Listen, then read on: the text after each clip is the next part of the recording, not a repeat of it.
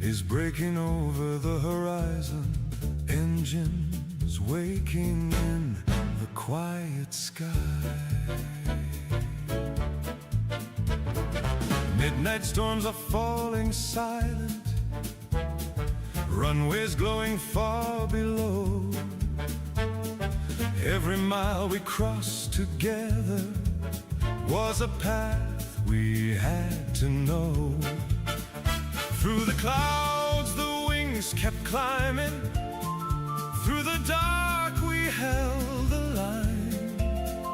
Now the morning spreads before us like a long-awaited sign. Glass and steel grow pale behind me, screens surrender to the sun. All the shadows of the disappear when night is done. Every scheme that ruled the darkness, every throne built in the air, turns to dust beneath the daylight when the truth is standing there. Golden light across the runway, stories finally take their shape. Every choice that once divided now becomes the path we take. Through the silence of the nightfall, through the echoes of the chase, morning shows a different future.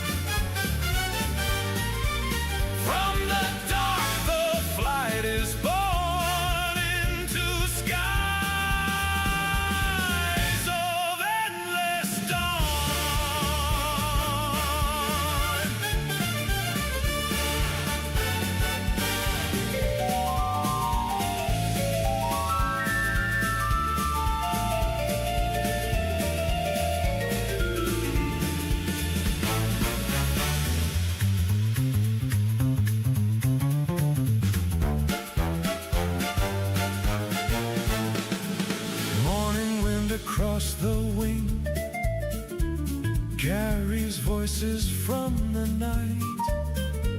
Every mile ahead is open, every sky is clear and bright.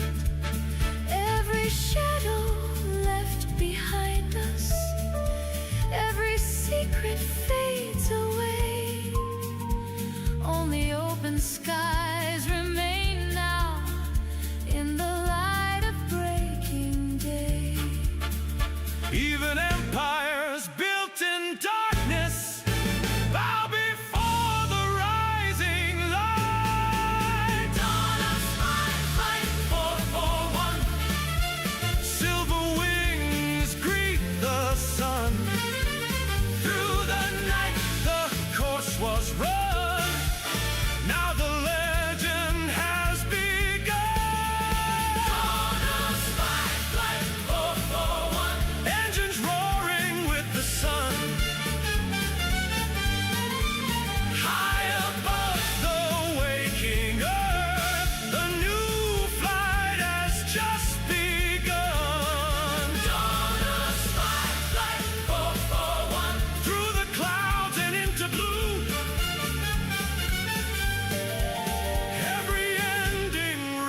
writes a story, and the sky begins anew.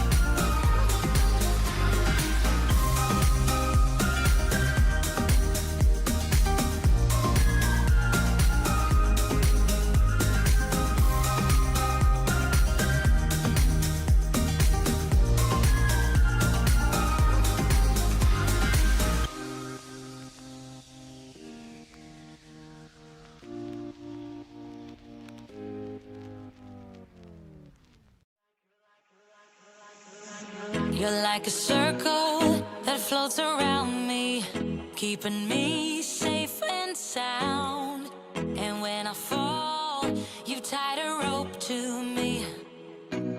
You're blessing me every day.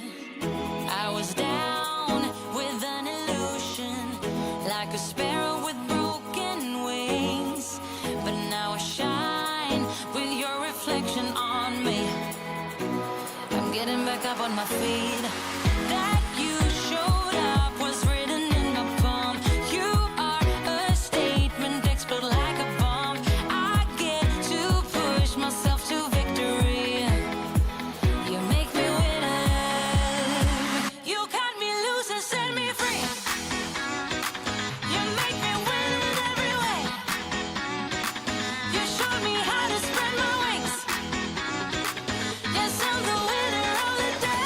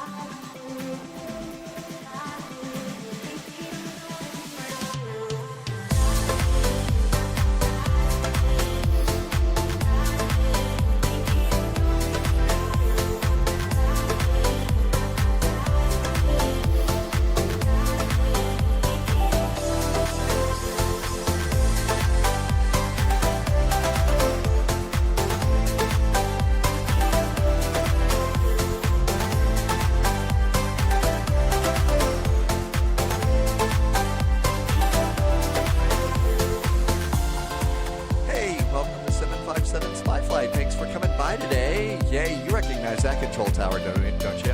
That's the Boston control tower. I think it's the only one that looks like that. Welcome aboard. Hop in your airplane. It's flying time.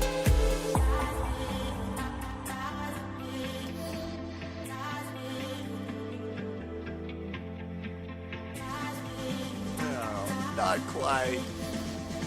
Almost drove through there. I think we had a crash.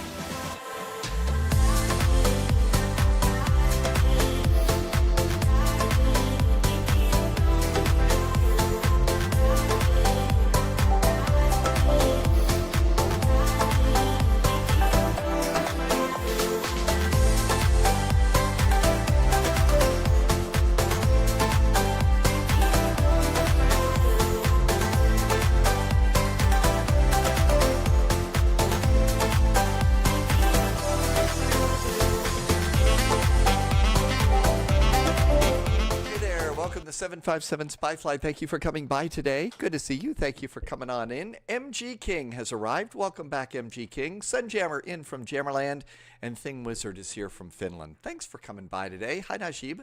Thanks for coming in on YouTube. AvGeek is here. Martell is here. Hi, Black Dog. Rich on Wheels. Thanks for coming by. Lufthansa Cargo in Boston. What on earth is going on, and why? Who turned out the lights? Something's wrong with the camera. Oh, my gosh. You know what that is? Okay, it's a very, very, very serious technical issue here at Spyflight. It's called the freaking lens cap.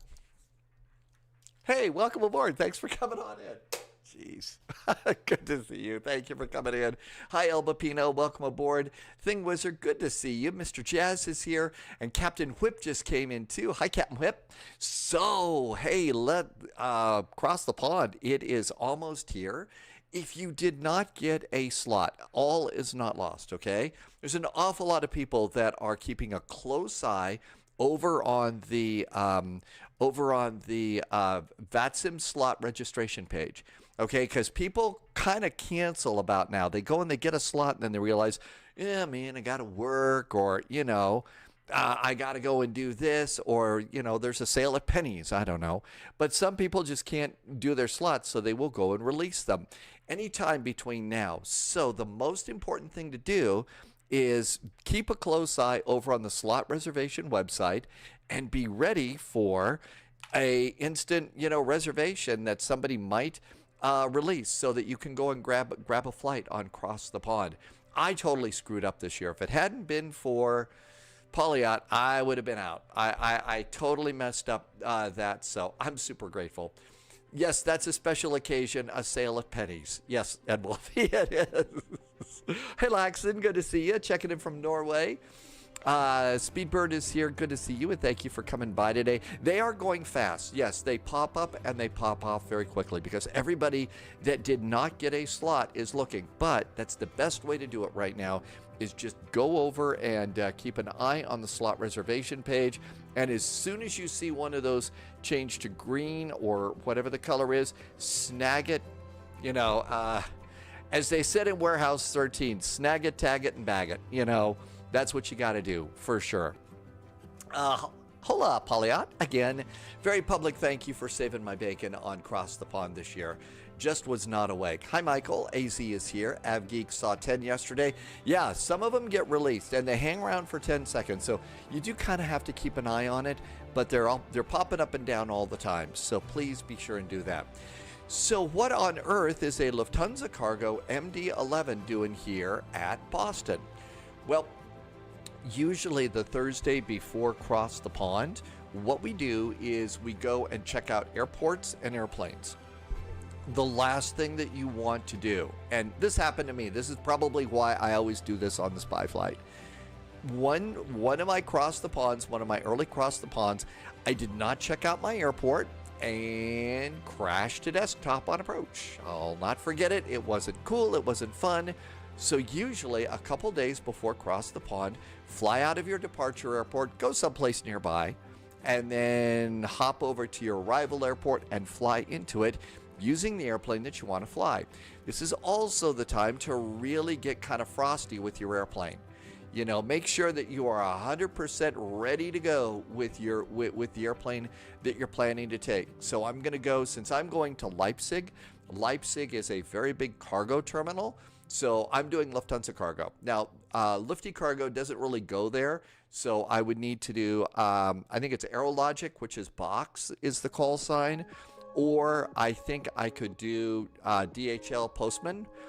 I decided I'm going to do Lifty Cargo. So you can have a little bit of immersion, but not a ton of immersion, and it works pretty good. Hi, Love Ants. Welcome aboard.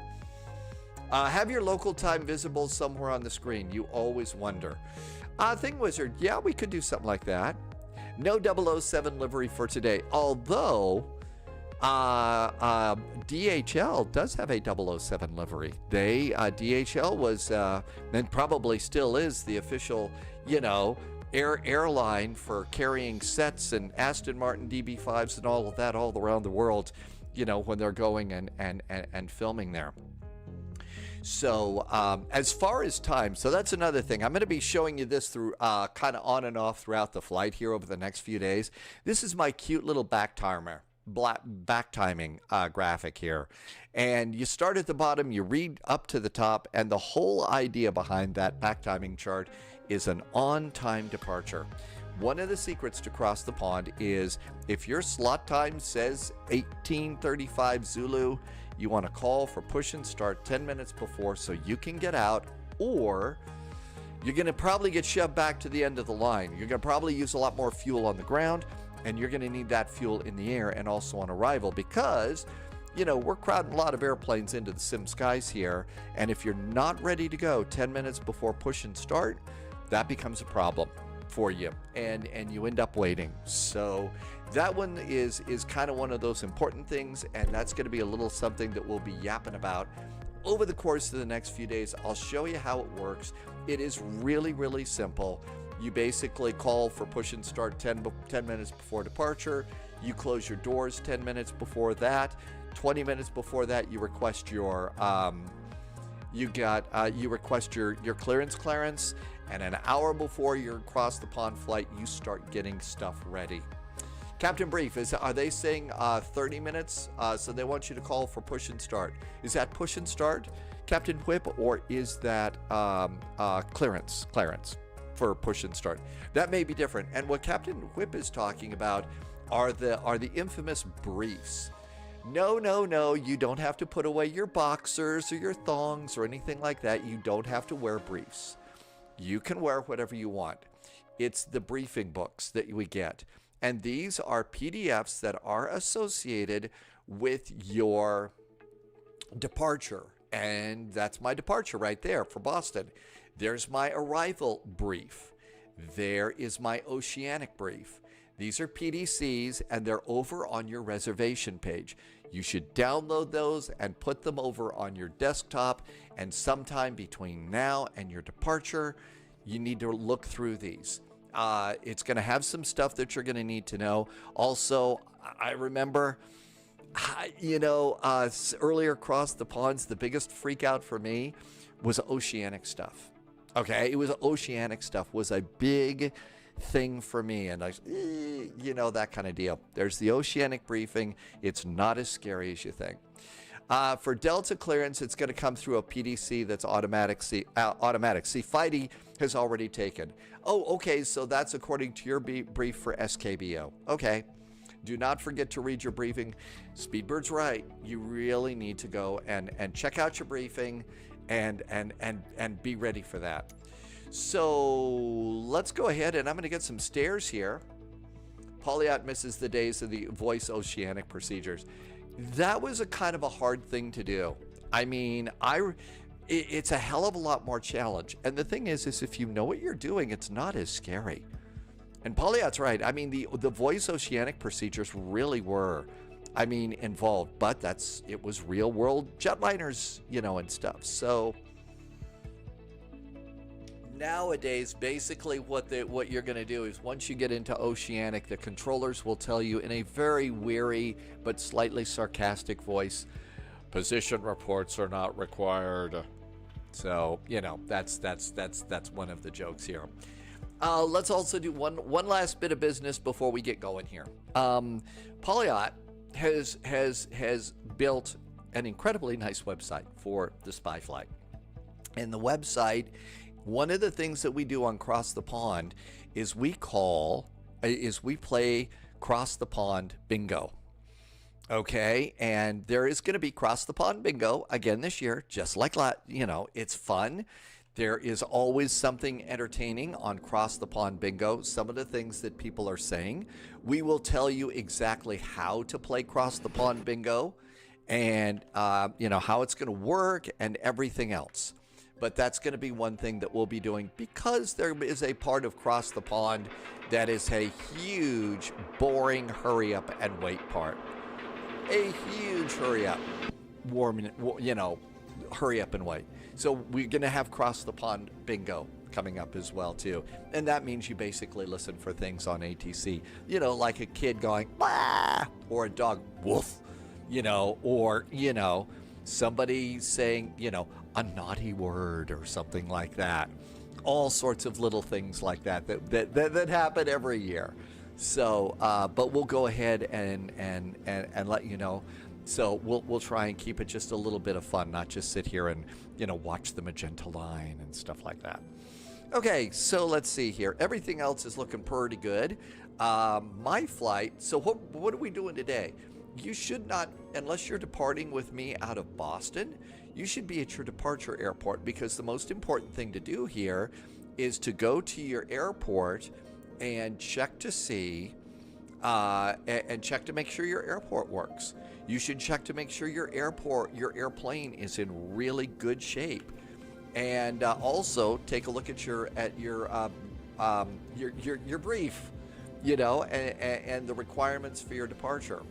One of the important things that we have, here in Boston in the departures is Boston does give you an initial climb clearance on the departure. So mine is the Revs departure. And one of the things so I got a PDC earlier when there was ATC. Notice how it does not tell you what my initial climb and maintain is. We talk about this all the time. But the initial climb and maintain is not in there. You know why? Because those pesky controllers expect you to come over here and look at your departure plate, your departure chart, and see that your initial climb clearance is going to be 5,000 feet. So that's just one of the things about being in Boston, is you get that. I've also got a squawk code of 1463. So we'll just do that. So we got that. Let's go ahead and load up and do a flight. Then the next flight that we're going to do is choose an airport about 45 minutes away from our arrival airport and fly into each of our arrival airports. And I like to do this on a day like today, because tomorrow what we'll do is take our Cross the Pond airplanes into Frankfurt Friday. That way we're all ready for, crazy chaos ATC and all nice and frosty for Cross the Pond. Battery's going to go on. Last little bit of advice that I'm going to give you that I kind of repeat fairly regularly is brew in the cockpit. So the important thing to do is, if you've decided that you're going to have a brew in the cockpit, my personal advice is you do not open your brew in the cockpit until you are an hour or less away from your destination. Because if all you're going to do is sit and chug all the way across the Atlantic Ocean, by the time it's time to land, you're going to probably be under the table or very close to it. And after investing, 6-7 hours or something along those lines, you really don't want to be, so sloshed that you can't land, or that you're saying stupid stuff on the frequency and stuff. So I always suggest that if you're going to have a brew in the cockpit, wait till about see, Polyod says, no, you wait an hour, start an hour before departure and make them all doubles. There you go. But yeah, I was never too plowed to land, but there was one Cross the Pond where I sat and sipped one of, a beverage all the way across the pond. And by the time it was time to land, all I wanted to do was turn off the computer and, pour myself into bed and stuff like that. So I haven't been drinking quite as much as usual lately, but that's my own personal advice. Wait for about an hour and then open your first can of beverage and you'll be fine. Okay, ground power. Hey, it's Betty. Yay, Betty. Welcome aboard. Good to have Betty aboard the airplane. Happy Thursday, Senor Tomas. But yeah, that's just it. And the only thing is it's just a long flight. It's just a long flight. So airplane is coming to life here. So basically what I'm doing is I'm going to do my departure out of Boston. I'm just going to go over to Philly. Beer before liquor, never is sicker. Yes. Well, what is the famous song from the UK? You're supposed to start with the strongest and go to the weakest, right? So it's a whiskey drink, a vodka drink, a lager drink, a cider drink, right? That's the progression you're supposed to do so that, you know, you can have a night with friends and not be too totally messed up or something like that. I'm quoting the song Tub Thumping. I don't know for sure. It's just a groovy song. The challenge of Cross the Pond was always the oceanic procedure in the voice. It's totally simplified. It used to be long, and it was scary too. The challenge of Cross the Pond, those oceanic procedures, that was my biggest freak out. Because I mean, you know, we did it twice a year, maybe once a year, and that's the only time we ever did that. Oh, another thing. Check your nav data. Are we groovy with nav data? Groovy with nav data. Is that the worst thing that you could do, Speedbird? So does Tub Thumper, do they have the progression wrong? How long is the flight? About the longest one that I ever did was 10 hours. I don't know. We're flying eastbound. I'm going to guess around 7. Probably. I'm not sure. 7 maybe. Remember, this old bird's going to go cruising along at Mach 0.82 or 0.85. Yeah, they hardly ever use any voice anymore. Maybe for your initial clearance and stuff, but everything you do is over NatTrack, assuming NatTrack doesn't crash and burn like it usually does. Because NatTrack has been known to crash and burn on Cross the Pond Day. Set payload and fuel. Send the flight plan in. All right. So all of this looks really good. Flight plan is in there. Now with this old bird, it's good to have your flight plan standing by. Shoo, our flight plan here says flight level 380 and our alternate is DTW. So KDTW. Back in the day, we did, and it's an event, so no harm in doing something for the game to make it more difficult. We bend the rules for events all the time. Oh yes, that happens all the time. That's right, no drinking and flying. The old VATSIM codec where everything sounded like something had their mic down their throat. Yeah. Oh yeah, you did. I remember there was so many times that I could not understand what they were saying to me. Yeah. Yes, VTJ. NatTrack's a nav thing. Yeah, there will be NatTracks this year. And in fact, if you go and take a look at your reservation, I think your flight plan's already in your reservation page. So you'll know what your NatTrack is. I know the old VATSIM codec was enough to drive you absolutely crazy. KDTW, Detroit Metro. We are a GEC. Lufthansa Cargo, flight 441. Come on, 441. There we go. Oh, Captain Whip, it is a lot of work for the controllers.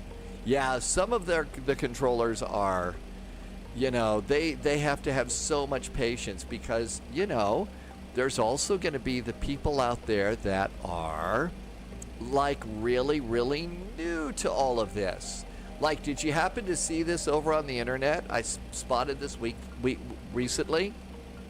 So here is obviously a Southwest ETOPS airplane from Southwest. Do you see over here in the window, there's a bumper sticker in this window. Do you know what it says? Student driver, please be patient. And do you see over here the pilot has some dice over there? Clearly, this is a pilot that is absolutely outstanding. But I saved this picture because the thing is there will be some new pilots out there who aren't sure what they're doing. And it could be bad. Ollie is back home in Doha. Welcome home to Ollie. And Compilot, thanks for a resub today. Compilot's been here for 47 months. Thank you so much. Good to see you. I'm getting my CTP practice in tonight. I'll be back in the States. Hopefully CPDLC works. I hope so. And if your airplane doesn't have CPDLC, you know, one of the things you can do is you can use QAS's easy CPDLC. Oh yeah, yes, there are pilots that apparently meowing on the microphone is a thing. Roddy is doing San Francisco to Miami today. Welcome, welcome. Hi, Boxinator. Welcome aboard. Briggsy's here too. Oh, you're not home yet. You got an 8-hour layover before you're... Really? Ollie has got an 8-hour layover before your 1-hour flight home. Yeah, seriously, Ollie, why aren't you just walking? That's ridiculous. They're making you wait 8 hours for your flight home. That's got to be so ridiculously infuriating. I mean, you know, unless you're getting to, you know, wait 8 hours in a 5-star hotel room right next to your favorite theme park with your favorite rides and stuff like that. Oh, how that sucks. 164.9. 164.9. Whoops, forgot the 4. 4.9. If you are thinking, if you haven't decided on your airplane yet, from what I understand, the A340 got a small update today. 21.0 is my fuel. 21. Whoops. 21.0. That is my block fuel. Senor Thomas has been in the spot where you thought you had to rent a car to get home from O'Hare. Hi, Black Macbeth. Welcome, welcome. I'm in Doha, heading back to Saudi. I had 2 weeks at my real home seeing your family. I hope you had a really good time. Ollie, how long you can stay as my internet provider is fixing things. Oh, Briggsy, that's no fun. The A346 did get an update. Loviz says it's not behaving. Oh, really? Well, that's not good. MG King is going to take the 777-300. I think that is a very reliable airplane. There was some reports earlier of some WASM failures with it, but I think PMDG has that all sorted out. So you should be good with that one. I thought it was, I was thinking it was a starting point too. Center of gravity is 23.0.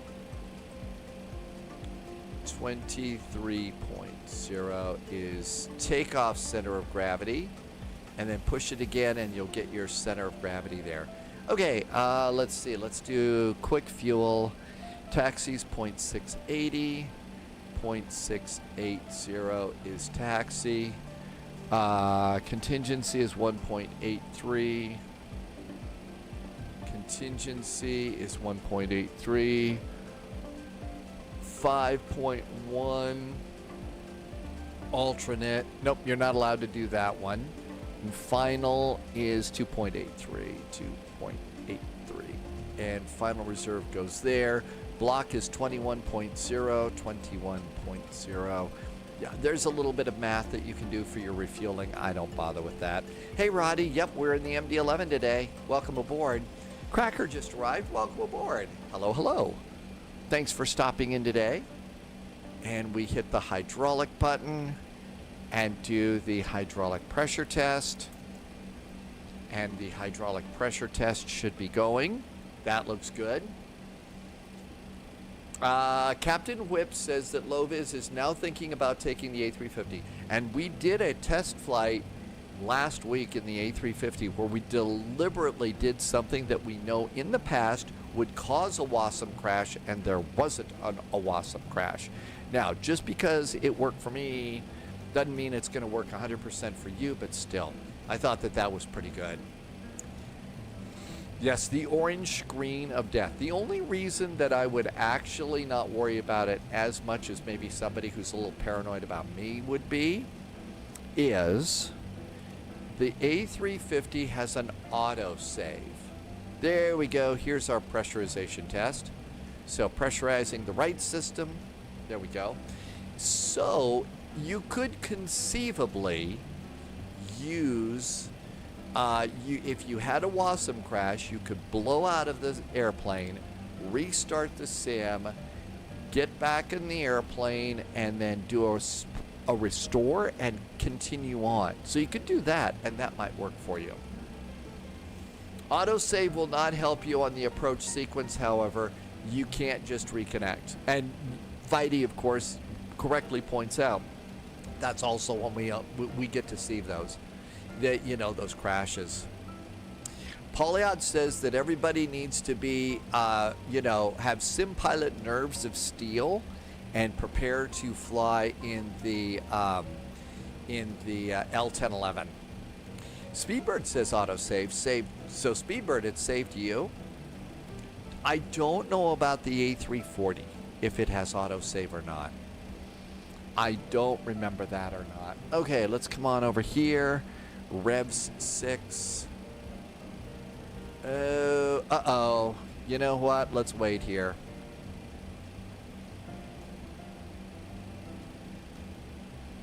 I think runway 27 is still good. So we've got a PDC clearance. We'll just have taxi clearance. Boston ground just popped up.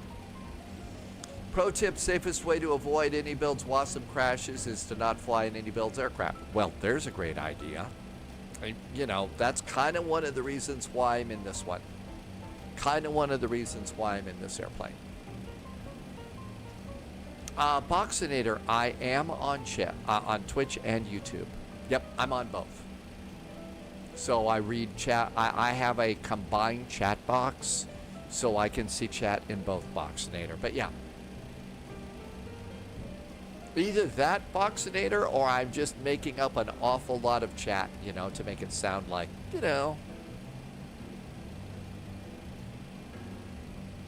I'm chatting with a lot of people today. Okay, Pittsburgh. 28 left. 28 left. ILS is 28 left coming in. We're going to be doing the Haynes 7. Haynes 7 arrival. Transitioning at Silt. And PD, I don't remember that one. Let's see. Hello, Logan Wilson. Logan's over in chat on YouTube.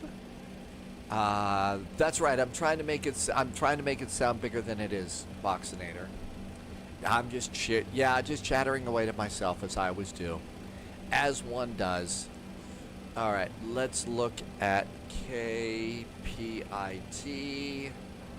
and Pittsburgh. It's the Haynes arrival. Okay, so it's either copy or towel on the ILS runway 28 left. ILS 28 left. Okay, Cluzo, PD, Allegheny. We don't want any of those.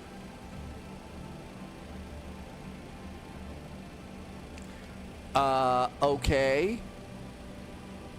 Something is wrong. I have ground power. I have ground power there. I've lost half my systems. Okay, this is interesting.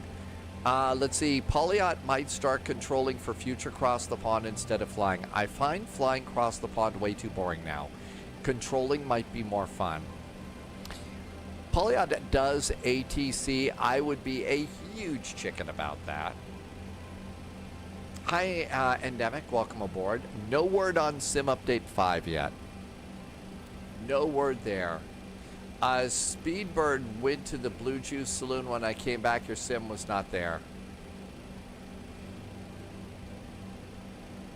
Okay, we're starting up the APU, and something weird is happening with my ground power.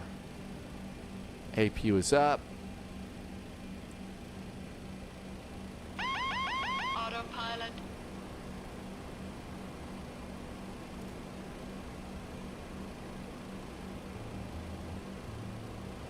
Okay, we should be on external power.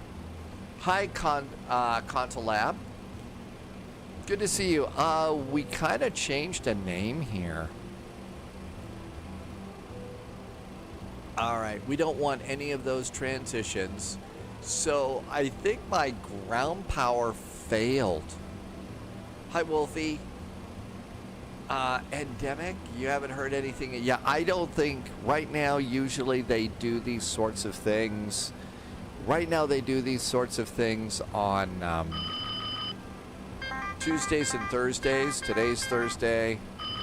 Engine 1, fire. Engine 2, fire. Hi, there's Logan. Welcome, welcome. Thanks for coming in. Okay, all of that looks really good. What else do we need? I think we're done. So something went wrong with ground power. The battery is charging. Well, I had the ground power plugged in and I had it turned on, so something's weird about that. Let's go ahead and close cargo main, and we'll just close that passenger door and get out of here. Because we've also still got to go and fly into Leipzig, and you need to fly into your hometown airport. Let's see here.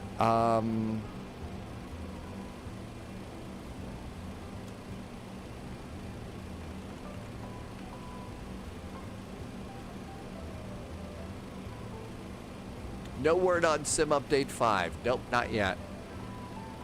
You know, it helps to spell it right. METAR. Not meter, it's METAR. There we go. There's the latest weather on Twitch. And that will soon work on YouTube when our friends from what is it? Our friends from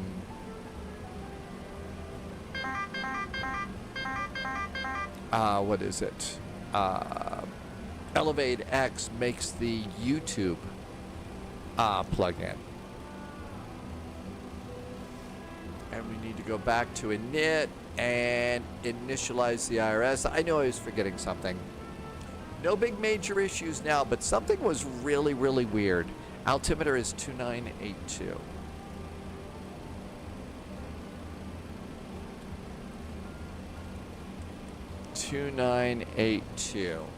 Okay, that looks good. That looks pretty good. We did get a squawk code from ACARS, and that's 1463.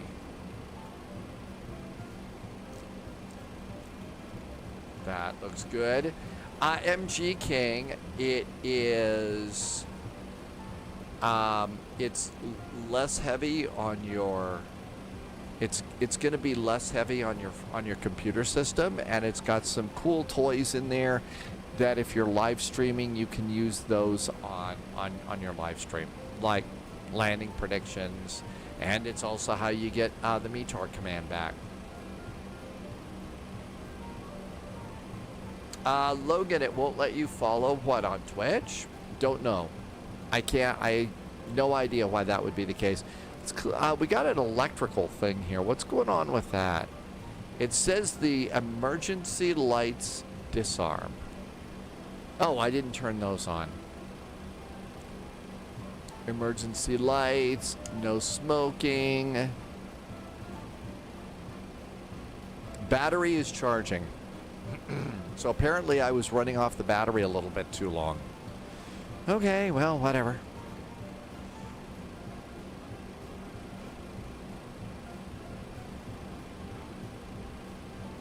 All right, let's see.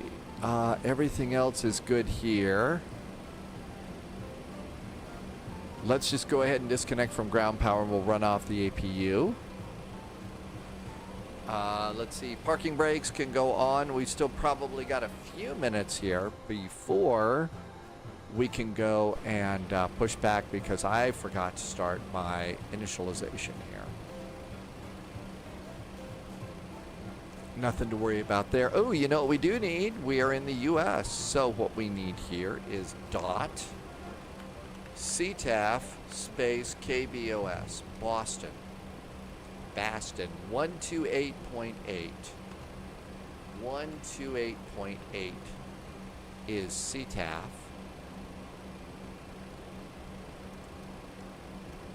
128.8.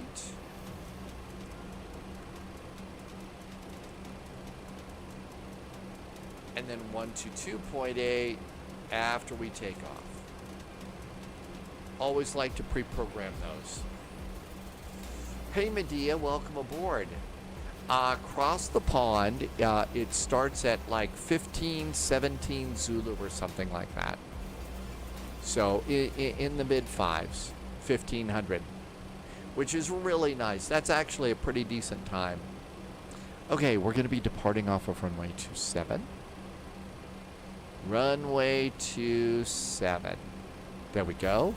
Let's get our latest weather.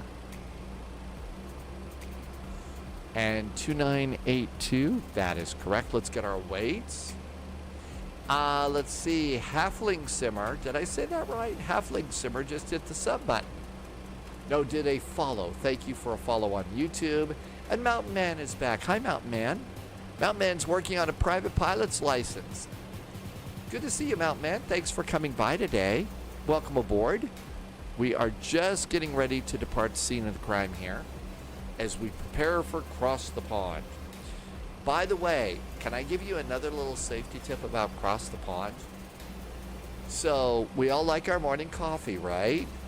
Make it a small cup of coffee when you start, okay? Because as you get started, the time that you're going to need 10 minutes out of the cockpit because you had a big coffee instead of a little coffee, they're not going to let you leave the cockpit. Another important safety tip learned the hard way. So don't be tanking up on too much coffee, okay? Mountain Man, thank you for 56 months of awesome support. I hope it's a really nice day in Ontario and that your airplanes are buzzing around and very happy airplanes today. Mountain Man works with real airplanes too. Loviz, welcome aboard. Good to see you. Loviz has been testing out airplanes today for Cross the Pond. Okay, I'm going to go ahead and have GSX get ready to prepare us for pushback and departure. Parking brake is on. And let's go to services. Hello, Captain. I'm going to remove my chocks. And let's go put in our performance data. You could also have a bottle next to your desk. You could do that too. Mountain Man, did you see they're coming out with Assassin's Creed Black Flag? I've heard about that. I don't know anybody that's ever played it. I kind of judge my Assassin's Creed by watching City play them. So I saw her do Odyssey. And then there was the Vikings one. And so those are the only two that I know. And I played Odyssey for probably less than 20 hours. Captain Whip is going to take the A340-600, but is also revisiting the TriStar. Speedbird says that Black Flag was good. And Mountain Man remembers you loved it back in 2012 when it was the initial release. So Assassin's Creed Black Flag, say that three, Black Flag, that was the pirate one, right? So, you know, we could do that ARG-matey kind of a deal. That would be fun. Takeoff and approach. Let's go plug the numbers in. So let's see here. It's flaps and flex. Flaps are going to be, we're going to be facing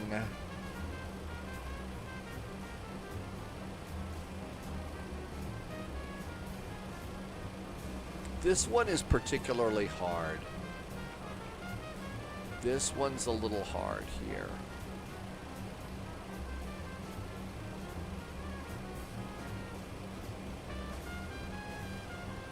We want to be facing southeast on taxiway Kilo. Release parking brakes. Okay, so that was the one. Okay, anyone taking the tri-motor across the pond? That would take a while. By the time you got across the pond, it would be time for the next cross the pond.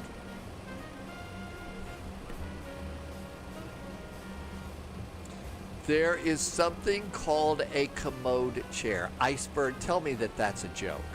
I'm a little afraid to go and look at that. Really? A commode chair for gamers? I'm sorry, that's just ew. Hi, Krebby. Welcome aboard. Good to see you. How long? 3 flights today. We know about the first 2, don't know about the third.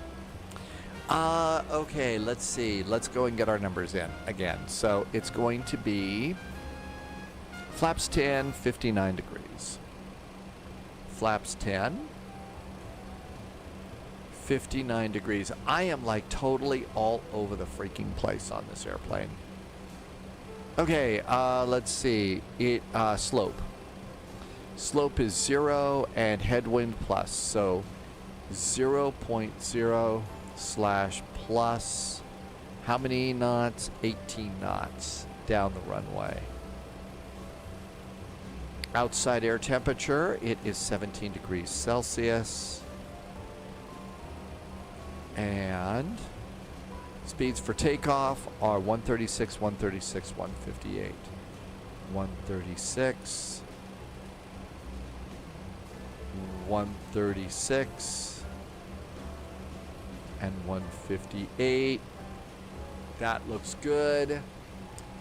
So Krebby, Corsair Slayer, GEC is Lufthansa Cargo. Yeah, we're heading to Pittsburgh. Then we got to figure out a departure airport to go into Leipzig. And then after that, I don't know. IRL, they have some sort of a bottle. Yes, it's called the Pilot Extender from Sporty's Pilot Shop. I'm not kidding. The Pilot Range Extender from Sporty's Pilot Shop. It's a little red bottle, and you can Google that yourself. Is Loviz playing a real pilot? Oh, no. Captain Whip is doing real piloting today. And Black Crit just did a really nice resub. Hey, Black Crit, thank you for a 30-month resub. And Captain Whip is doing the Red Eye from La Hui. All right, we're looking pretty good here. Almost time to go.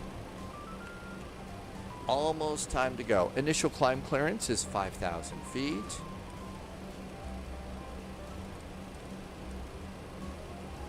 Man, Boston ground just popped on again. Okay, so let's get the rest of these in and we'll worry about that. Okay, departure headings. Oh, we didn't do flaps 10 on dial-a-flap. Man, I'm all over the place today. Spend a couple days away from live streaming. I finally finished the special Doctor Who that they did called The Day of the Doctor. I finally finished watching that. I enjoyed. I thought that was a good one. That's exactly what it is, AfGeek. It's the Little John from Sporty's Pilot Shop. Boxinator says we should depart out of Eham. Captain Whip is doing a Pacific cross the pond today.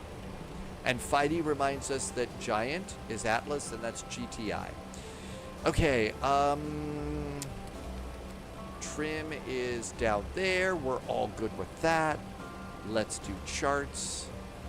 Airport info. No, I gotta come over here. And we're gonna depart off of runway 27.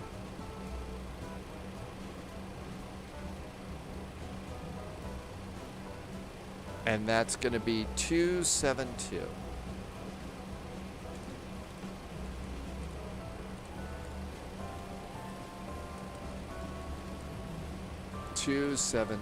Okay, traffic data airports.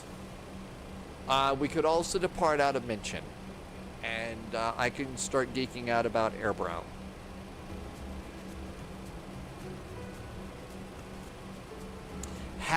Halfling Simmer. That was an interesting post that I also saw over on Spy Discord. VATSIM users are a small slice of the whole Microsoft Flight Simulator user base. Polyot actually posted that earlier today on Discord, and I was like, really? People actually, I mean, I realize people who are new probably don't fly that much on VATSIM, but I figured everybody else did. I really did. I was surprised that it was such a small portion of the number of users out there that would actually fly. Okay, let's arm speed, nav, profile. I think we're ready to go. I think we're ready to get going. All right, let's come on down here. We have GSX waiting for us to go, right? But that one kind of blew me away. Okay, we do have ground 121.9. 121.9.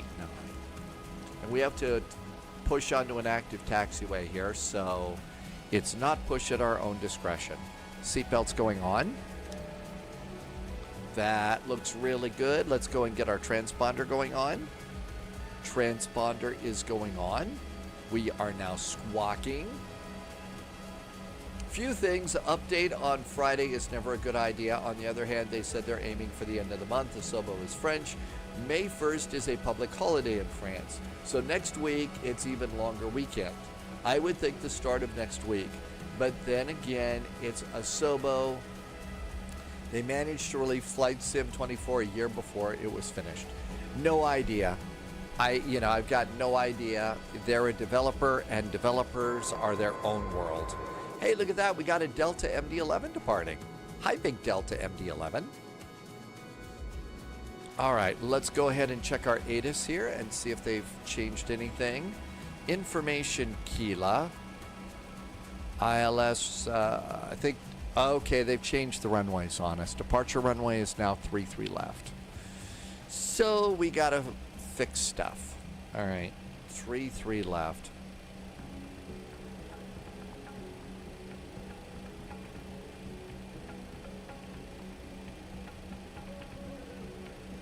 All right, so 330.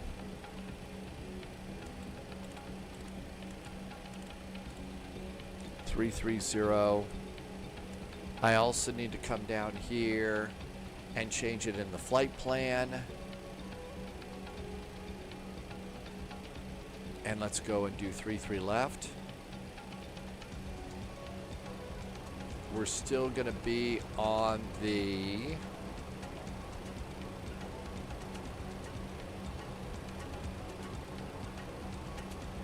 It's the Haynes departure. No, it can't be the Haynes departure. I don't think we get to do that off of 33 left, do we? So we're going to have to get a whole new departure in there too, right? Oh, it's the Revs departure, not Haynes. Haynes is coming in. Revs departure. Well, we can't. I don't have Revs departure in here either. Okay, let's see here. Sid from Boston. Sox Wayland. So instead of Revs, we'll use Pat's departure, Captain Whip.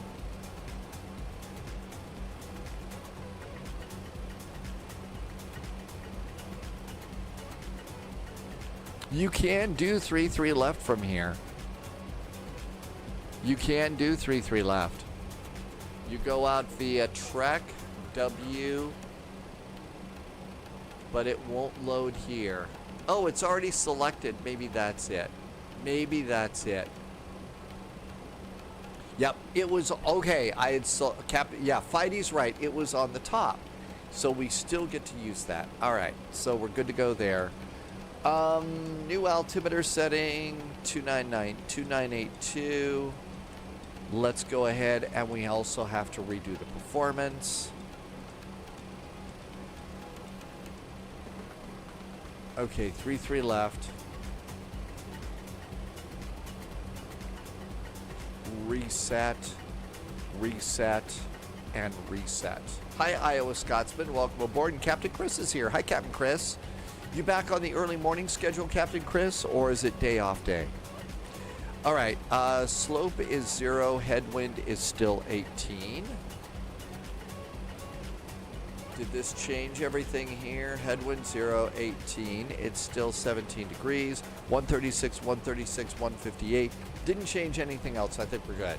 Captain Chris says it was a cool day at the Aero. Oh, that's right. You went to Friedrichshafen, and you got pictures. Wait till we get going, and then I can't wait to see him, Captain Chris.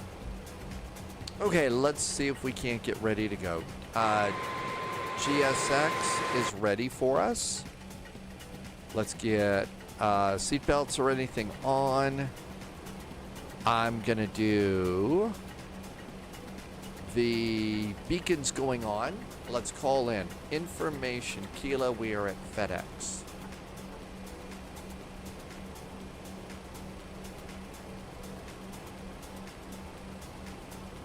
Boston ground, hello from Lufthansa Cargo 441 over at the FedEx ramp tonight at MD-11. Information Kilo is aboard, requesting push and start onto taxiway Kilo.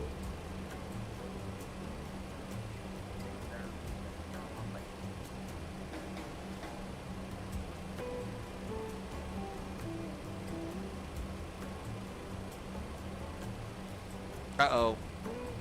Captain Sort of used to be Sphinx Music, and Captain Sort of has changed the name. Hey, Captain Sort of. I hope you've got... how do you like your new name? Buckeye says to hydrate.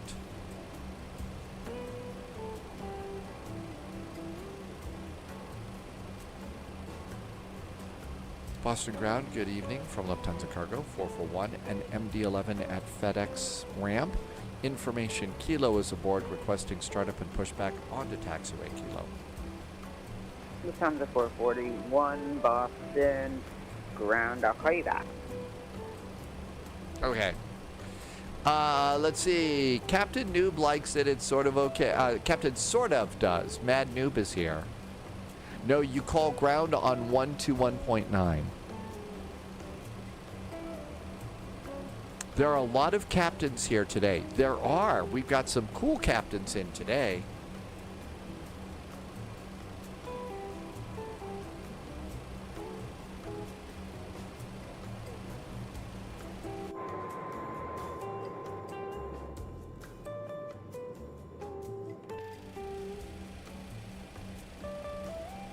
Yep, Kilo. Not Mad is in chat. You were Captain Nomad. Nomad, so not Mad is Nomad. And Captain Nomad, welcome, welcome. Thank you for coming in today. Boston ground American 2376, reduce taxi. Captain Sort of did your first proper flight into American Orlando. 73, First American 2376, runway 33 left taxi via Echo Bravo Charlie, cross runway 4 left, hold short runway 4 right. Taxi, Echo Bravo Charlie, cross 4 left, hold short 4 right, 43 left, American 2276. Pittsburgh 4370, straight taxi with Alpha. Pittsburgh 4370, follow an Airbus A320 in front of you, cross runway 4 left, hold short runway 4 right. False Airbus in front, cross runway 4 left, hold short 4 right for Pittsburgh 4370, we have Kilo. Lufthansa Cargo 441 Heavy, push on to Kilo is approved. Push to Kilo approved. Lufthansa Cargo 441. Echo. Okay, I think we're ready to go. Finally, right? Shall we depart the scene of this crime? Parking brakes off.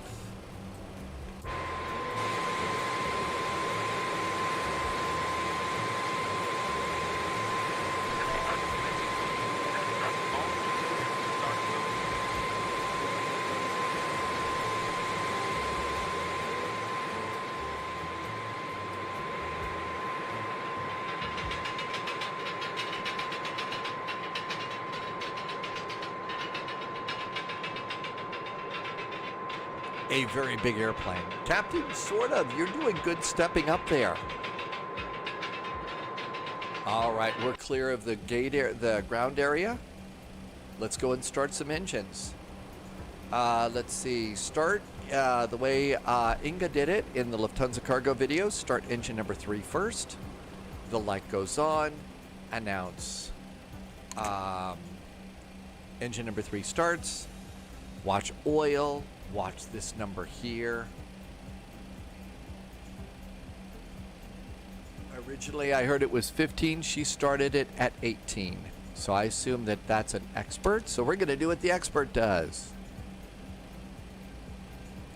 And here goes an engine. Lot to learn, but you got the plane up to cruise. Congratulations, Captain Sort of. How do you get the free cam to move faster? All I'm doing is using my right, left, forward, aft buttons on the keyboard, Captain Webb. I didn't change anything else. So nothing else I've changed. Starting engine number 1. And I guess unlike the L1011 TriStar, the different airlines get to have different start orders, as opposed to one video that Captain Polyot saw on YouTube that says there's only one order that you're supposed to do.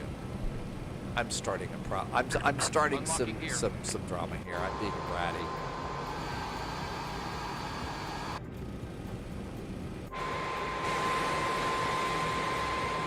So yeah, all I'm doing is just a camera, and then I'm kind of panning around with my mouse like this as I move it out.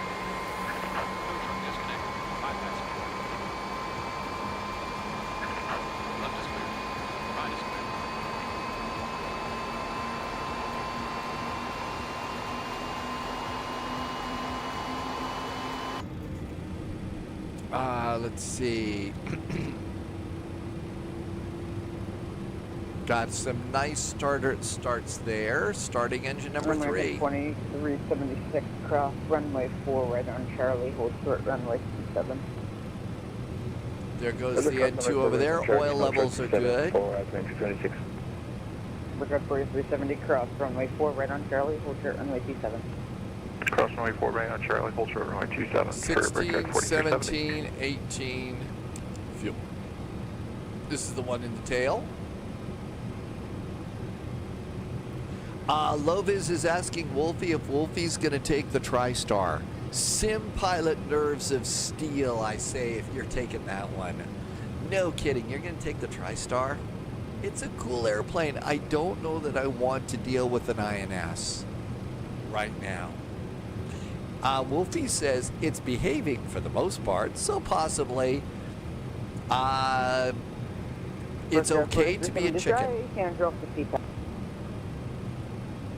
Negative. Yeah, it's important to be proficient in the airplane that you're going to take on across the pond. 2.8. And so this is definitely one of the ones that I feel relatively proficient enough in it that I could take.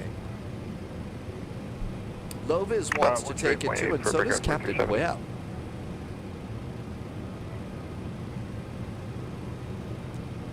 Okay, APU goes off.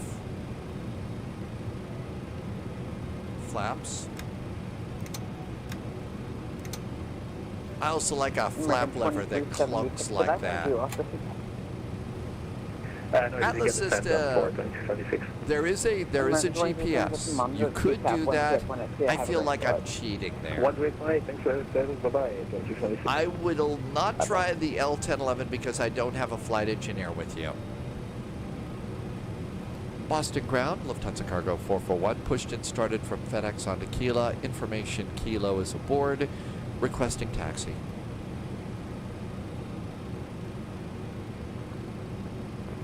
Lufthansa Cargo 44 runway 33 left taxi via Kilo Bravo Charlie cross runway 4 left hold short runway 4 right.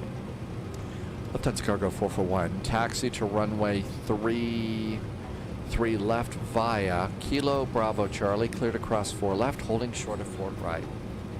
Shall we go? I think if you could do a really good shared cockpit like that, I think Lovis is right. That would be a great cross the pond plane. If you could do it like that. Here we go.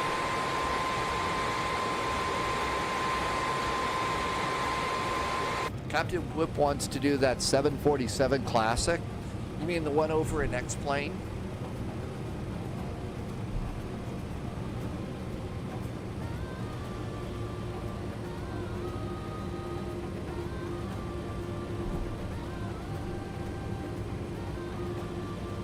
Hey, Captain Chris, uploaded everything? Okay.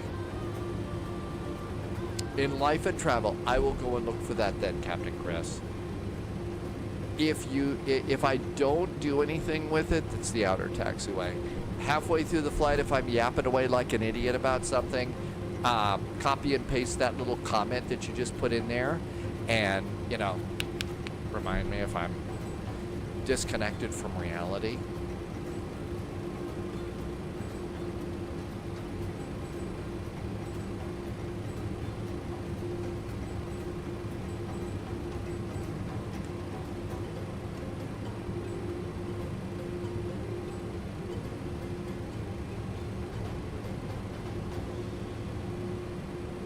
It has autosave, and it's Mach 8.6 at cruise.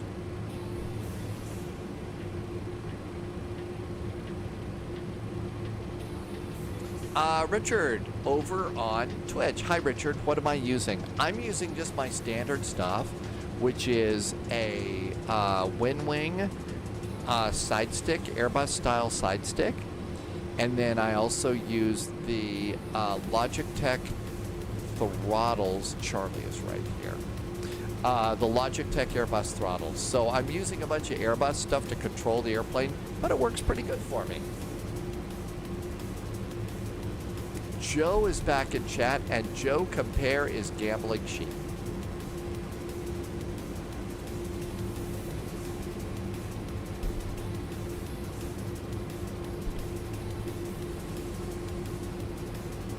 Just like Inga and Claudia taxi with the engine in the tail here. They ended up getting lost in the mail, and then they were found, but they would not try to redeliver them, so they shipped them back. And WinWing said basically, no, we're going to refund you a portion except for the shipping, and you can start the process all over again. And I just kind of figured, you know, I'm just going to leave it at that for a while. We'll wait till the tariff nonsense gets a little bit done. Boston ground, good afternoon, Boston 117 Heavy. And then maybe, you know, if the world becomes a little bit less crazy, Boston 117 Heavy, gate Echo 8 with information kilo requesting push. Try and start building stuff again. Right now just doesn't seem like a good time to be, you know, buying stuff. Except, you know, groceries. Push on an Alpha approval call for taxi. Do you want to face toward the GA ramp so we're not blocking the Yeah, bad form didn't look good for them, but you know, they're big. They don't have to worry about it. Roger, our discretion. Boston 117 Heavy, thank you. So you see I've got my little... Cargo 441 Heavy, monitor the CTA, 12818.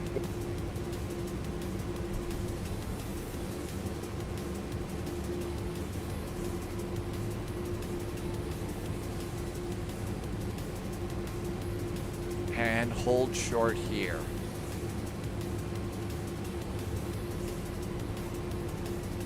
There we go.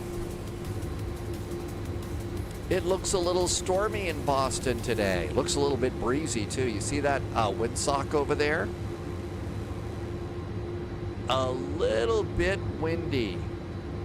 Because everybody knows it's windy. Either that or Denny Crane is somewhere over there yelling at Alan Shore. And that's causing, you know, that little wind vortex from Crane, Pool, and Schmidt. That might be causing it too. Let's see, Paramedic John says it's breezy and expect a rocky takeoff.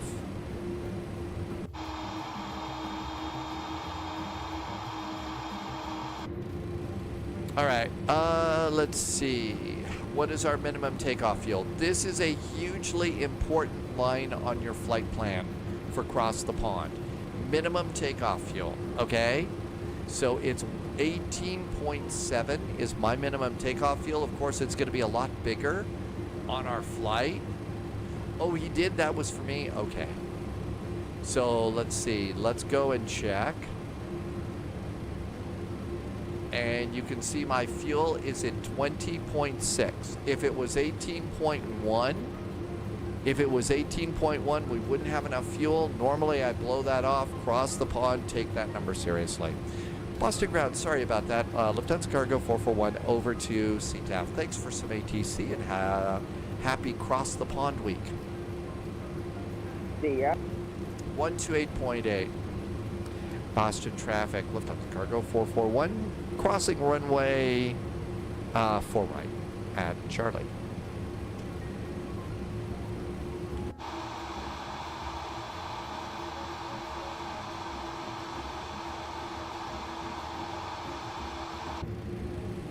Okay, after we cross over here, so Charlie, make a right turn. We're departing on 33 left. It is an incredible, it is a majestic looking airplane. It really is. It's been one of my favorites for a long time. Yeah, now it's saying check your weights. I'm sure that it's changed a bit. Let's see, trim for takeoff is going to be 5.6.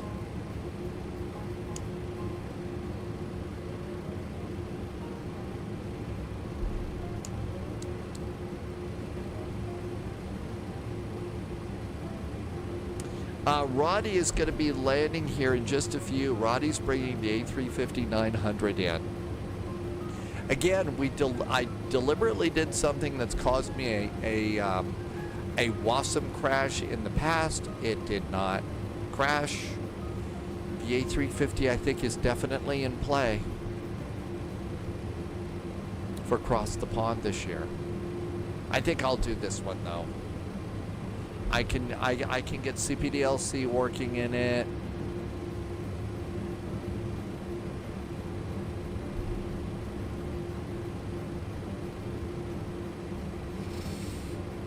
It's been nice and stable, and we're going into a cargo terminal anyway.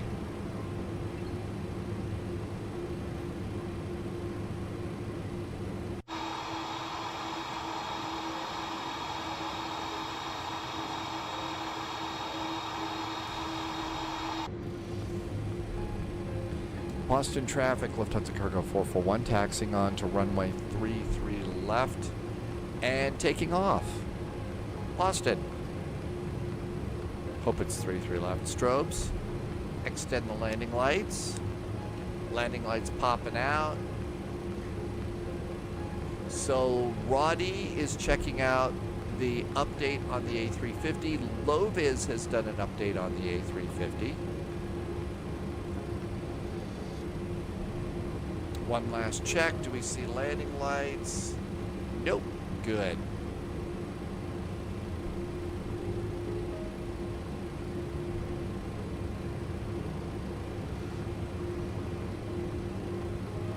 Definitely need to add a little bit of thrust to start making the turn. Jackie Chan is back in chat on YouTube. Welcome back.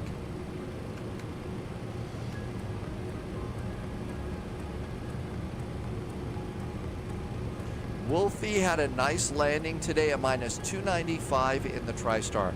I think that's a perfectly acceptable landing rate, Wolfie. It's a really big wide body jet. I think that that's very acceptable. Shall we go? Throttle's up about halfway. Don't have to set the clock. Engines are stable.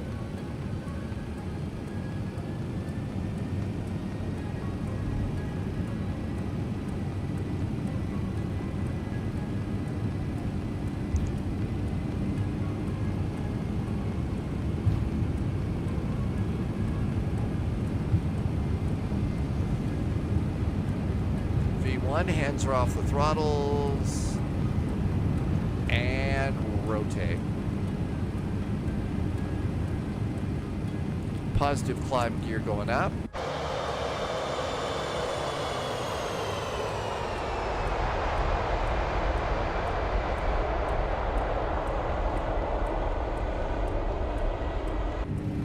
waggle the wings a little bit.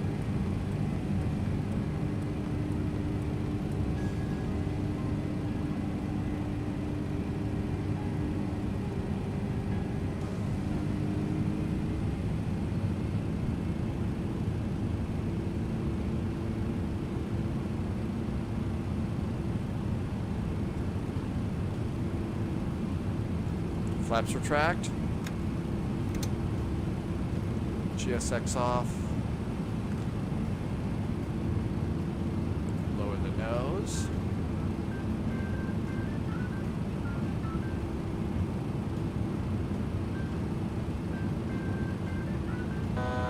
Altitude. Betty is aboard and happy. AP. That'll stop us at 5,000 feet.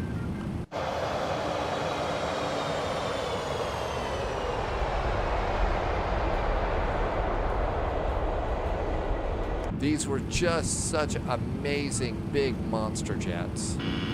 Stabilizer motion. Betty says the stabilizer is in motion. TCAS is now on. Out we go. There's 5,000 feet. Boston traffic, Lufthansa cargo 441, clear of 33 left, over to Unicom. Happy landings, Boston. Big B and 122.8. There we go, 122.8.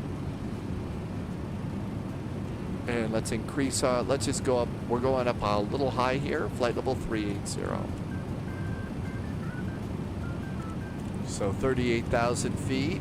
Diamond Mike said, this is Diamond Mike's hometown. Hey, Diamond Mike, thank you. It's always nice to be in Boston.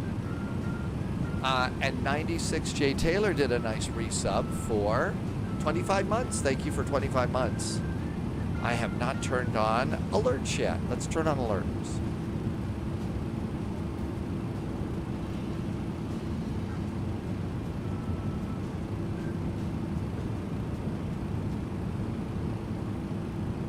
We are 400 miles away from Boston.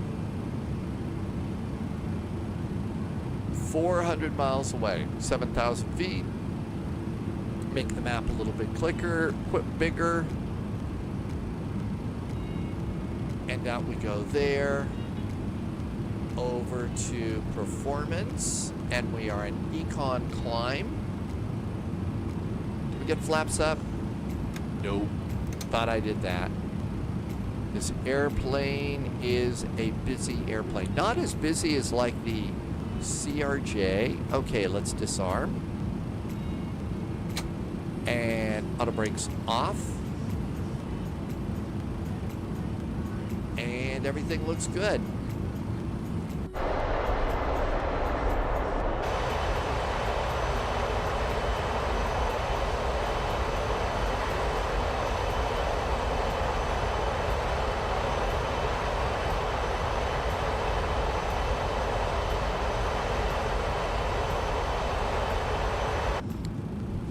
Diamond Mike says it's a beautiful day in the neighborhood in Boston. And landing lights off, taxi light off, seatbelts to auto, auto brakes, speed brakes, gear is up. After takeoff items are done.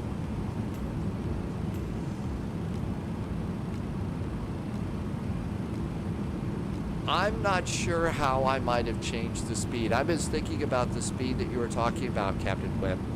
I don't know that I've done anything to change the speed. Now, if I'm in drone cam, there is a way to change your speeds, but I don't think that that has anything to do with this. Because except for what I'm doing on the microphone, I am not droning right now. Roddy, yeah, we get great. You can set up some really majestic camera views in Microsoft Flight Simulator. You really can.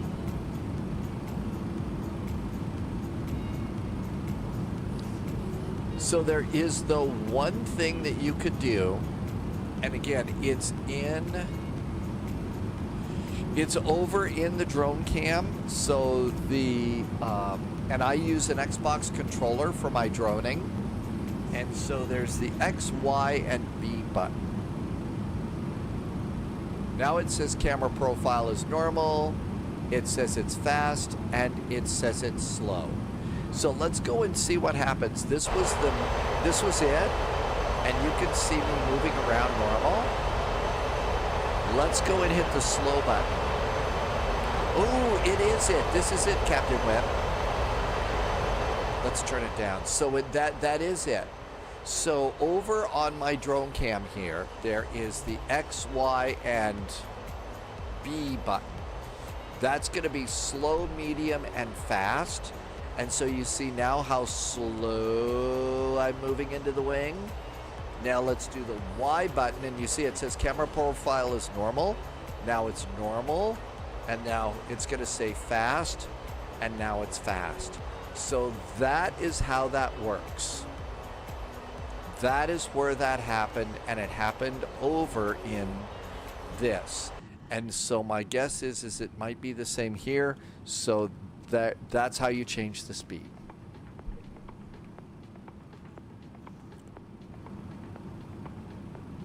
We have a little bit of a crosswind here today. Oh, 18,000 feet standard altimeter. 2992. So that's where the speed comes from. I just thought that that only affected drone camera stuff. So here we are droning around. Now we're in fast mode. I don't think I'm gonna even, yeah, so there's fast mode. Here's medium speed. Uh-oh, uh-oh, uh-oh, uh-oh, uh-oh. Okay. Do not go droning around in the airplane. I was gonna say, all of a sudden it looks like we're in a dive of death here. Okay, autopilot, all right, geez. All right, so the drone cam also apparently messed with my controls here. Isn't that special? Okay, so if you're playing with your drone, yeah, watch out. Yeah, that's your AZ5 button. Polar Bear, that happened to you? Let's try AP again. All right. No droning while flying. No droning. Yeah, that was pretty bad. Yes, that's right. We will not be playing with that on Saturday. No. Saturday is not the day to experiment, play with it, or drink too much beer and coffee. Yeah, so we were basically out here in the car, out there, and I noticed the airplane started to nose down a little bit, thinking, okay, that probably shouldn't be doing it that way. Probably shouldn't be doing it that way. Yeah, Polar Bear, I think I've got, over on my Xbox controller for droning, I probably have some double assigned buttons, and that's why all of a sudden we got put into the dive of death.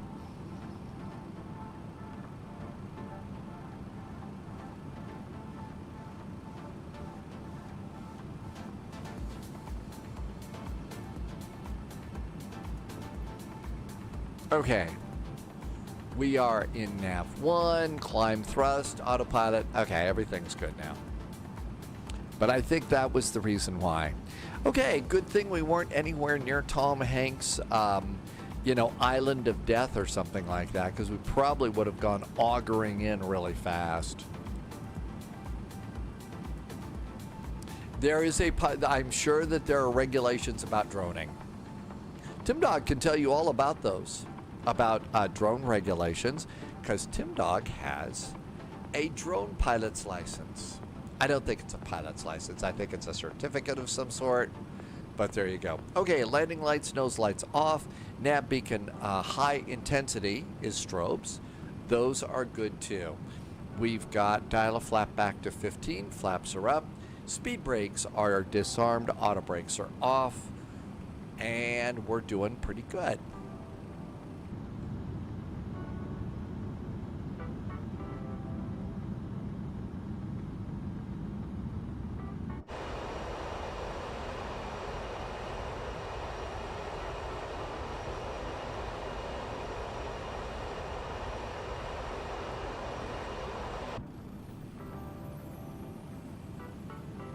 Captain Chris has a real world job over in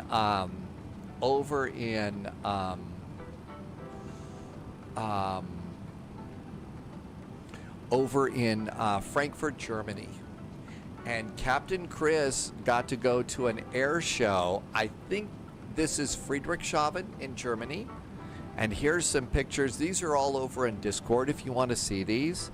But here's the airplane show that Captain Chris got to go to. So BizJets. I'm going to guess that most of these are BizJets because Captain Chris works at a BizJet business. Oh, wow. Check that out.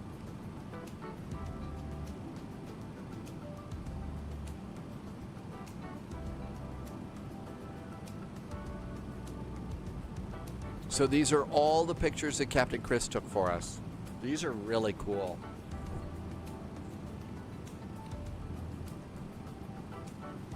This is all business and general aviation.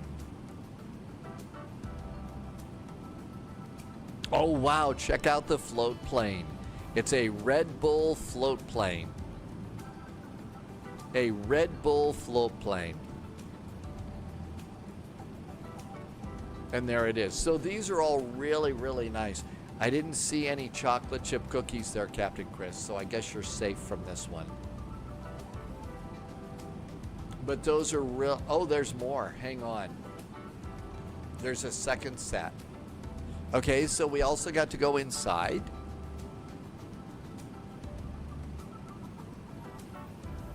Very long and skinny, although this airplane has very good air conditioning. So some nice airplanes from Junkers.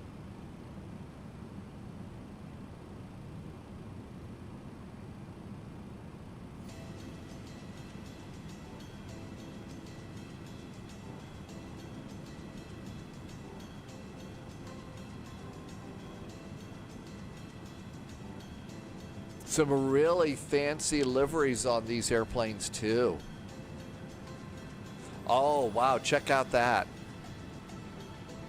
And it even has an AM/FM radio. Oh, wait, no, that's air conditioning.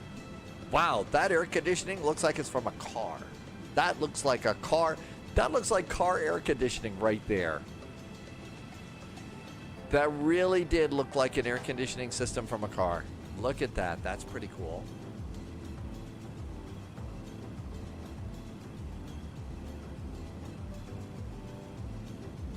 That looked just like something in a car. And we've got another set here. Oh, there was a blimp. There was a blimp there too, flying around.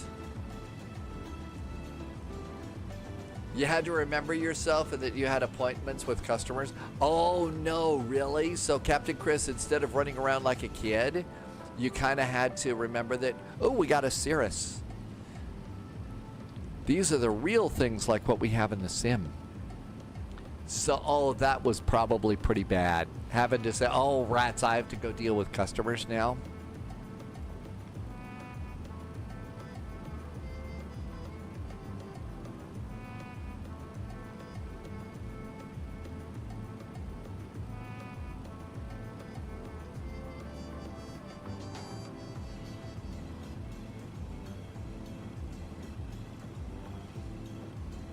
It looked like a really good time, Captain Chris.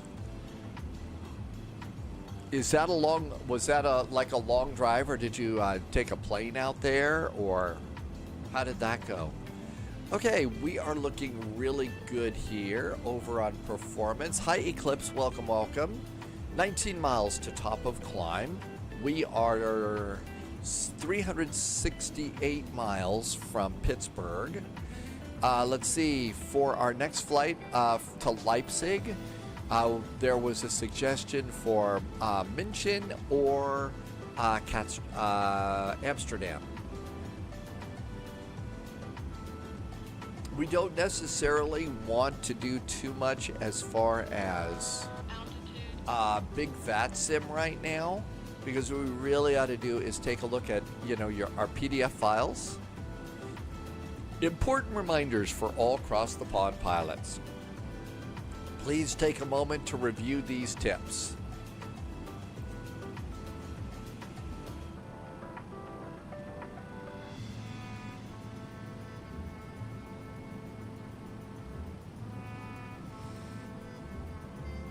Only accept what you can perform and your plane. If you're assigned a STAR procedure and you don't understand it, speak up. Across the U.S., transition altitude 18,000 feet. Ensure that you have appropriate charts. Ensure that you have nav data. Yeah, I don't think I'll be taking an E-jet on this one. You have simulator scenery. There's some nice paywares. Departing Boston, a long-haul flight starts with great preparation. Oh boy, get a clearance. Program and prep, taxi out, depart, climb to cruise. File your flight plan with the route assigned in your cross-the-pond booking. Expect to receive your IFR clearance textually via private message. You should keep this message open until you're airborne. If you have not received a clearance within 10 minutes, request one on clearance delivery. And that explains where you would get your PDC, just like we got our PDC earlier today. So that worked out pretty good. Best on departure, make an educated guess about which runway. Or you could check the ATIS and it'll tell you about your departure runway.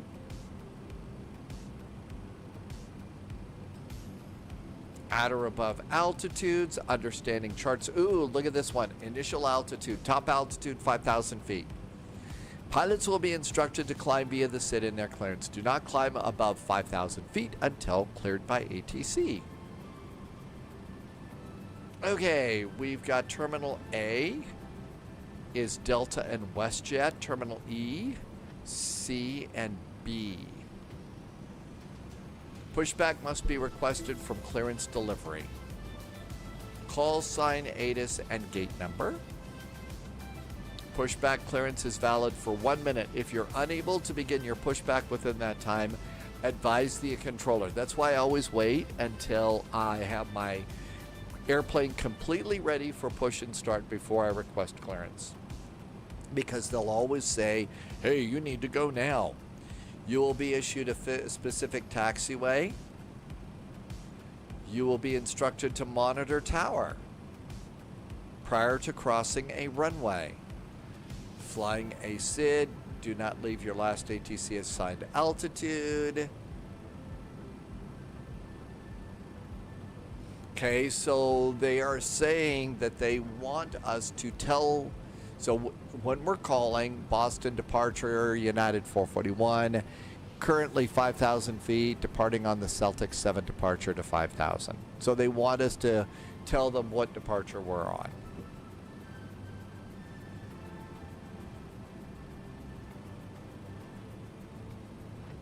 Okay, so there is our departure. It's really pretty simple. A lot of that was really basic, but important to look at. Oceanic. Oh my gosh, the scary one. Oceanic briefing package. Cross the pond eastbound 2026. It's only 9 pages. No reason for us to go into freakout mode, right? Unless it's like really, really single spaced and small fonts and stuff. Oceanic. Oh, this is nice to have. So we have oceanic maps. Gander, Shanwick, Reykjavik. Introduction. This document will serve as a guide to the oceanic procedures. I'll stop talking like that. Pre-flight. Make sure your simulator time is set to the current real time. Get your cell cal. It is a common misconception that you need an oceanic clearance to cross any oceanic airspace. In reality, you only need oceanic clearance if your flight crosses the NAT HLA. When within the time frame you request clearance. So at Bird, at Reykjavik, you've got 45 minutes prior to entry. At New York, there's no clearance required. Hi, Jim. I hope I said hi. Eclipse, you had a mistake this week, and the MD-11 didn't retract the flaps. This airplane is sensitive to that. You're right. You've got. I forgot my flaps too. So 45, 30 minutes or so on that track. Oceanic clearance is not an authorization to climb or descend. It's not your flight plan. Notifications are automatically blocked. Okay.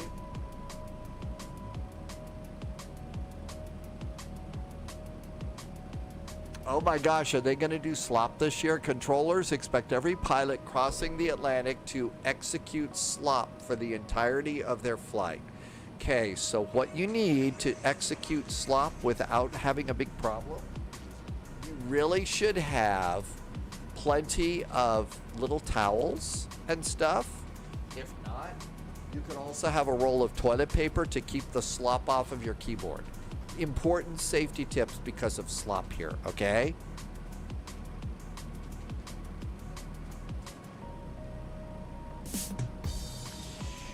To ensure things go smoothly, here are a few things to keep in mind.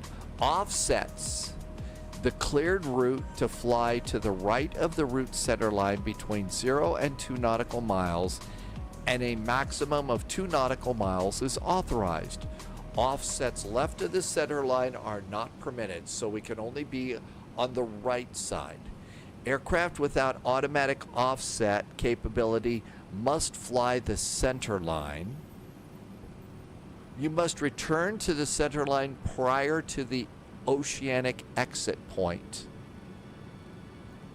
There is no clearance required for this procedure, and it is not necessary to advise ATC. Aider pilot, are you going to do that too? And then here is offset.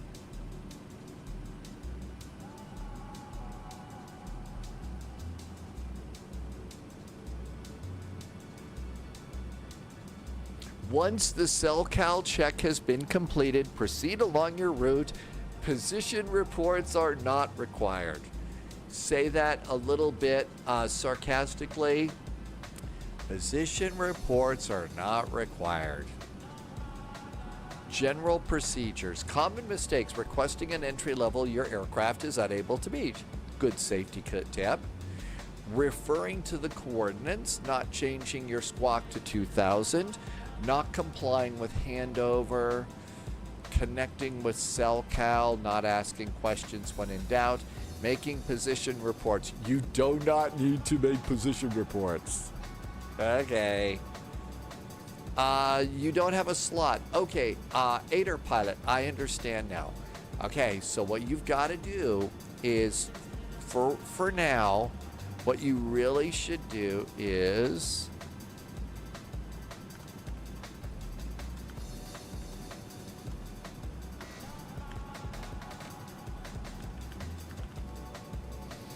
Okay, so if you don't have this, you need to go, and this is VATSIM Cross the Pond bookings.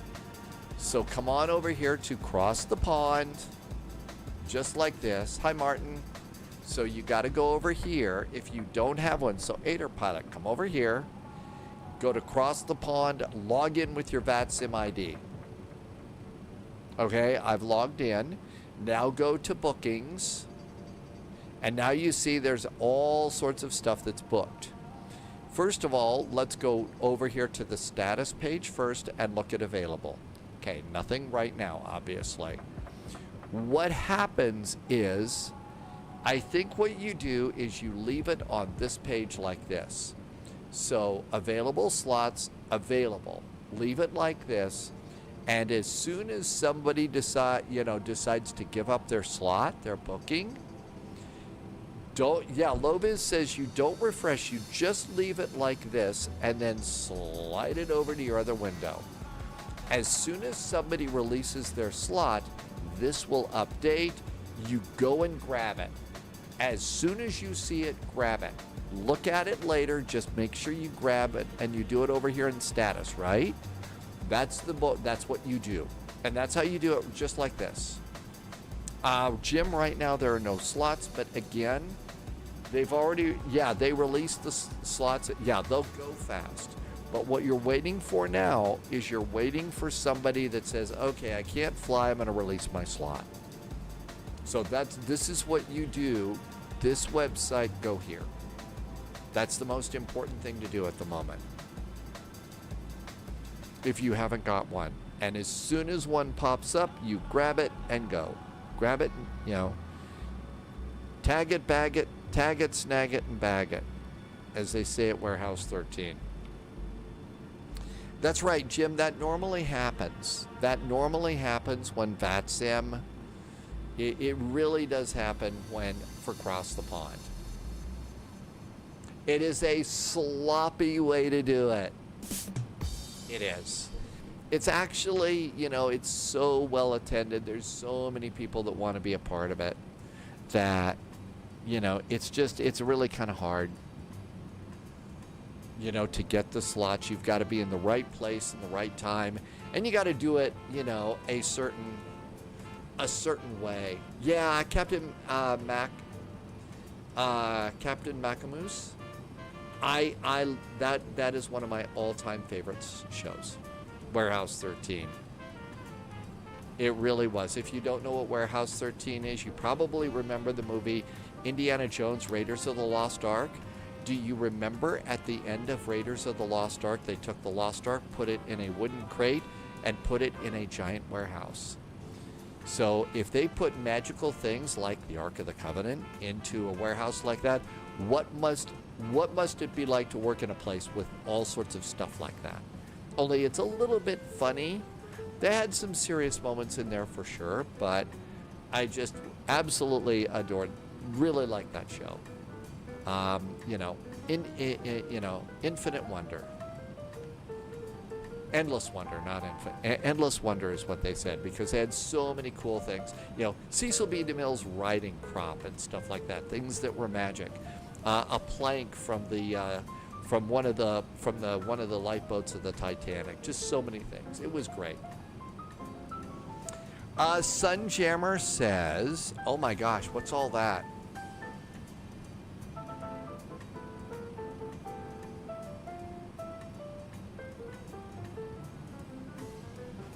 That's a joke. That's a joke. Speedbird, have you not been to Frankfurt before? Oh, that's a rough one. It really is. Oh my gosh, Sunjammer. I remember that one from years ago. That's right, you could also trade some slots with people. Does DHL use a subcontractor? So, Contrailer, from what I understand, there's a company called DHL. Big company. They're actually not an airline, they're cargo. But they have subsidiary airlines that fly in various parts of the world, all that look like it's the same DHL airplane.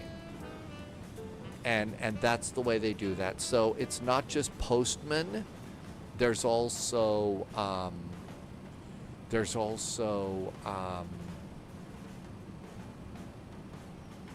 I don't remember what the other ones are, but they have like several airlines for DHL around the world.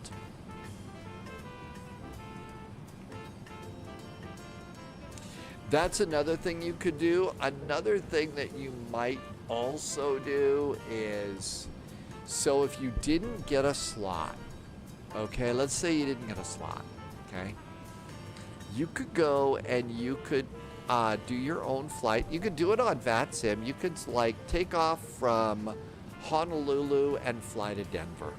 Okay, those are two airports that are not a part of the VATSIM Cross the Pond. There might be some ATC along the way, but you could do a long haul with us that way.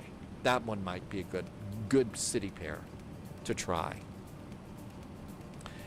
Just showing up and taking a gate and hoping you can fly, no, don't give it a try. There was a live streamer years ago that tried that, and I think she sat on the ground for 4.5 hours, maybe longer. I learned some very entertaining curse words and combinations of them. You've been tracking a DHL package over the past few days. Hey, look at that.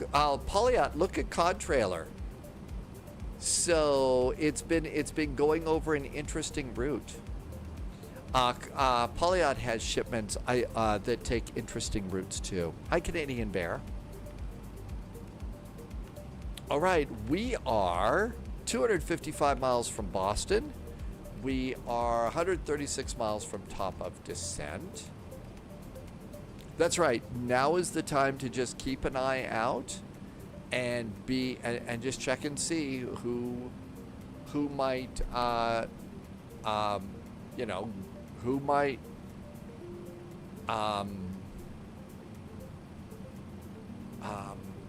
decide that they can't fly and release their slot number. Okay, I was going to look over at the Pittsburgh Digital latest now. Pittsburgh KPIT. Lovis says, make sure you express. I see, that's where I screwed up. That's where I totally screwed up. I did not express interest last year. This time, I did that. And they will send you a slot time, and you can select any slot after. Yep, I totally messed that up. If it hadn't been for Polyot, I'd been out of luck. I would be doing probably Honolulu to Denver. Okay, landing is 28 left. Auto ATC is being annoying right now. Here is arrival data. Canadian Bear said Spy Hat.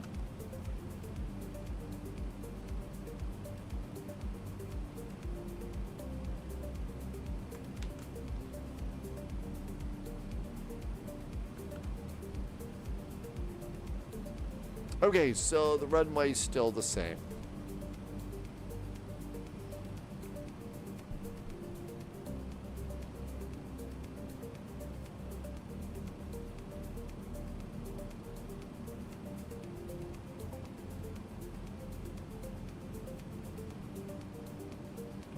Top of descent is 122 miles. Let's switch over from Boston to KPIT, Pittsburgh. Well, as I recall, that was a day that I was kind of tired. I was a little tired, and, Polyot even said at the end of that day, said, hey, be sure and express interest. You got to do it before the deadline. I said, yeah, I'll get it done, no problem. And, of course, I didn't. All right, we're doing the Haynes arrival.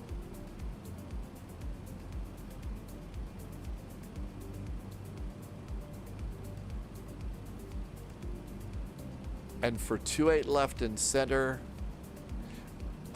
we do the Myron transition out here. So that's 10,000 feet at Grace.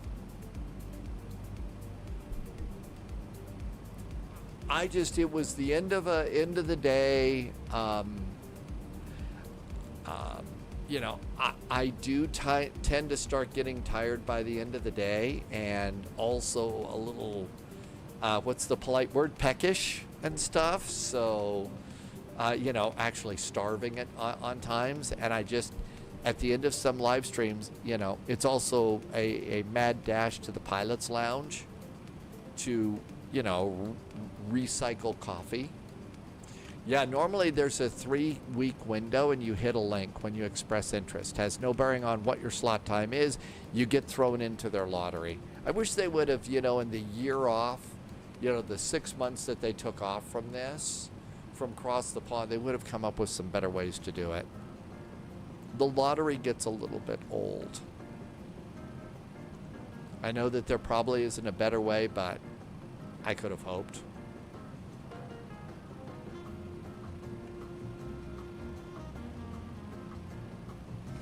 All right, over here on our arrival runway, we can set minimums for runway 28 left.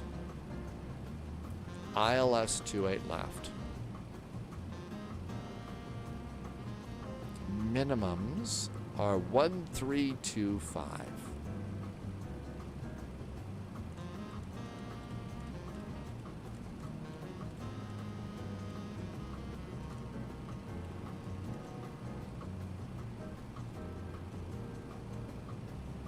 I'm going to go 1230. Hi, J.U. Rogers is back in chat. Welcome aboard. Thank you for coming by. Welcome, welcome. And Paramedic John says you're a little behind you. You're 10 nautical miles out. Well, yeah. I was a little bit slow getting out today.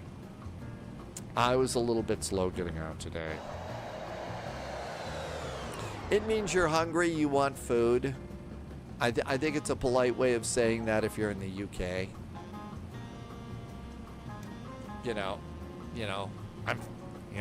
I want food.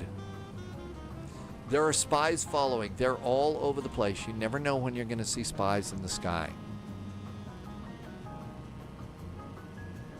Another thing for you to do, and this is probably, I was a little bit off of my flow on this airplane.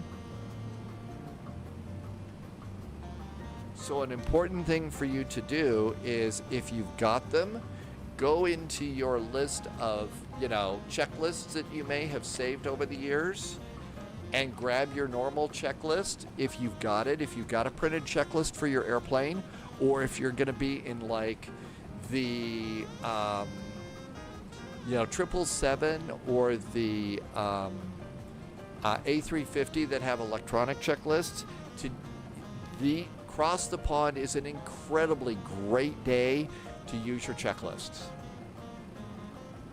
because you're going to be super duper busy. You're going to be up early.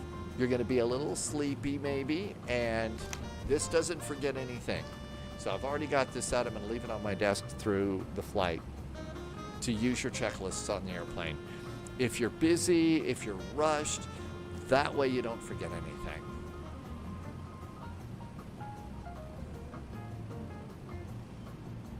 Jim might do the same flight, Boston to LSCH in an Edelweiss. That's a good idea. An A340. It did get a small update today, so that might be good. Taking a break didn't help, though. Well, it does. There's a lot of things to kind of keep track of in the world of flight sim. There really is. And because of that,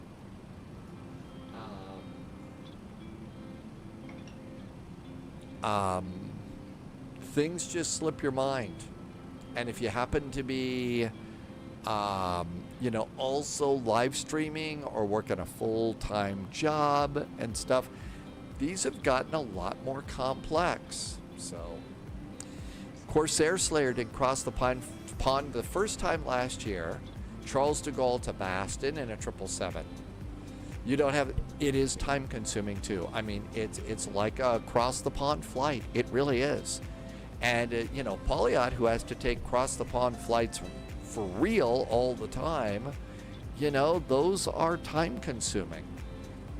Another thing that you might notice on this one, even if you're not going to make it a brew in the cockpit flight, the next day you're very possibly going to have what we call the cross the pond hangover.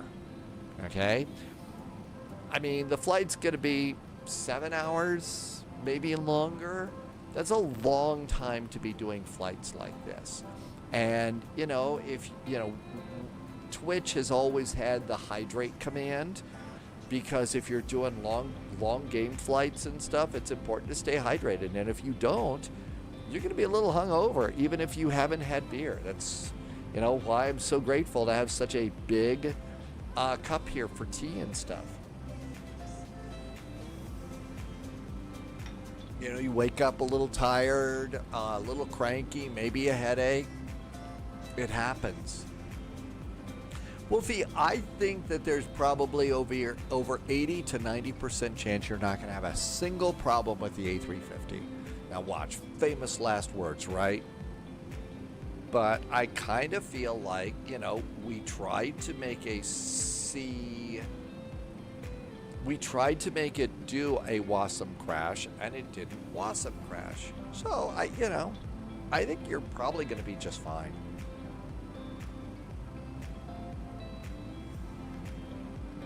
So over here, I've still got the VATSIM page up. I've just got it off to the side while we're flying. If you don't have a slot, you really should have this page up. You need to be pre-logged in. So I'm logged in to bookings, and keep an eye on this page. The minute somebody releases a slot, you snag it as fast as possible. Seriously, that's the way to get a slot now. Loviz flew the A350 on your cross the pond route with sim rate ×4, and it made it with great performance, plus it has great autosave. So one of the things that you could do while we're waiting, well, let's wait and see. Hang on, let's see how we're doing on the flight. 63 miles from top of descent. We should actually fly this airplane first. So we're going to be on the Haynes departure. We're coming in here at Silt. That's Slate Run, and we need to be at 10,000 feet at Grace. So I'm going to dial in 10,000 feet. There we go. All right, the airplane will take care of it.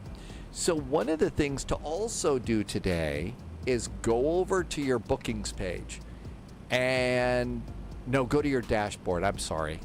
So here's my dashboard. This is my flight today.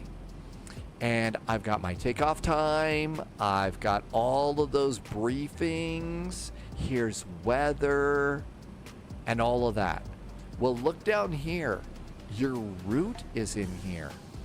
So you could take your route and you could go and snag that. Right now it's got me doing the lobster departure. I am never crabby when it's time to do the lobster departure. Okay, so I copied that. One of the first things to do is just take a general look at it with SkyVector. And so what we'll do is we'll clear the flight path and put in our departure and arrival. KBOS, Boston, and EDDP, Leipzig. Okay, so here is our route. And it is 3,280 miles long. Now come over here and paste your route in. And that shows you your route. Okay, so look over here. This is looking pretty good. There's our route today. We're going to go up over Canada, up over Halifax. We get to fly in over Shannon, get to fly over London. Don't throw any beer cans out over London. They don't like that. And right into Leipzig. Not so bad. So then you could go and put in your speed. My ground speed's going to probably be averaging 475. Now all of a sudden it's going to give you a very, very rough idea of your flight time. Here, I'll get this goofy guy out of the way. See over here? And if you don't have SkyVector, this is a great place to come and check stuff. So SkyVector says 3,383 miles, and it says 9 hours and 8 minutes. 9 hours and 8 minutes. So that is going to give you a general idea of what your flying's going to be like. Okay? So SkyVectoring this is good. And Loviz is right. One of the things that you need to do is on flight day, you're supposed to note a couple of things. So one of the things that you really do need to note here is your cell cal. Mine is this. And then when it's time to file your flight plan and do this, you open it in SimBrief. You open it, there we go.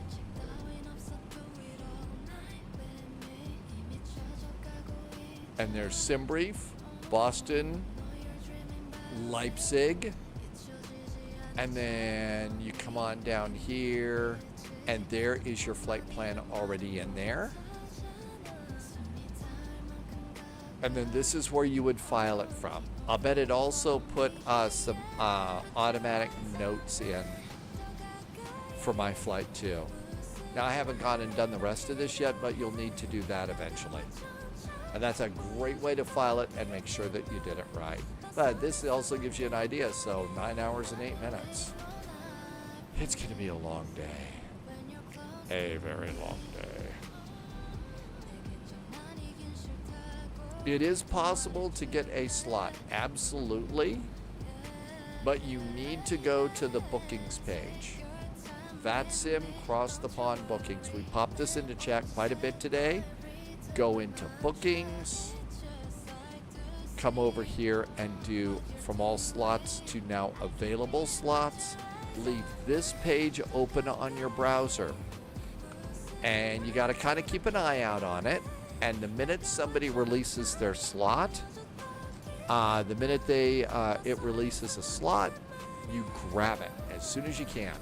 That's the way to do it right now. Loviz says that they could have closed the slots tonight, and that's when they kind of lock it all in. So I guess today's the last day. You can't do it tomorrow. Okay, 27 miles to top of descent. We are in profile. Yep, we're going to go down to 10,000 feet. Airplane's going to do it. Lovis says that on Friday, April 24th at 0900 Zulu, the bookings will be locked. They will be locked. Hey, Thing Wizard, welcome back in. So far, so good. Is there room with you with your Wilson volleyballs? Yep, there's always room here. And again, if you're new to all of this flight sim stuff and you don't think you want to fly across the pond, you could still join us that day and fly in multiplayer. You can still do that, especially if you're new. And that's actually really great training. It's a great way to learn about this cross the pond event. Wolfie, that's right. It's also kind of important to go get some in-flight snacks. So I got a couple of extra avocados. So I'm going to be able to make some spy guacamole, which is my go-to snack right now. I really like it. I've also got some. I got a couple of Lind chocolate bar sticks, and just some crackers and little cups. Normally, I don't like getting the individually, things of, snack packs of like applesauce, but I got them today for Cross the Pond, because you don't want to have a big old thing that'll spill. And then also a small cup of coffee and maybe a small thermos with more coffee in for later on in your flight. No, you don't fly on VATSIM. You should fly on either VATSIM or multiplayer, not both at the same time. That's going to be a problem. Almost time to descend. So we'll watch our throttles do their thing and the airplane should descend. But yeah, you don't want to do both. For one thing, it's tough to tell the different airplanes that you're supposed to keep track of. Did I get a payware for Leipzig? I think I've got a freeware for Leipzig. Let's look and see. See, this is why I'm doing the flight today, so we can check our airports, and maybe I should get a good Leipzig airport today.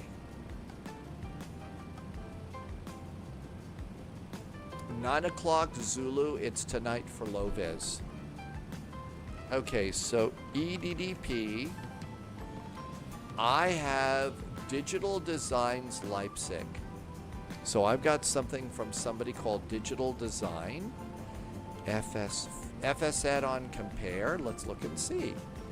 EDDP and Digital Design, so yep, I do have a payware for it. Leipzig is an international airport,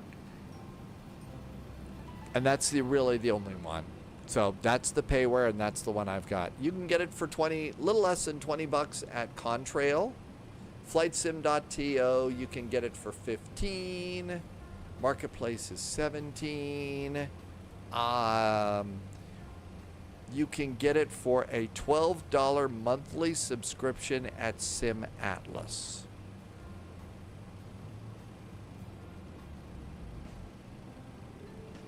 okay. Go to Contrail. I don't need another subscription in my life.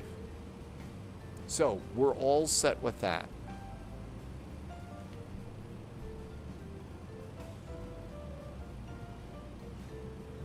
Thing Wizard's cat is mouse hunting. Hey, look at that. We started our descent.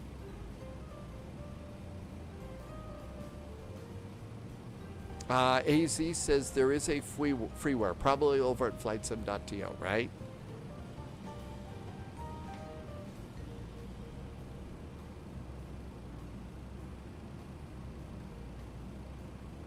All right, nice descent. We are going to need CTAF.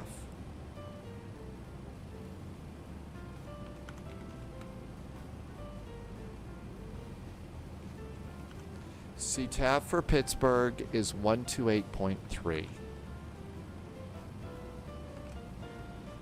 128.3.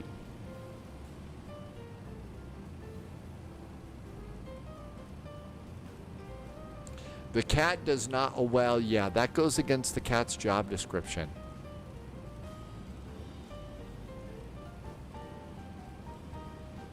Now, I was going online.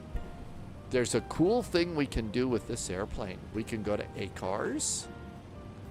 We could go to En route. We can go to weather. Oh, it says ATIS here. I don't think there's an ATIS here. We can go to METAR and we can put in KPIT, Pittsburgh. And we want to METAR and send it. And then come over there, and there's our METAR. Altimeter is 2992. So this was old. Winds are 280 at 9, gusting to 17. So the one that I have is old. Let's use the updated one. I've never heard of SimAtlas before, but I don't think I want to be on a subscription for scenery.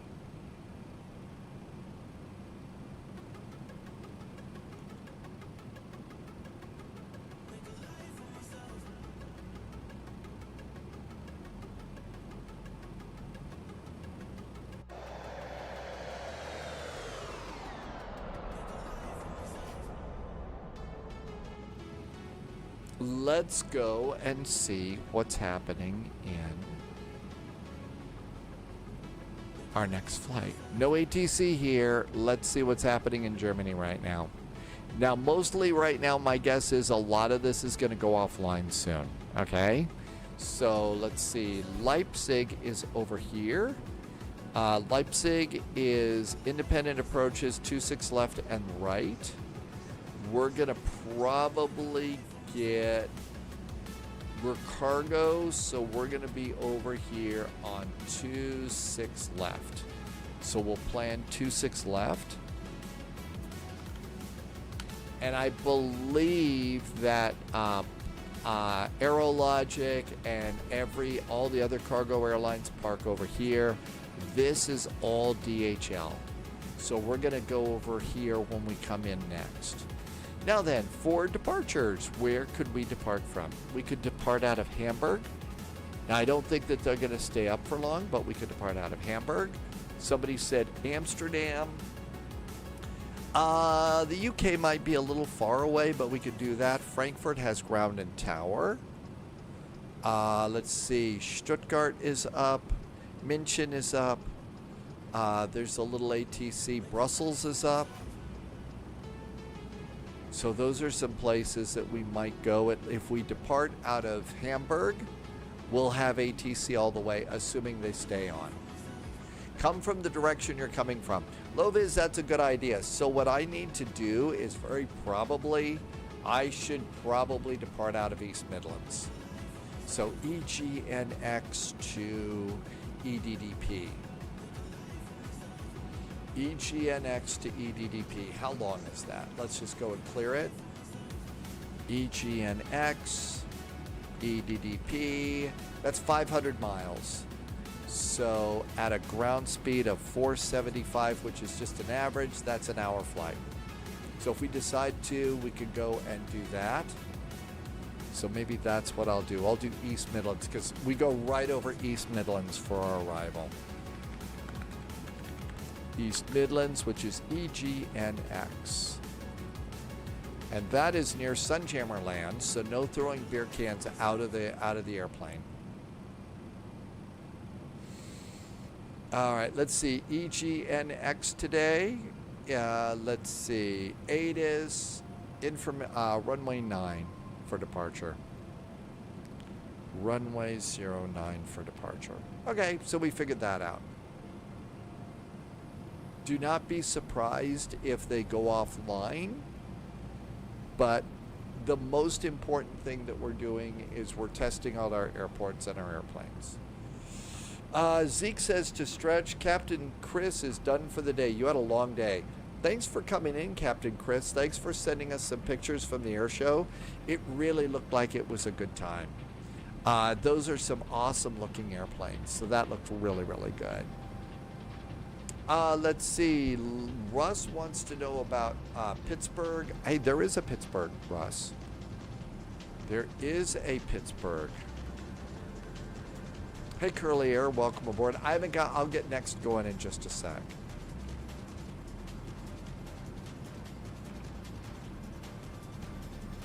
There is a Dream Scenery for $9 from the marketplace.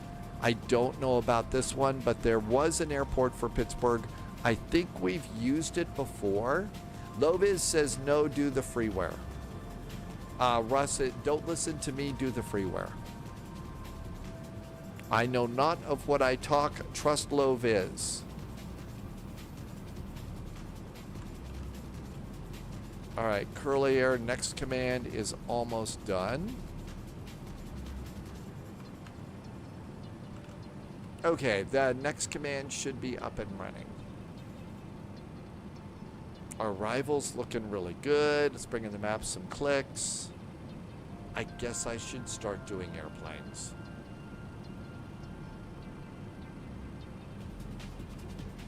Loviz says if you're going to use the freeware, turn off photogrammetry. Yeah, that's right. That's one of those airports. And I forgot to stretch. That's what Zeke said. If you're flying with me, you need to stretch. Start getting in the habit of doing those things with me. Especially for across the pond, it's going to be long. Is the bot broken? I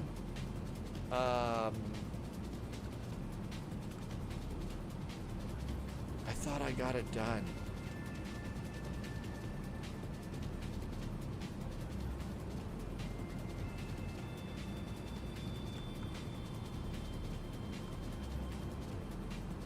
Wolfie says the bot is broken. Okay. I thought I got these done earlier.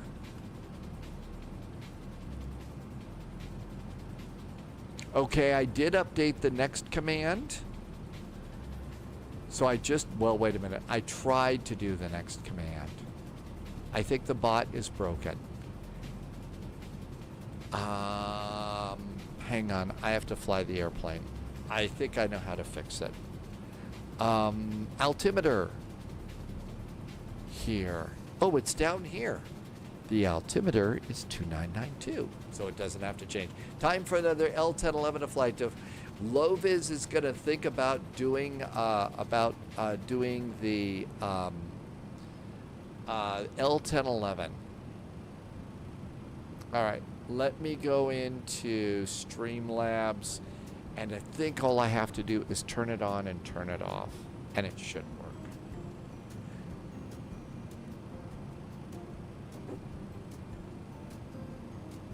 All right, and CloudBot off and on. All right, the bot should be botting here in just a second. It should be botting. Now let's try this again. And then I'd better concentrate on airplane things. It looked like it was working earlier today.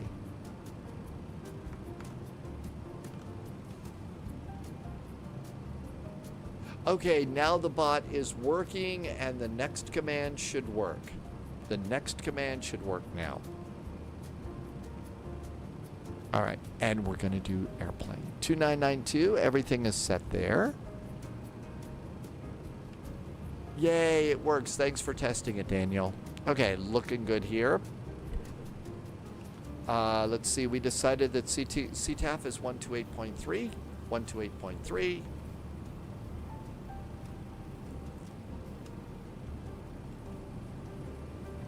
Hey Kuma, welcome aboard.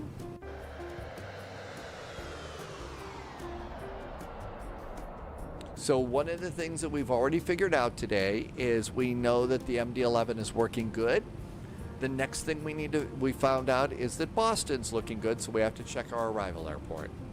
Lovis is going to do JFK to DCA and change your arrival.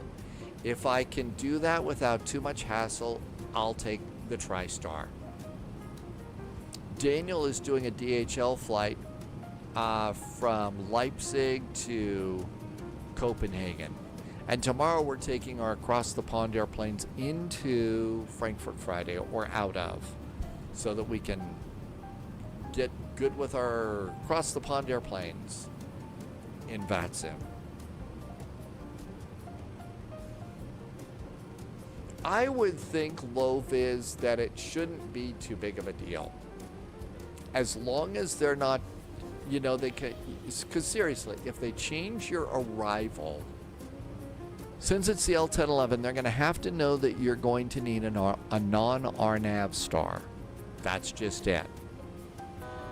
Altitude. And you should be able to dial in a new ILS pretty easily. I would think that that's probably going to be okay. Mama Gator Sim, yo, yo, and yo, welcome on in. Happy Thursday, almost Friday. Frankfurt Friday is going to be a hell of a test. Yes, I think so too. Wolfie says unless you want to cheat and use the GPS. I don't think Lovis is cheating on that. Not going to do it. Not going to do it. Wouldn't be prudent at this juncture. Lovis isn't going to do it. If Lovis is taking the L1011, the GPS is staying home.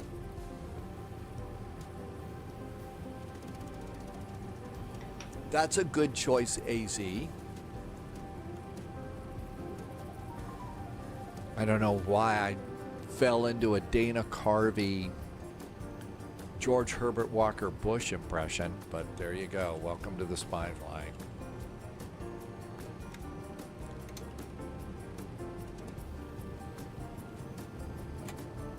Reinforcements incoming. More agents. Eperonymus is here. Hi, Eperonymus. Thanks for the raid. Good to see you, Raiders. Thank you for coming in. Hey, they're southwest at Pittsburgh. Are you on Captain frequency? Whip, I've used it in Frankfurt. You can put the arrival points in SimBrief. You can do it that way too. Top clearance granted, Agent. Loyalty noted. Loviz says if an airplane is flying after 1993, it should have GPS. Eperonymus, thank you for the nice raid. Welcome aboard. It's Vescu Gaming is back, and Hitman just did a nice resub for 54 months. Thank you for a 54-month resub. All right, we're going to do 210.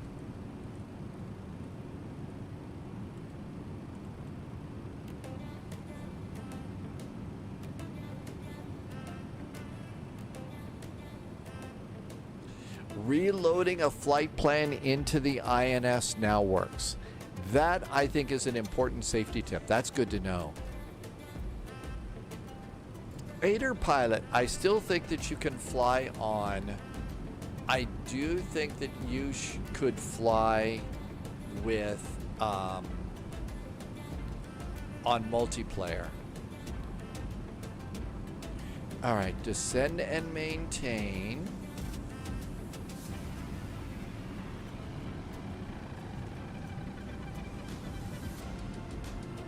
4,000 feet.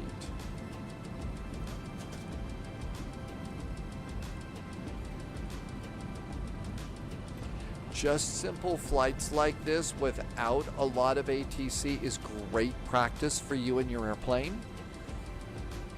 Let's see. Kuma says that Lufthansa and Air France KLM are going to buy TAP. Oh, the airline of Portugal, TAP? I'm not surprised to hear that. Those airlines are really acquiring a lot of other airlines, aren't they? Hi, Vinyl Rabbit. Nope, no SIM update 5 today. So my guess is sometime after Cross the Pond, which I think a lot of Cross the Pond people are happy about, to be totally upfront about it.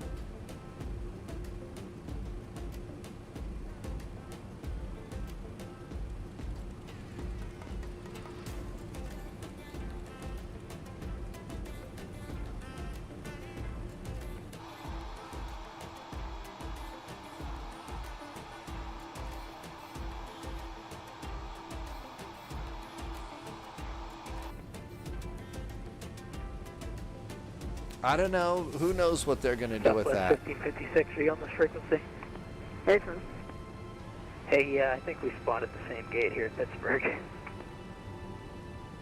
Yeah, we've been online for the exact same time, too. I think I connected right as connected. Well, I'm sorry. No worries, we can do a formation departure. How's that sound?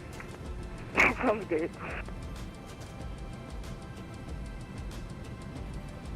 Pittsburgh traffic, Lufthansa Cargo 441 on a long final for runway 28 left landing Pittsburgh.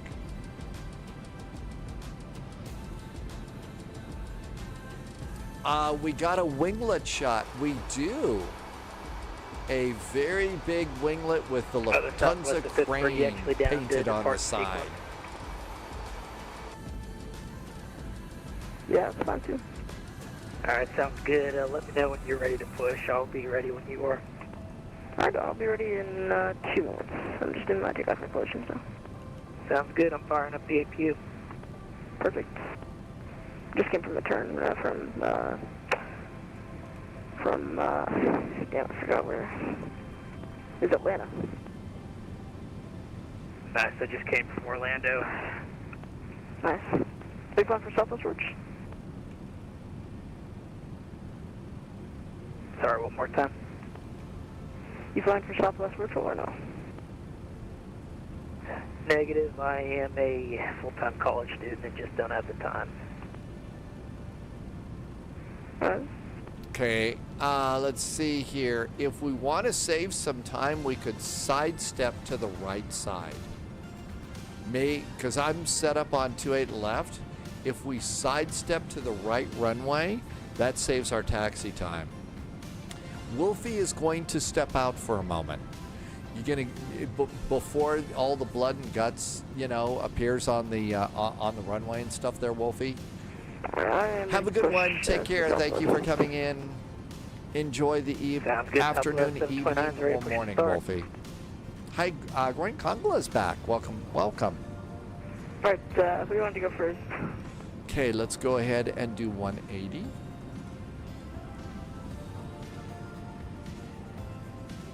I'll just go ahead and push, and then you can follow me. All right, good. I'll be waiting. Redson TV, welcome back to you. Thank you for coming in.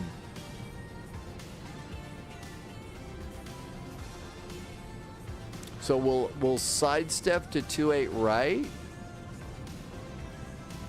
and come on over there for a fast cargo taxi. Betty remains aboard. Yay.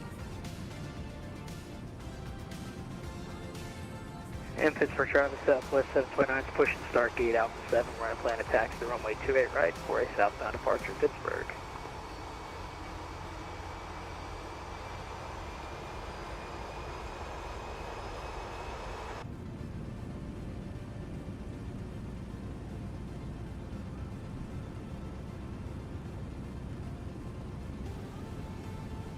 Okay, and our landing speed via 729 departing off 141, we'll call it 145. I'm going to be departing 28 right if that's okay with you. I'll do 2 right as well. That's fine. Yep, almost time for flaps 28. Should have done that. Landing lights on.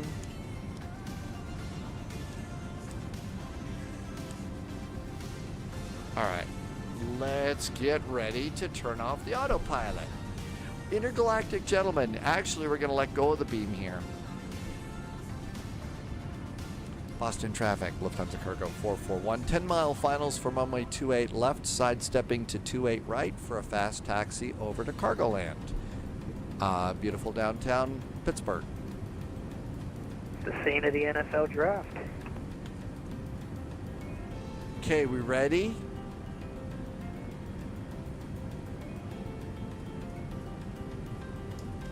Bottle Pun Pun. Hi, Bottle of Pun Pun.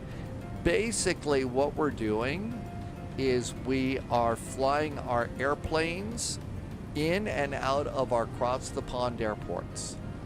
So, and these are the airplanes that we're actually going to fly for across the pond. And Monica's back on YouTube. Welcome back, Monica.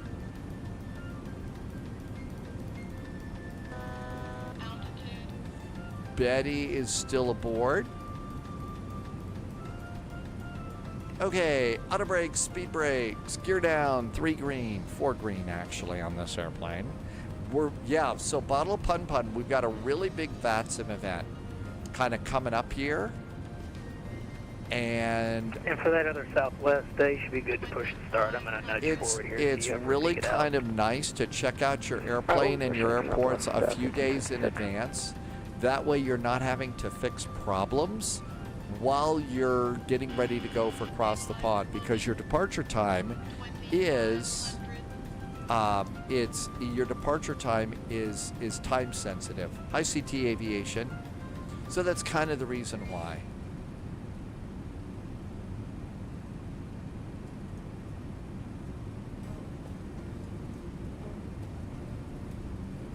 So we took off from my cross the pond departure airport is Boston, and we're going to fly over to Leipzig, and this is the airplane I'm taking.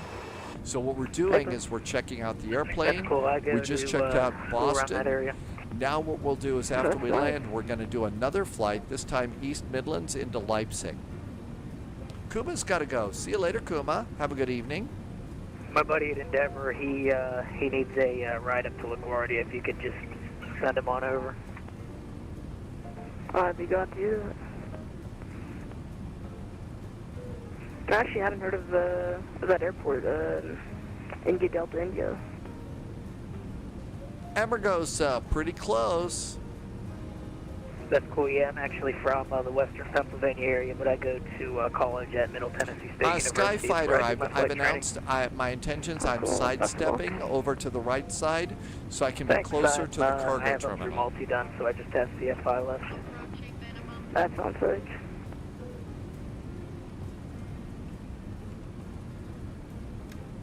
Flaps 35, all set to land. Captain Whip is doing the umbrage voice. I really do hate children. Might take me a little bit to start the engines, make sure we've got to motor the engines as well on that. No worries, man. Take your time. We'll be watching Lufthansa to give us some butter on 28, right? Yep, hopefully.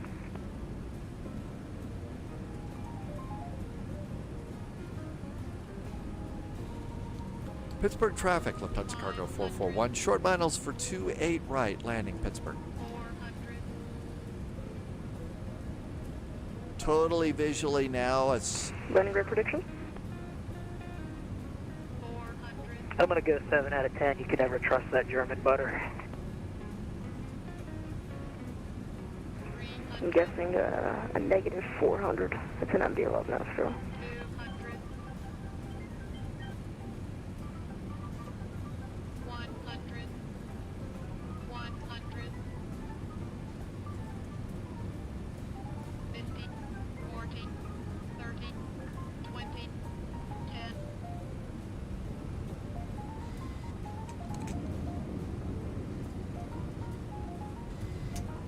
Just as I predicted. Beautiful.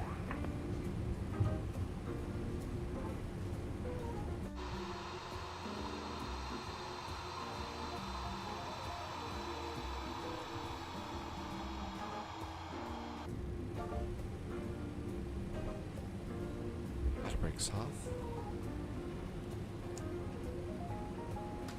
Speed brakes disarmed. You from around Western PA, southwest? Negative. I'm actually from Miami. Wow, and you've heard of Indiana County Airport? That's crazy. I don't know, man.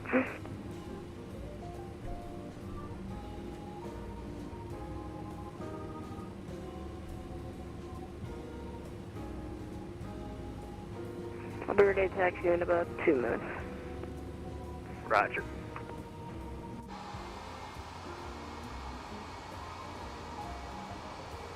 You can go ahead and start moving if you'd like. I'm pretty fast to taxi. Uh-oh, I'm taking out landing Good. I'm lights. gonna get on out there and just wait for you. Taking out landing lights. Cool. This for traffic southwest 729, taxi to runway 28 right by Bravo, Pittsburgh.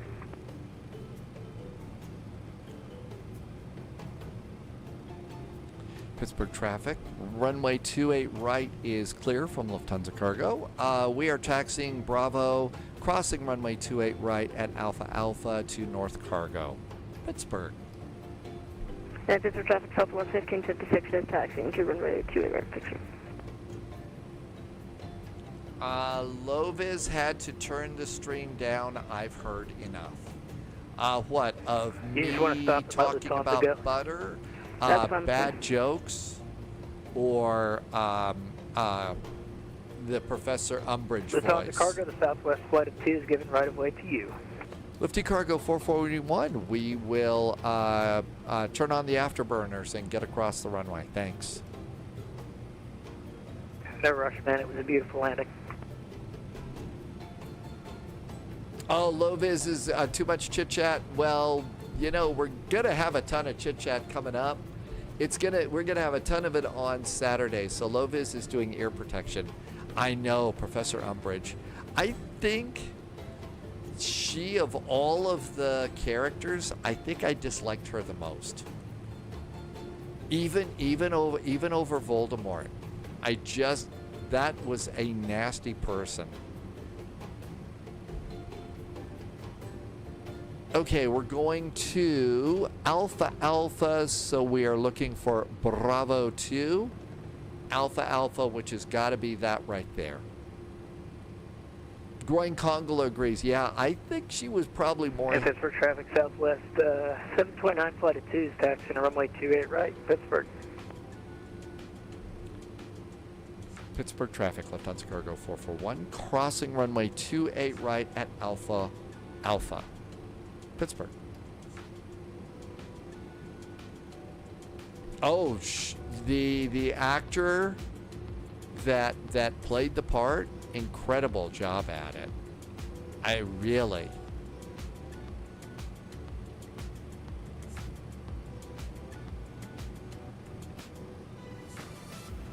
All right, phase 1 of Operation Cross the Pond.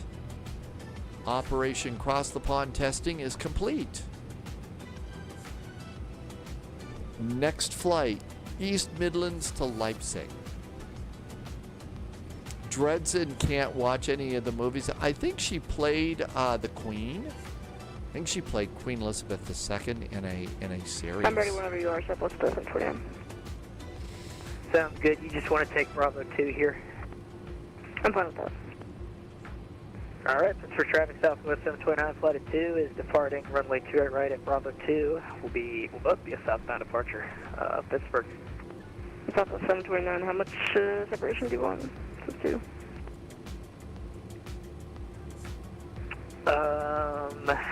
Vector Hockey is going to be touching RA. some grass right now. All right.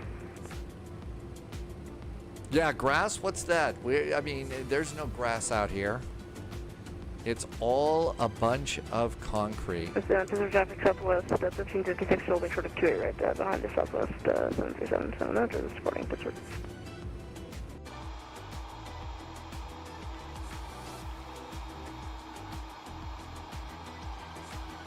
Oh, you're holding short? Jason. Oh, I thought we were going to do formation takeoff. I mean, you hit the sequence, so it's up to you. Wrong phraseology. I meant, like, fighter pilot departure.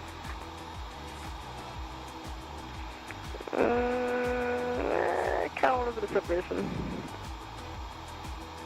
Alright, sounds good. Southwest 729.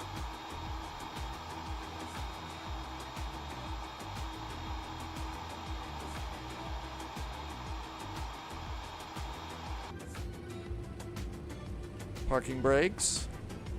Engine 1 and 3 immediately go off. Engine 1 and 3 go off. Nose lights are off. Let's go to services. Wheel chocks. GPU. Come up here, plug our GPU in. Ground power is on. Come on down here, engine number 2. Come on down here, stop our squawking, and everything is good. We made it. Okay, so we had a decent flight with that one. There goes the Southwests that were over there. So that took care. That's pretty good. Let's go ahead and get ready on the next one. Main menu and main menu. Let's also, I think I've got a scenery to load for East Midlands. The character that shocked everybody was Aunt Marge. Marge, she was apparently, there was some stuff about her that I think was unusual too. Okay, let's see. We'll do EGNX, East Midlands. I do not have an East Midlands, EDDP. I do have a Leipzig that is loaded in. We're all set and ready to go.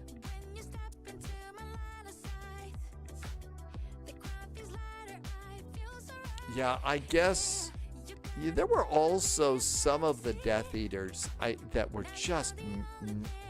They're just a level of mean. Malfoy's dad, too. Although, as it turned out, you know, in the end, Malfoy's dad turned out to be...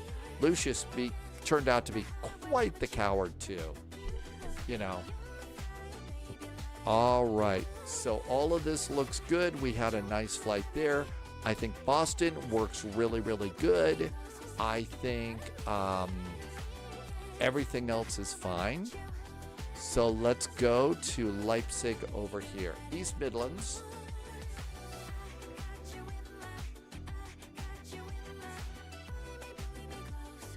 Looks like the EGNT. No, it's EGNX. EGNX. We may not have ATC going out. That's okay. That's okay. Oh, if you're still not over here monitoring... If you're not monitoring VATSIM bookings, if you're looking for a booking, very important to do that. All right, I think everything else is set. Let's get ready to rumble. Microsoft Flight Simulator. Oh, how bad was my landing? How bad was the landing? Cancel. Let's see. Over here... It was a minus 348, 1.6 Gs. Well, okay, not great, not terrible, but at least consistent, right? Captain Whip says there is a SKBO LEMD. Curlier, what is the link? That is for cross the pond bookings. If you do not have a booking, it's important. If you want one to be monitoring this page, monitor this page right now. You probably got about 6 hours or so left, 6 to 9 hours before they're going to lock down all the bookings. So if anybody's going to give it up, this is the place to be. Now, what you do is when you come to bookings, you're going to originally find it in the all slots page. You need to switch the status from all slots to available. And if somebody releases a booking, it will pop up there. It's going to be fast. As soon as you see a status change, click book and then look at it. Otherwise, it will go very, very quickly. New flight.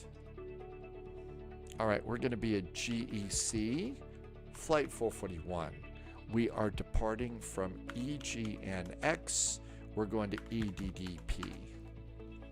we are going to fly the MD-11 because this is the cross the pond airplane. MD-1F, we are going to be lifty cargo, and we are expecting runway 9 and 26 left. That's what it gave me.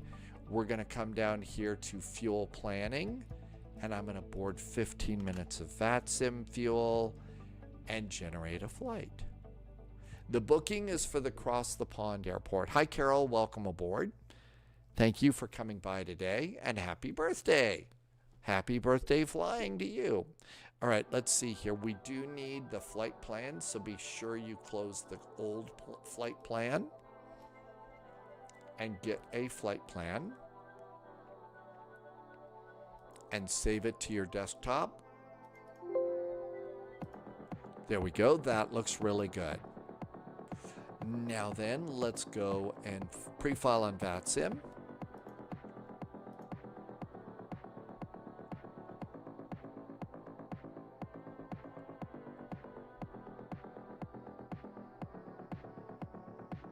All right, that's going to be at 37,000 feet. And file. That looks good. We are now officially filed. VATSIM radar. We got a couple of cargos that I park at over here and departing off of runway 9, so this should be pretty simple. Let's go start cleaning up some of the data here. So let's come on down here and clear that line out. We don't need this line. We're going to need a new squawk code and a new climb and maintain. And I usually leave the rest of those blank. Over on the flight plan,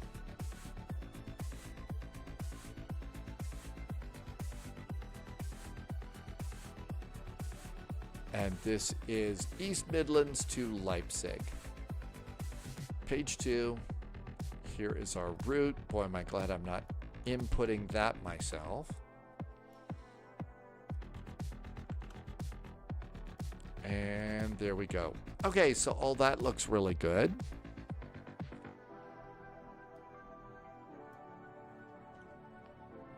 We're in MD-11.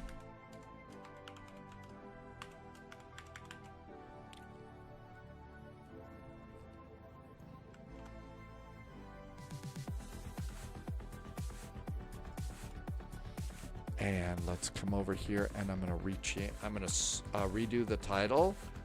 AI Creations, what kind of pizza do you have today? What kind of pizza did you get? It's time for everybody to get hungry and want pizza. I think Sibby admitted that she hadn't cooked one of her homemade Sibby pizzas in like 2 or 3 weeks. Clearly something's wrong at Civil Air, right? Okay, I should have the title updated and my flight plan updated, and everything is set. And so there's our route. It's going to be the Sapco 1 Papa to the Kojak 1 Victor arrival. We should be able to handle that without a problem. And this checks out. The big reason we're doing this now is to just check out Leipzig and make sure that our Leipzig scenery is working good.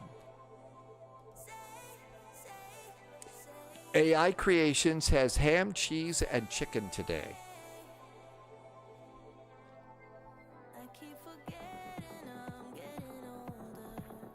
We also have not looked over the, we looked over the VATSIM Oceanic page. We also need to look at the Leipzig page.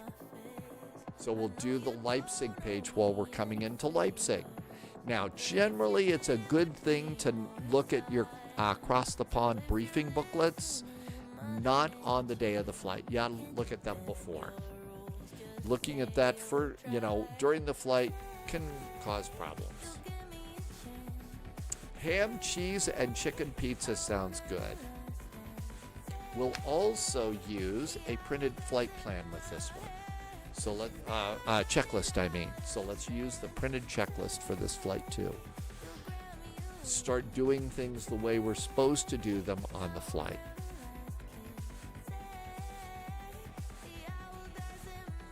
What else do we need to do? I think now we're just sitting here waiting. I was going to go after cross the pond, and you probably noticed that it takes forever for my flight simulator to load. New recruits Hey, detect. Richard, thank you for Welcome following aboard, on Agent. Twitch. Welcome Stay aboard. sharp. So one of the things I was going to do is after cross the pond, I was going to go and rename my community folder and load up the sim and see how much faster it is, and then probably start doing a little bit of moving some of the scenery files around.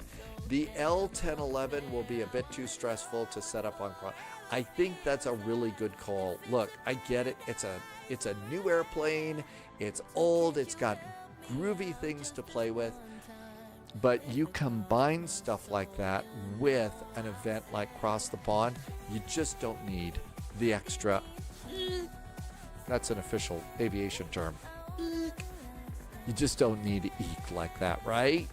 So that's why I'm taking the old MD-11 here. I know that I can be relatively assured that I will make it across the pond without a WASM crash. I know that I can communicate via CPDLC with ATC if I need to. I also know that I can change the arrivals and it'll be good. Captain Whip, keep it simple, right? I mean, that's what you do in the real world too. Don't add a bunch of crazy. I'm messing with it right now. I know how much other things we deal with when trying to get off. Yeah. AI Creations is heading to Shannon. I'm not going quite as far out as Shannon. We're flying over Shannon on my route. But yeah, keeping it simple is so important. Simple and manageable. Okay, EGNX. And again, this is kind of near where Sunjammer lives. This is not like Sunjammer's airport, though. Birmingham, which has the roly-poly runway. The runway here at East Midlands is surprisingly straight and level compared to the Birmingham airport. And there's one other nearby here that is also a bit of a roller coaster. Captain Whip is going to use the InnyBuilds A340 and Star Wars. JFK is not giving push times. They said it's up to you to figure out when you need to push and plan 20 to 30 minutes to taxi. Yeah, I thought that what you're supposed to do is you're supposed to call for push and start 10 minutes before your slot time. That's what I've been doing. They want it 10 minutes before your slotted your CTOT time. And that's when you're supposed to do that.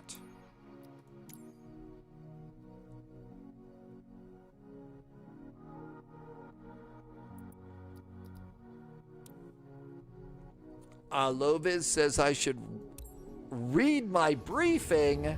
What? Read my briefing? What? Follow instructions you're going to tell me next, right?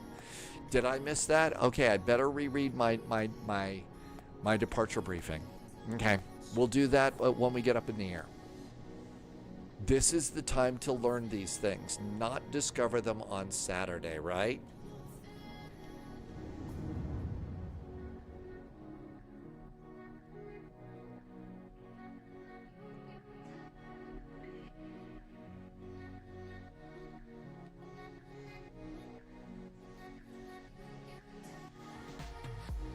Loviz says, getting out of Charles de Gaulle for cross... Ugh. Yeah, it really is. Whoa, that's loud. I want to see you doing circle and tick procedures. Circle and tick? I don't know. I have a feeling that if I do that, I'm going to be ticked off. Sorry, couldn't resist. I know. Let's get some stairs. Captain Whip says I need to Google it. Okay. I'm going to get some stairs.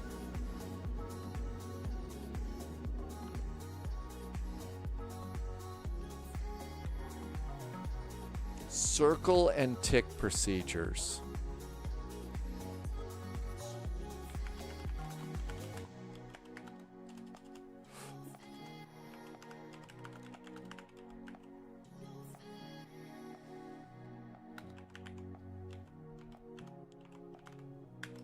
Circle and tick procedures.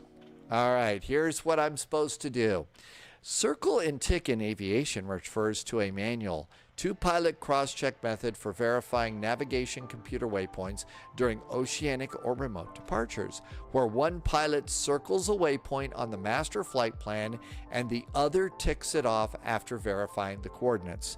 Separately, a circling approach is an IFR procedure transition to a visual landing on another runway. Well, that's what the real pilots are going to do, you know, just because they have to, right? You know, they verify each other's waypoints. Tim Dog says, briefing says slot time is takeoff time, so be ready to push 15 to 25 minutes before that time. Dispatch and flight plan. Okay, let's start our airplane. Get ready to go. Hi, Professor. Welcome aboard.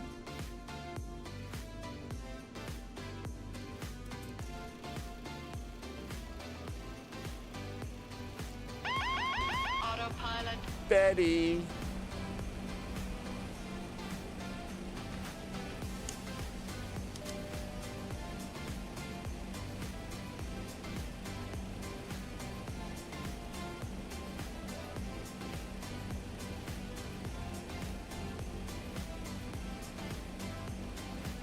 So the first pilot would circle. Okay, that makes perfect sense. The first pilot is going to circle the waypoint on the printed flight plan. The second pilot ticks it off, and that's how you verify those things.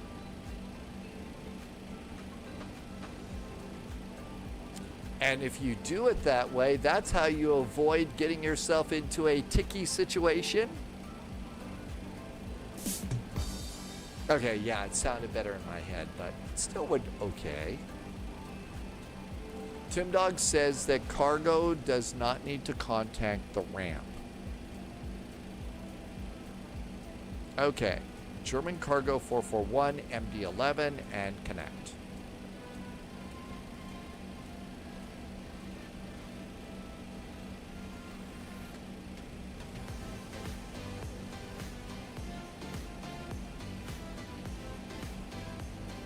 Do you have info on why any builds remove the cabin? Okay, so there are some airplanes that come with and without a cabin. It's an option, Daryl. So check the airplane that you loaded into. You can actually turn some cabins on and off to save resources.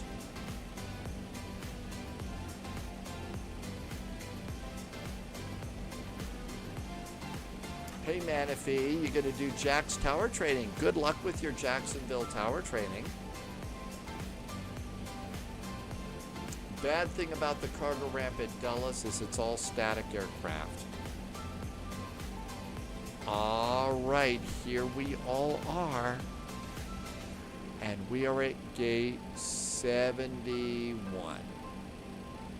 So we're at gate 71.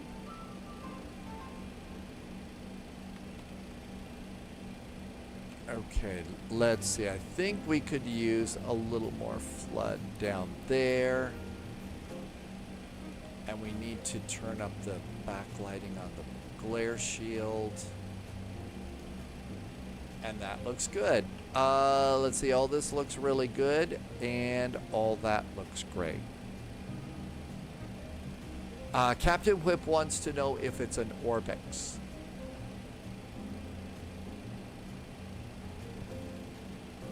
Manatee wants a position at MCO. I don't see why you can't do the positions that you normally do, Manatee. You're good at it. You can do that. Absolutely, I think you can. Captain Whip says you could remove the static scenery All right, navigation data is good. Flight plan init. Come over here and send the flight plan to the FMC. And that looks good. And now I'm just going to come over here and start plugging in my numbers. And you've seen me do it before, so I'm not going to bore you with all that description. We'll enjoy We'll enjoy music.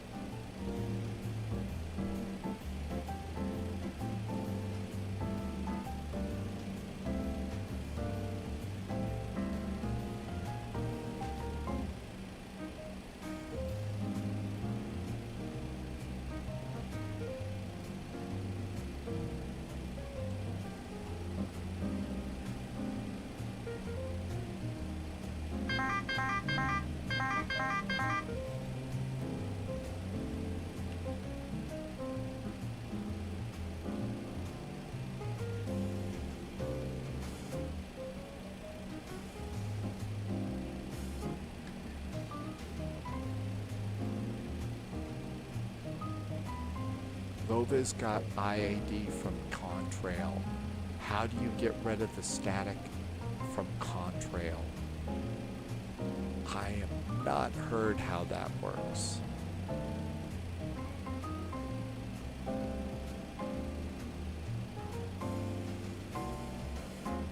Okay, let's do this part right. Manifee, Boston to Leipzig. Boston to Leipzig. All right, now let's look over here, and we're going to do our used fuel, our loaded fuel correctly. So I have 9,000 pounds of fuel. So currently in the tanks, I have 9,000 pounds of fuel. Okay, cool. Let's go load the plane. Set payload and fuel. That looks good. Payload. We should be at 177.9. 177.9. That is correct. 177.9 is my zero fuel weight. Block fuel should have been 24.9. We have 24.9.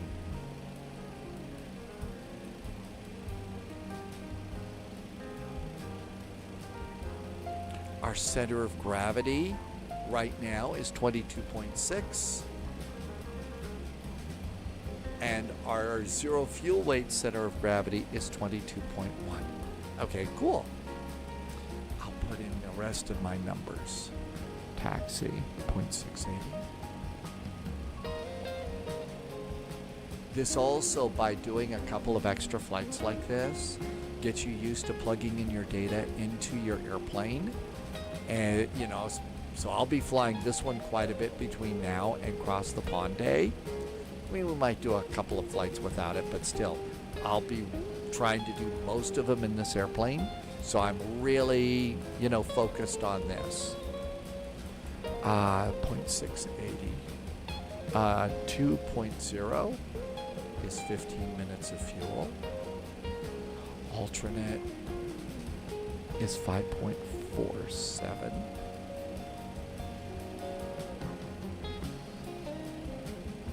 Final 2.9.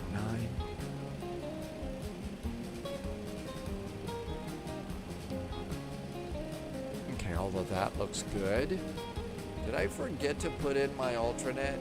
Yeah, I did. It's EDDF. It's EDDF. I forgot that.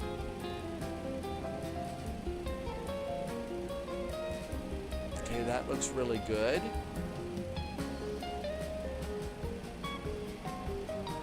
All right, it was supposed to be 24,900, and our fuel before we fueled up is 9,000 pounds, so minus 9,123 equals, so I should put on my refuel quantity, 15.9. 15.9. Okay, so that looks really good. Now let's come down here and do hydraulic. And hydraulic pressure test. This is a no pressure kind of open book test, so you don't have to worry about this. All right, let's see what we got for VATSIM here. Okay, we do have a little bit of VATSIM around us. This is London North Center. And that's flight level 195. So flight level 115 to flight level 195. My guess is they don't want to talk to us right now. They'll talk to us later. 113.705. We'll listen in and see what they're saying.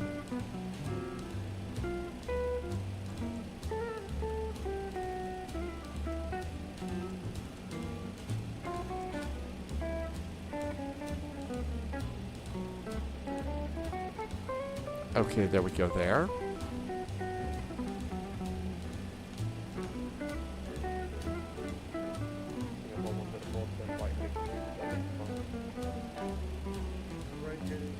Their ATC, check top down and coverage at VAC glasses. CPDLC PDCs is at LONN. Let's see if we can remember how to do a PDC. Okay, so ACARS, pre-flight, init data,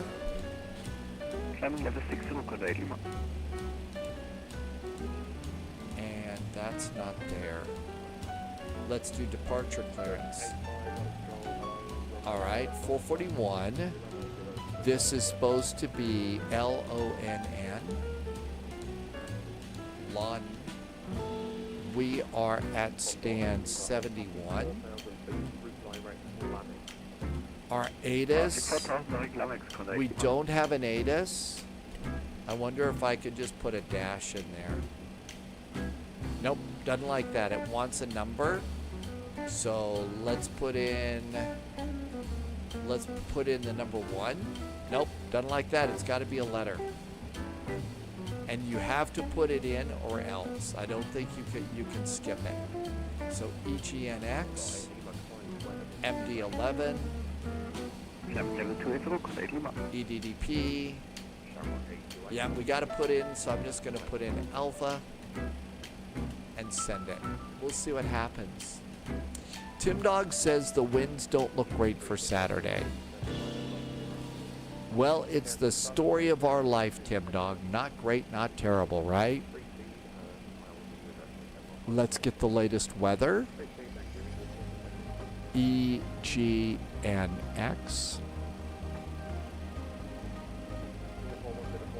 Actually, I don't want to do it with this one.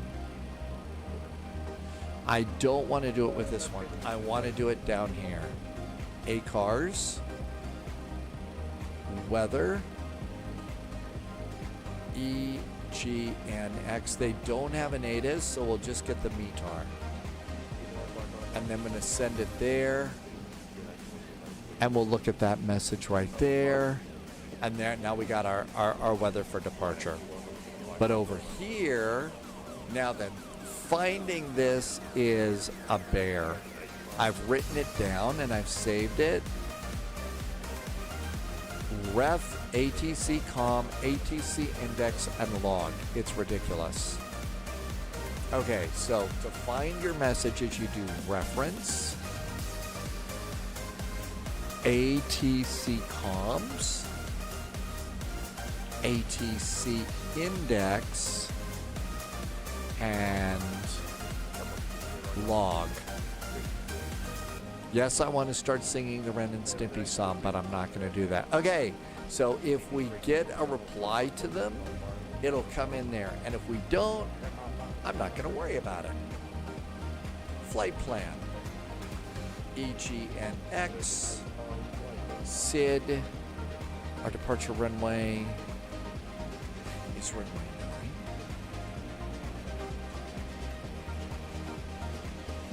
And we're doing the Sapco 1 Papa departure. And we exit at Sapka at 9. Insert. Okay, let's also go and make sure that we know what our top climb clearance is. This is the UK. They will yell at you if you go too high.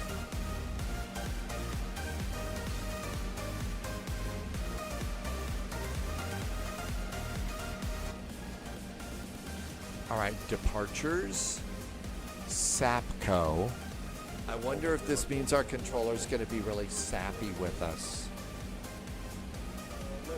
Transition altitude is 6,000 feet. And don't go any higher than flight level 90. Warning, flight level 90.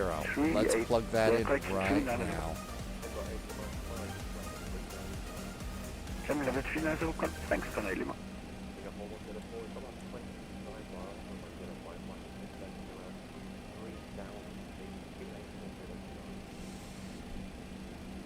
Okay, that looks good, and transition's going to be 6,000.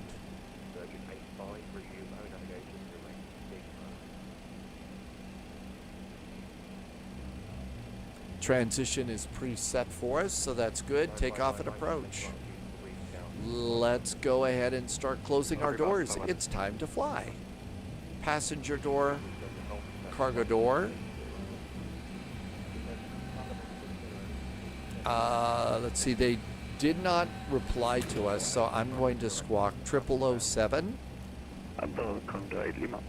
Because, you know, spy thing kind of a deal. Let's see, did we do the hydraulic pressure test? Yes, we did, and it's fine.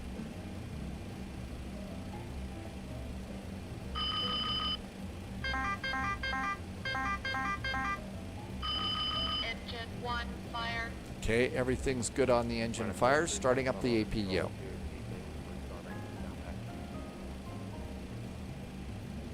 All right, it's going to probably be flaps 10, but let's go do our departure perf. Perf. We're expecting runway 9. Weather. Takeoff. And calculate. Flaps are 10. It's 59 degrees. Flaps are 10. We're flexing to 59 degrees. Good. Slope. Minus 0.3 plus 7. Minus 0.3 slash plus 7 knot headwind. Good. Temperature, it's 6 degrees Celsius.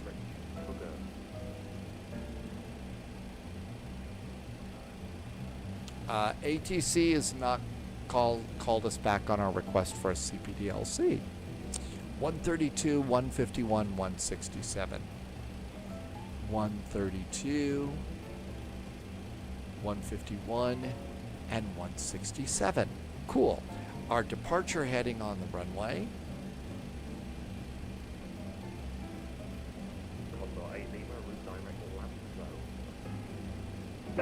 Departing runway 9, it's 088.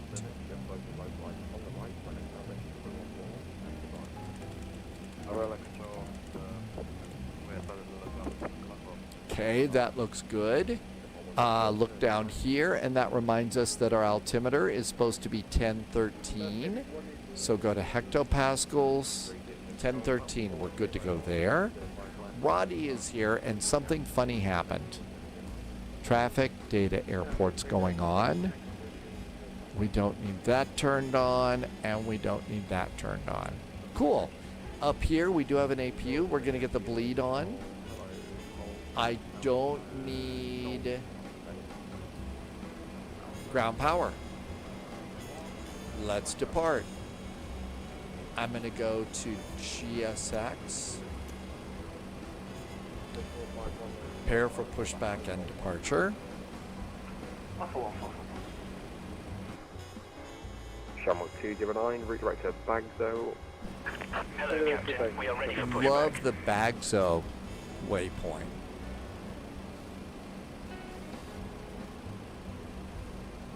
I'm going to start squawking. 4 turn left, heading up 090 degrees, cleared out approach from 805. I assume that squawking 0007 means that, you know, here in the UK we get special treatment because, you know, 007, right? 05 left, 080 degrees, that's 3 knots, clear to All right, let's see. Everything looks good. We did not do flaps 10 over here. 84, 959 Mike, from 014, wind at Leeds, surprisingly, 1106 knots, clear to land. Okay, 10. My flex is 5, not 53. Ooh, it is wrong. 53. Thank you for catching that. Ultra Ego, saving the day. Thank you. It happens all the time. All right, let's go ahead and do our checklist. Gear pins are aboard. Pedostatic is clear. Cabin signs are now on. Flight control panel is set. Speed band is set to taxi. Altimeters are set. Fuel is correct. SD status is auto. System modes are auto. Takeoff data has been inserted. Auto brakes to take off. That's outside. And takeoff warning is going to be checked. We're going to just do, how about a straight push? Release parking brakes, please. And flap is takeoff select. Cockpit checklist is good. And we're ready to go. London just went offline, so 122.8. Let's do the beacon. And let's go and turn on the ignition. One last check of services. Disconnect ground power. Parking brakes are now on. Parking brakes are on. Wheel chocks are removed. We're clear with that page. I think it's time to go. We're squawking.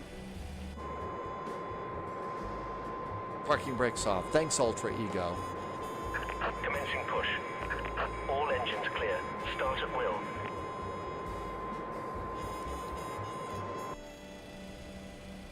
Starting engine number 3. Engine number 3 starts.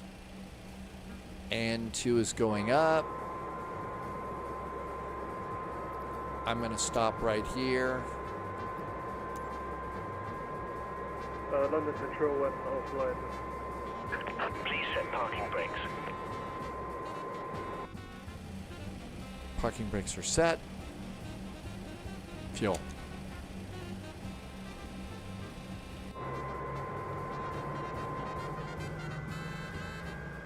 We'll just do a big 270 here.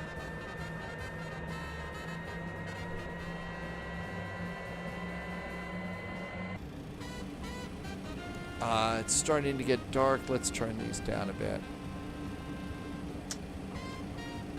Engine number 3 is started. Unlocking gear.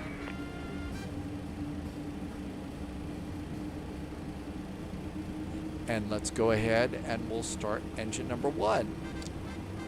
And the light goes on. Engine number 1 starts. Well, that's revving up. Let's take a look at oil on 2. 2 looks just fine. Bypass pin removed. Left is clear. Cabin, right is clear. mobile, engine ignition, beacon, system modes, parking brakes, before takeoff checklist is pretty groovy too. And there goes another engine.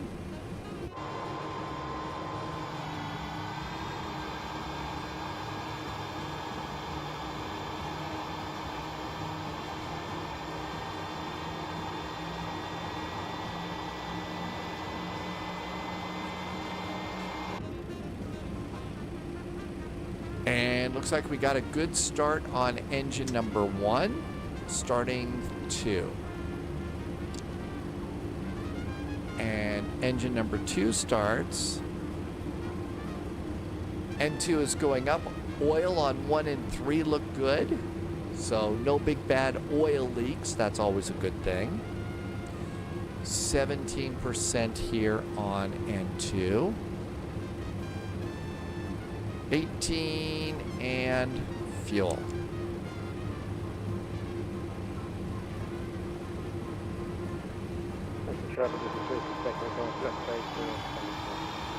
Where's this guy going? You know what that looks like to me? It looks like the APV in the movie Aliens, which, by the way, was built out of an airplane tug. That's what it was. Okay, 3 good starts. 3 happy engines. APU bleed goes off. That'll shut down the APU. Flaps.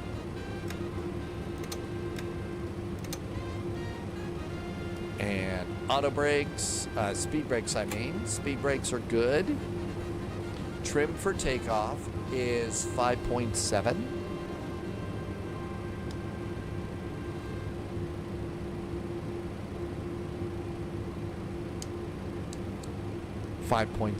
And we're good to go. ATC's done. Let's get ready to rumble. So we're gonna do taxi light. After takeoff checklist, APU is off, anti-ice is off, system modes remain auto. Let's go. Parking brakes.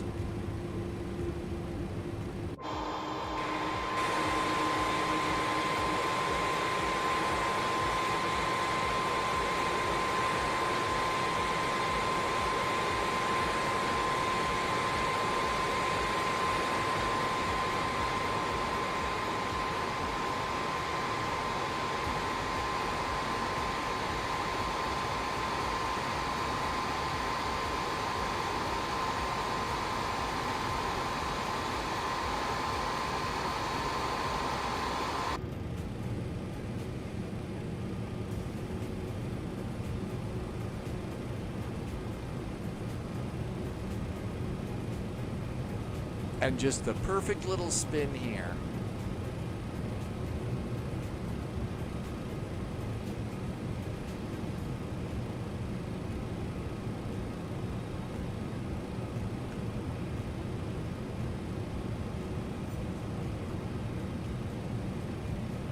Nobody coming over there, and we're gonna go this way. Let's see if we can make the turn here without taking out the taxiway lights like we did in Boston. Intergalactic gentleman, a big old turn left maneuver. Just Jack came back with a really nice resub. Just Jack, thank you for the resub. Thanks for 14 months of great support and helping me to keep the lights on here. Good to see you, and thank you for coming in today. And here we go. No ATCs, so let's come on over here and just check and see. Nobody's coming into East Midlands. I think these are not coming in here at all. In fact, there's one, and that's just me. So we'll just act like we own the airport here. Turn left to go right, especially when it's a big airport and it's kind of a dodgy little pushback. I mean, it would have been hard to push back the airplane the way we would have needed to. So just push straight back and do a big old left turn.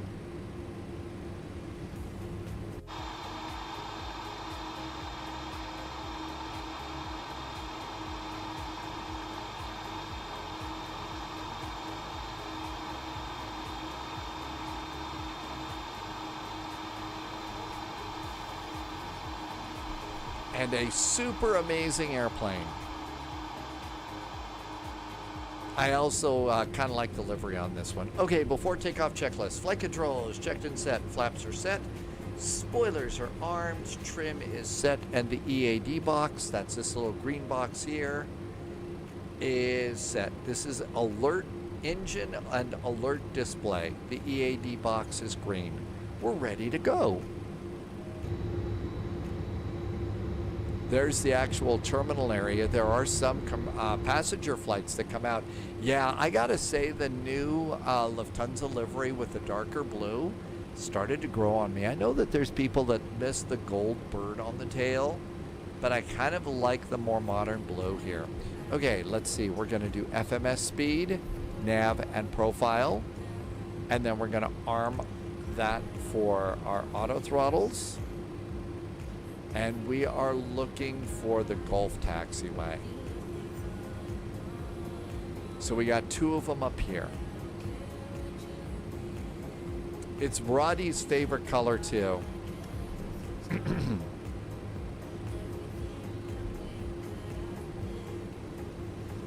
Again, just using the center engine for my taxi right now, but for a 90-degree turn, you're going to have to get the speed down below 10 knots and then moves it forward. So then you have to use the wing engines.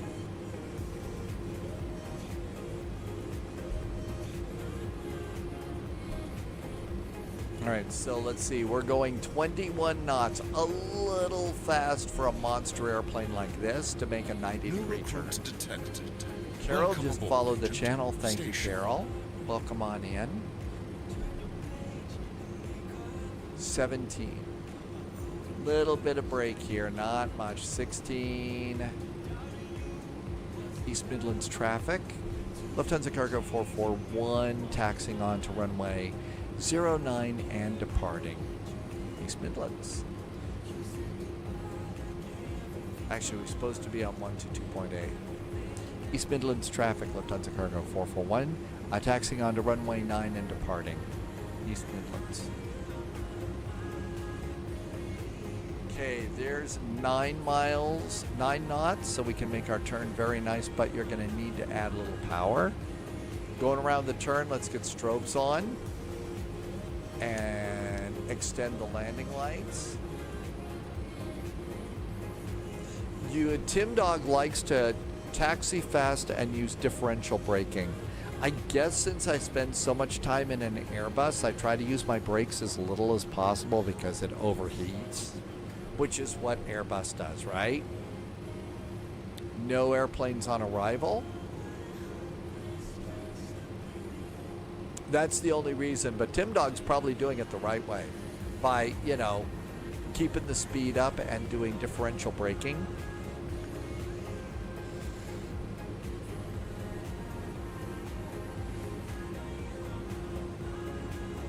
Well, this airport is not as lumpy as Birmingham, but it is definitely a little bit lumpy. I think we're ready to go.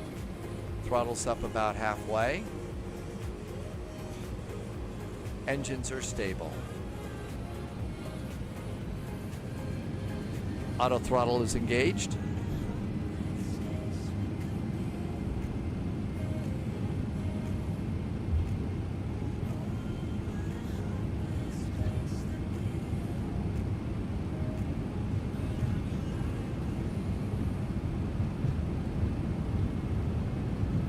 V1 and rotate.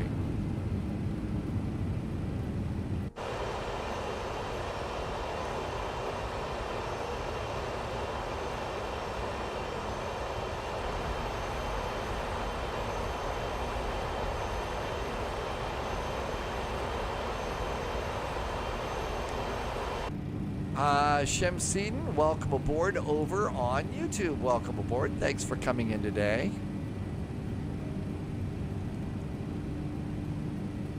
Hope I said part of that name right. Let's start our turn. East Midlands traffic, Lufthansa Cargo 441, clear of runway 9, departing to the east. Happy landings, East Midland.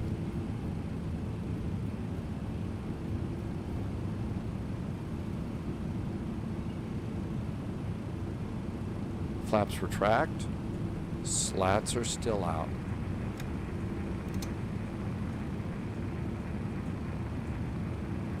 Also, try to spend a little bit more time flying by hand, because you'll probably do a little bit more of that on across the pond.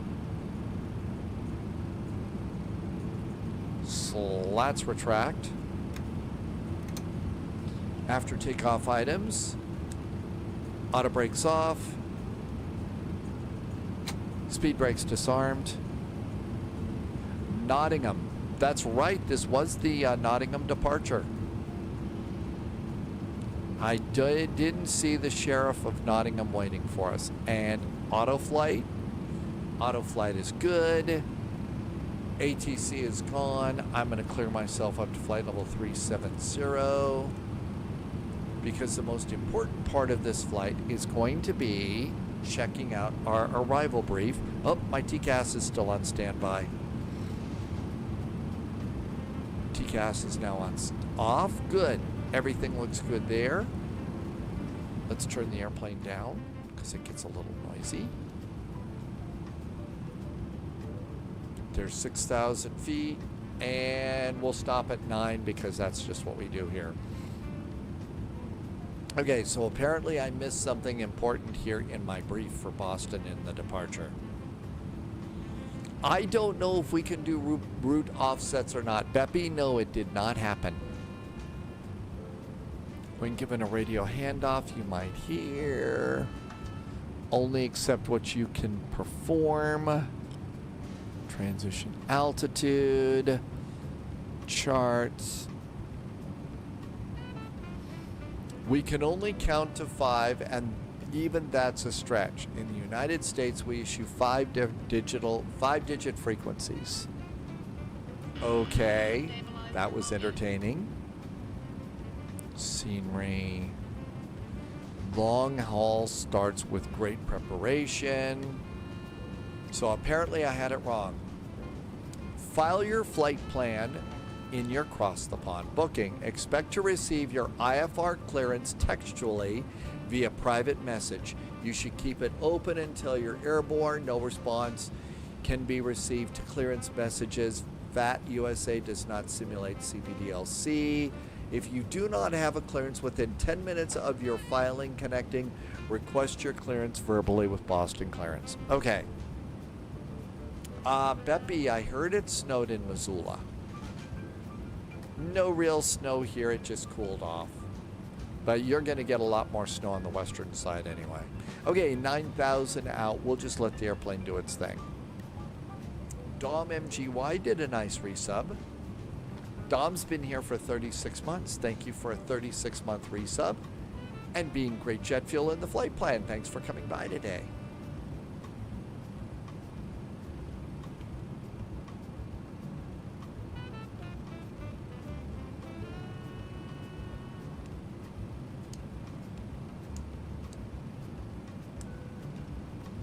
We'll just turn off seatbelts because nobody's back there. Okay, so we'll expect the PDC here in Boston. Now we need to start looking at Leipzig for our arrival. Again, you should be looking at yours by now too. So, EDDP pilot briefing. Welcome to Leipzig. We're glad to have you visit our airport. Leipzig is mainly a cargo airport with limited wide-body passenger terminal capacity. Please strongly consider participating with a cargo flight. Participating with a cargo flight here. That's what we're doing. Yay. We already get a gold star, right? Always tune your frequencies as given by controllers. So not every frequency will appear in your private client. Okay? I can handle that. Tim Dog, MD11ing. That's right. Scenery charts. We got all that. Initial descent. Your top of descent is a good time to check the ATIS. Okay. Make note of the runway in use, as well as other pertinent information. When contacting Minchin Radar, report the ATIS letter and present altitude is sufficient. Remain on standard QNH until you are given descent clearance to an altitude with an accompanying QNH. Gotcha. The flight plan will lead you to the arrival Kojak or Goxley, depending upon traffic. You may need to redirect traffic, so please be sure how to operate the FMC. To ensure your aircraft can fly proper holds and you are able to operate your FMC to join a hold immediately when instructed. Really? Okay. So we might need a hold. Let's look at our arrival. So we're going to EDDP.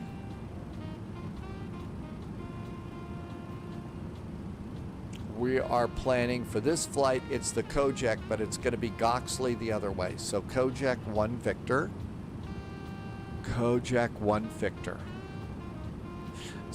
Tim Dog. 1517, I believe. All right, so there is a published hold at Kojak. We ought to put it in. So inbound is 182 and left turns.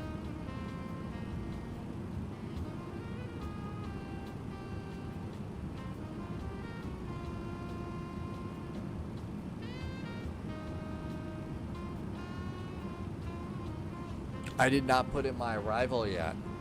1509. I thought it was like 1517, Tim Dog. I didn't put my arrival in. Star. 26 left. Kojak 1 Victor.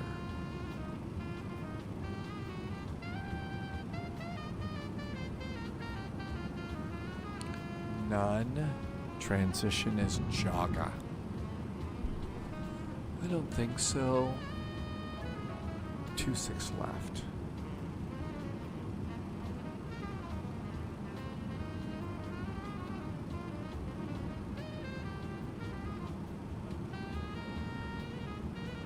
I don't want to connect it. Insert. Flight plan. Tim Dog is departing for Boston. Yes. Boston to Leipzig. Kojak. Hold. 125 right turns. Let's see if that's what it put in. It never works out. Kojak 1 Romeo. The hold is 082 and left turns. 082 and left turns.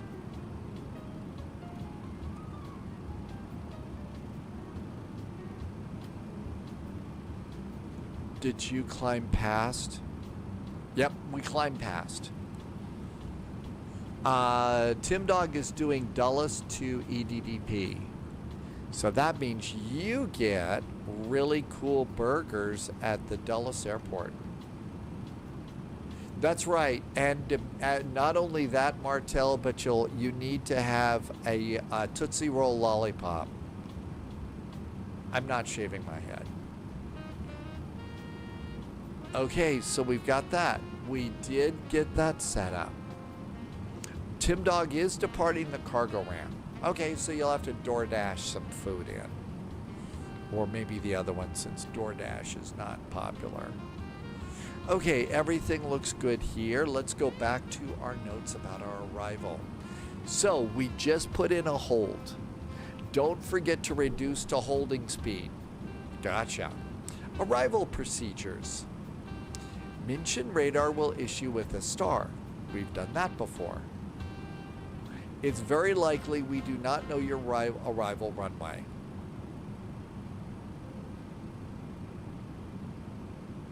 I've got, let's see, for my flight, I've got the Kojak transition. So I've got the Kojak transition for mine on Matt, so that's it. That's right, Uber Eats, that's what you do. That's supposed to be the go-to one. I went to the store after work, and Tim Dog got cross the pond. Snacks are good. You gotta have them. Did you get anything you're excited about, or something new? Arrival procedures.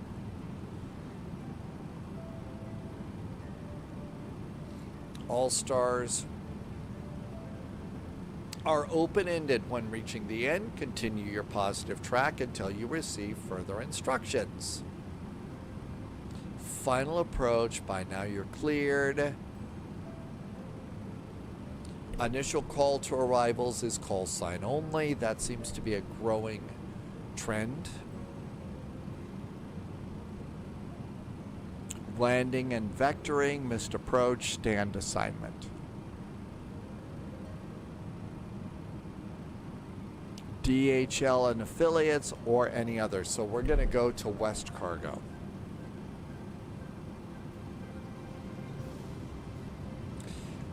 They ask you to not delay your disconnects for other pilots. Makes sense. Okay, that made perfect sense to me. And we're all ready to go. So we know what we're doing.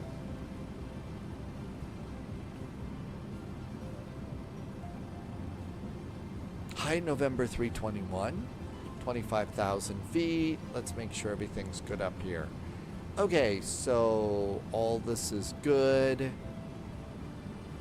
Yep, everything's happy. We'll leave the logo lights on.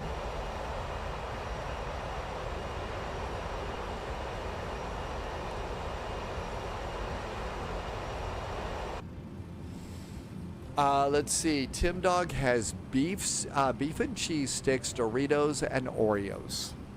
I got 2 good-looking avocados for spike guacamole, some chips. Okay, this looks good. There's 27,000 feet. Nobody contacted us on ATC, so we'll go to progress. We're 598 miles away from runway 26 left.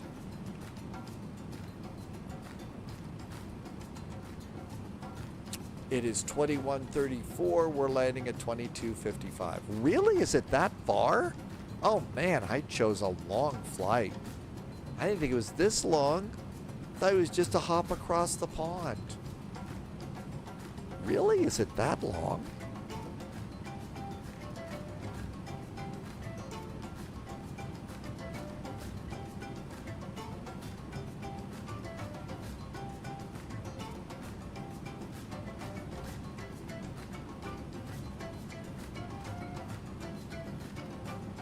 I didn't think it would take that long. I guess. Well, we have to go over the western side of the UK. We're not flying over London, so, you know. We'll go over part of the Netherlands. Brussels has been up all night. We should have departed out of Brussels.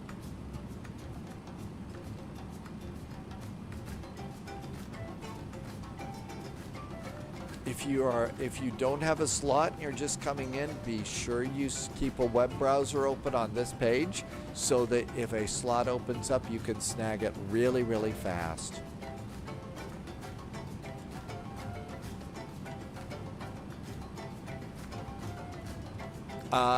Tim Dog says an approach clearance does not cancel your assigned speeds in Germany. Coronas and Peach Crown Royal food crackers and chips with pico sauce. Wow, you've got all sorts of good stuff. That sounds great.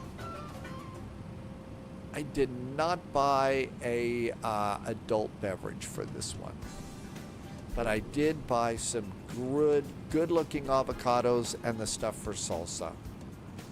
Canadian Bear isn't doing VATSIM.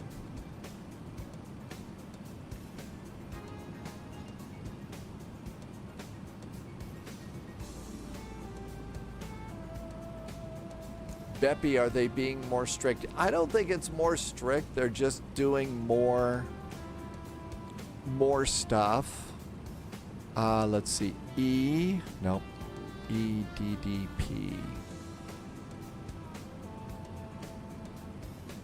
METAR. Send it.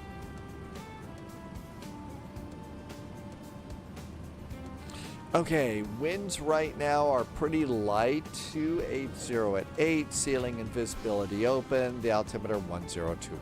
Good. I don't think it's really more strict.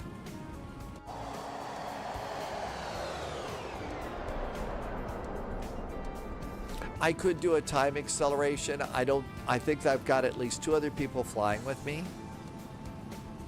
Another important thing about all of this is stay rested. So don't do like big long sessions before, like today and tomorrow. Don't spend a lot of time plugged into your games. Also, If you can, tomorrow, I don't know how you work out or something, go on an extra walk, lift some weights, or just do something, because we'll be spending quite a while just seated. You know, my flight's 9 hours and change, so I'm not sure. I don't think that there's gonna be a lot of ATC, so I was kind of gonna suggest that maybe after we land at Leipzig, we call it a day and get, not just do big, long 7 and 8 hour flights together. That's right. You only have to stay in with reach of your push to talk button. AvGeek's going to do some flights. Tomorrow, I'm going for a nice run before cross the pond. That's what you need to do. You really do need to, move around and be ready to go. 9 hours is 9 hours. It's a long day. And there's going to be a lot of other airplanes, on your departure. And then it's going to be a huge waiting game. And then it's going to be really intense going in. November 321 does a few push-ups over the ocean. That's a good idea. High Flying Winnebago, welcome aboard. Yeah, it is kind of a little drafty here today. The temperatures are a little cooler. It was over 80 yesterday. So definitely, drafty here.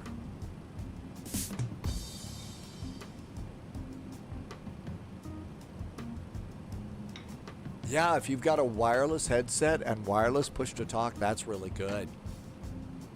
That's a great way to go. And we're at our final cruise. Okay, I did not check my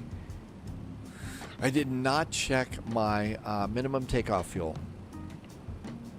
That's important, especially tomorrow, especially Saturday when we're being, when we're playing hurry up and wait.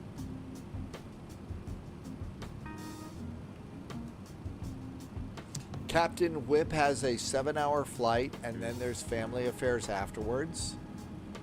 Well, that'll put you in the right mood for family affairs. That's right. Yeah, once you do get your cell cal check, you can actually kind of walk away a little bit.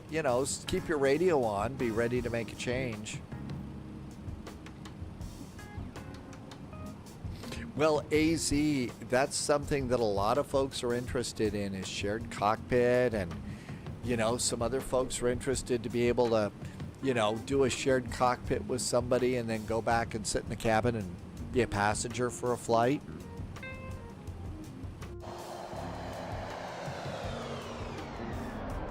Uh-oh, coming up on the coast.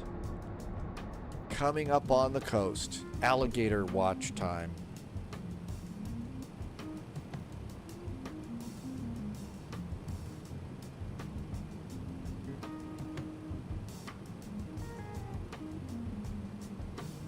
So we're going from the left side of the screen to the right side of the screen.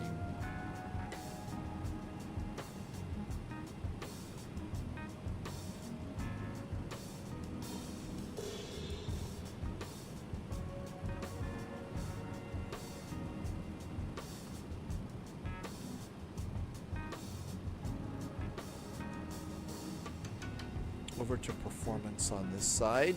Econ Cruise, we're 422 miles from top of descent. We must have the wind in our face. Not really, it's a 13 knot headwind, a 29 knot crosswind. November 321 is done setting up the finals now. Alligators for sure. Tim Dog will be doing some meditation. It is a good idea. I mean, unless you're, like me, sitting here live streaming and stuff, being able to sit and just calm back, be calm is a good thing to do. Okay, our arrival's looking good.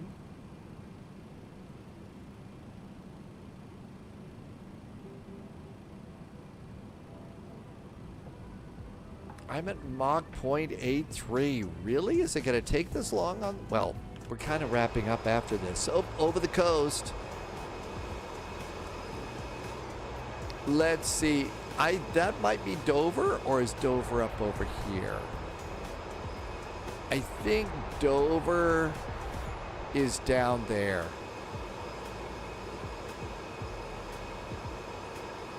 So the big white cliffs will be off our right wingtip.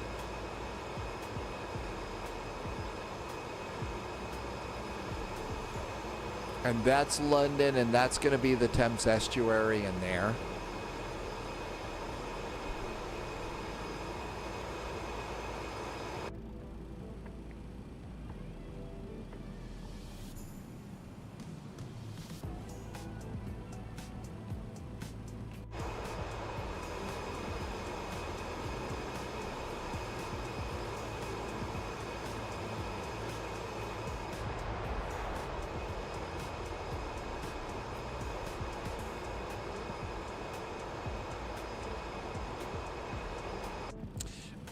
Let's see. Captain Whip is going to see if I can play through Star Wars Outlaws or Assassin's Creed Shadows to kill time in cruise. That's an idea. If you've got a system that's powerful enough to do that, I would think you could do that. Canadian Bear, not really. I think that there's people that are working on it. I don't know what kind of progress they're making. I think that the better place to do shared cockpit is over on, I think it's really over on X-Plane is where you're going to find the better shared cockpits right now. That's going to be the place to do that. That's right. I think you're not going to do the VAT. Oh yeah, well let's look and see what is coming up. VATSIM events. What do we have here today? Actually tomorrow. Tomorrow we've got some tower exams, Riga Friday, Friday night in Bucharest, Geneva 1x1, LOWW Tower. Let's see. Okay, there's a Saturday morning ops here in South Africa. Saturday morning ops in South Africa. That's cool. Across the pond. If you're not in across the pond, there is a neat route between Osaka and the Philippines that you can do. That's a nice one. And what is the VATSIR FNO? This is Friday Night Ops, SKRG, SKBO, so Bogota, Medellin.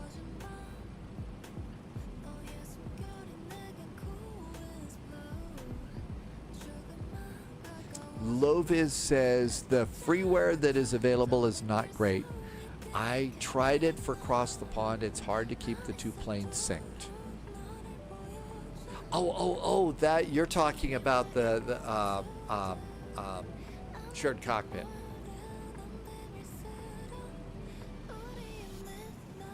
Captain Whip says X-Plane 12 is the best for shared cockpit. And the experts on that are Sim Caesar and Mustafa. Those are the two really good ones for shared cockpit because they do it like once a week together. They do a shared cockpit flight. This looks like fun. I don't know. I really like the fact that South Africa, they're trying to do some ATC and Friday night ops here. I'm not sure that I want to get into getting a clearance at Bogota or something like that because it can be a little bit chaotic sometimes. Tim Dog says they're doing SKBO, and so Bogota is one of the cross the pond departure airports this year. Well, it's nice practice, I guess. Loviz says, yeah, we could also fly into Bogota if we want to do that tomorrow. Not sure. The only thing that I've got is flying either into or out of Frankfurt is all I planned for the moment. But I'm sure we'll want to do some more. It is Friday night, so we ought to be prepared for something. And this might be nice. It could be that maybe departing out of Quito would be nice. Captain Whip is hoping for smooth operations. Yes. That's why we'll all be humming along with Charday because we're hoping to be smooth operators.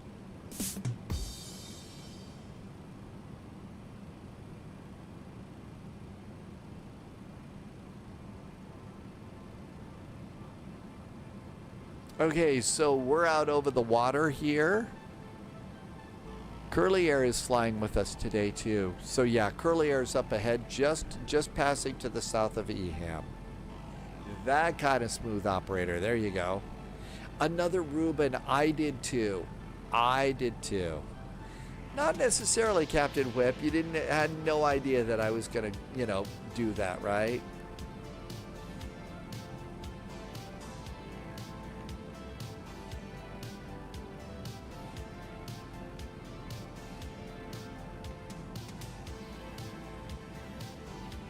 We're really probably maxed out. I might get a minute or two at the most if I go up to Mach 0.85 or something. So we'll just stay at Econ cruise.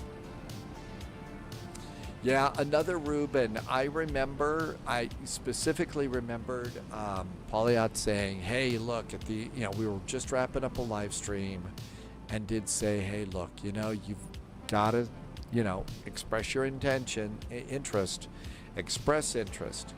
And I said, yeah, I'll get it done. And I totally blew it off. So it's easy to do that. I think that one of the things about flying on VATSIM is it's a little more complex than just other multiplayer kinds of games. It really is. So, you've got to, you juggle a lot of, juggling balls and stuff with what we do on VATSIM here. 44 minutes to top of descent. 122.8. There's no CTAF here. Let's see. I didn't finish the Oceanic. You have until 9 o'clock Zulu to try and do that. So what Tim Dog is talking about, and this is important if you don't have a slot. This is the page that Tim Dog's talking about right here. And what Tim Dog says is you leave this page up and then you go and change the status to available. And when somebody releases a slot, you got to kind of watch this. So maybe turn on a YouTube video and put this, next to your YouTube video so that you can immediately, also don't forget to log in. Be sure you log in. Captain Webb has high altitude terrain and weather to deal with on Saturday. Because you're departing out of Bogota, Captain Webb. So you've got high terrain.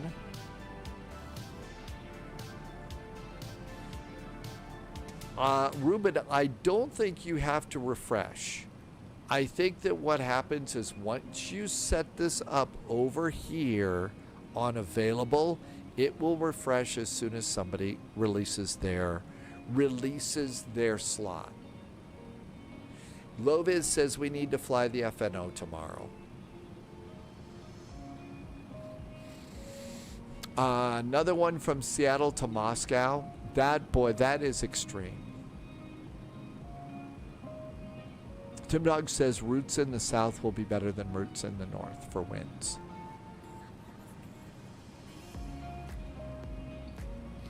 Well, let's see. Loviz said maybe we should try and fly into Bogota. So SEQM to SKBO. SEQM to SKBO. What does that look like?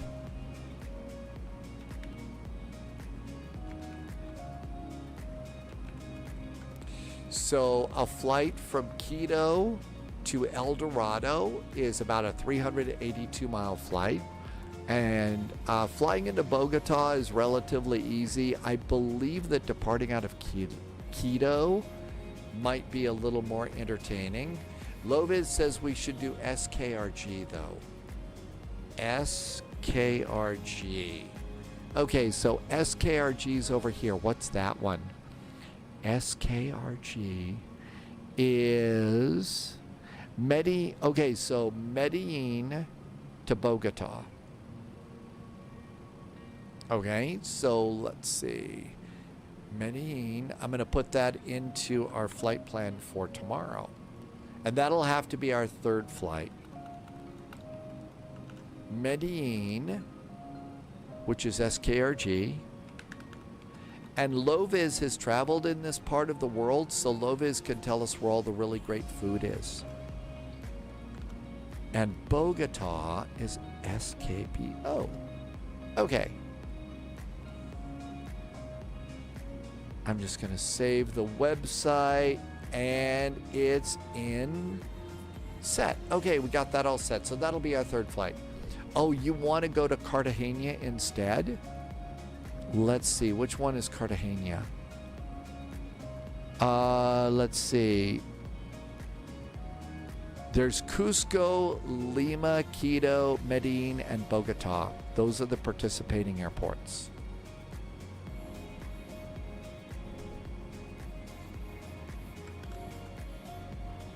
There's the page.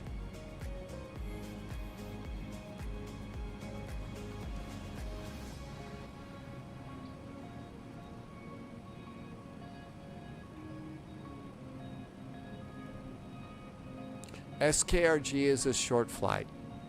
So basically we're going from north to south. And so we're going from one relatively high altitude airport to the other high altitude airport, which is fairly entertaining. That's one of the things about flying in this part of the world is the airports have, some of them have some really cool, interesting approaches. Really cool, interesting approaches here. And some interesting departures too. There's a couple of really cool circle to lands. Loviz wants to fly the F-28. Let's see. Half-degree fixes, more information. Operations without assigned fixed speed. COM 1 and COM 2. Requesting a step climb. CellCal watch.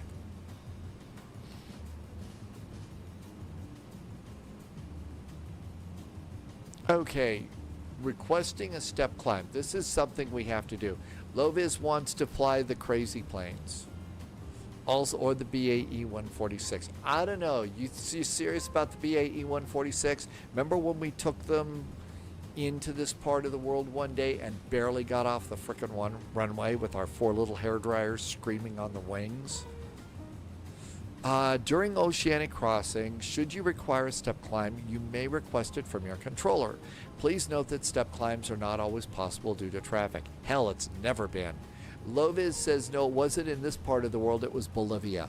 That was the day, yeah. So we took off from this one runway we were in the BAE 146. And it was a super long runway, and we took the whole runway, and we still could not climb hardly at all. I think that was at La Paz. I think, yeah, if that was La Paz in Bolivia, it really was.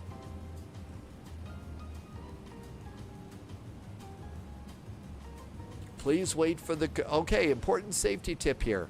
Please wait for the controller's permission before leaving your cleared altitude. Okay, important safety tip. They do have to state the obvious in some of these things, don't they? Asking for information about next. We ask that you do not ask controllers about what the next frequency or controller will be. Your controller will be sure to supply you with the frequency for a handoff at the appropriate time. Okay? Should an ATC station go offline unexpectedly, maintain your cleared level and route and calmly wait for it to connect. And calmly wait for it to connect again. Oh. Avoid contacting other ATC stations straight away, as that would only create additional confusion. If the connection drop takes longer than a few minutes, expect to receive a contact me from an adequate ATC station. Okay. Should you need to leave your cockpit for a brief moment, remember that you need to get permission to step away so that they're aware that you've gone and don't try to call for you. The proper way is to say, please be conservative in deciding how long you will stay away. Misuse of this privilege can lead to punitive action by a supervisor based on the code of conduct.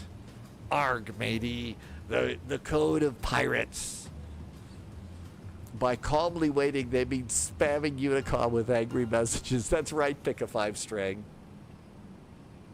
That's actually good advice because everybody's pretty spaced out. Well, you know, there's people that do have brew in the cockpit, so they're going to be spaced out. Disclaimer on leaving the cockpit, the Oceanic is kind of up in the air because of cell. Yeah, so November, you know, the thing about CellCal, once you're in CellCal, I think you could probably sneak over to the galley as long as you leave your radio up. As long as you leave the radio up, you should be able to sneak over to the galley and get another beverage, another sandwich, another snack. It should be okay. Famous last words, it's probably against the code of conduct, so the code of conduct police are coming after me, even as we speak. So yeah, November 321 goes to the crew rest bunk. As long as you can hear CellCal, you could probably step away. Yeah. Also, yeah, that's right. You just respond if you get a cell call, ding dong, that kind of deal. 35 minutes to top of descent. I haven't seen anything pop in. Okay, EDDP has gone offline, so we can just go ahead and land.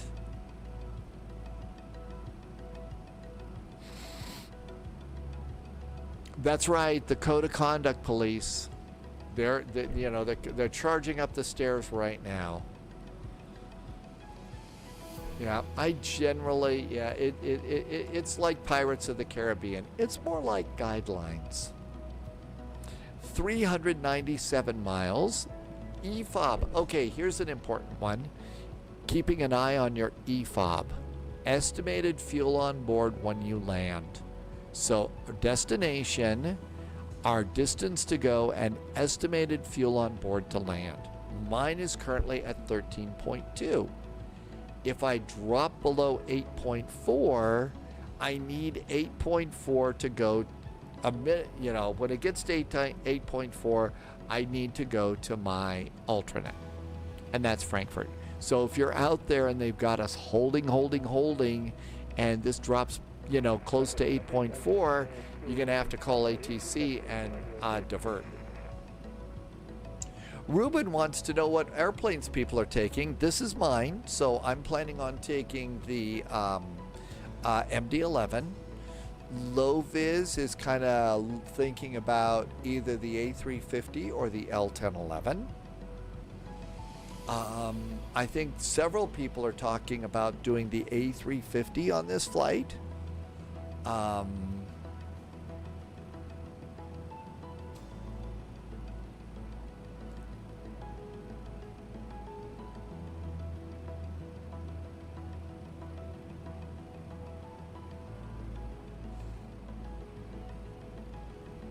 November 321 wants Low-Vis to tell us if an L1011 can do holds.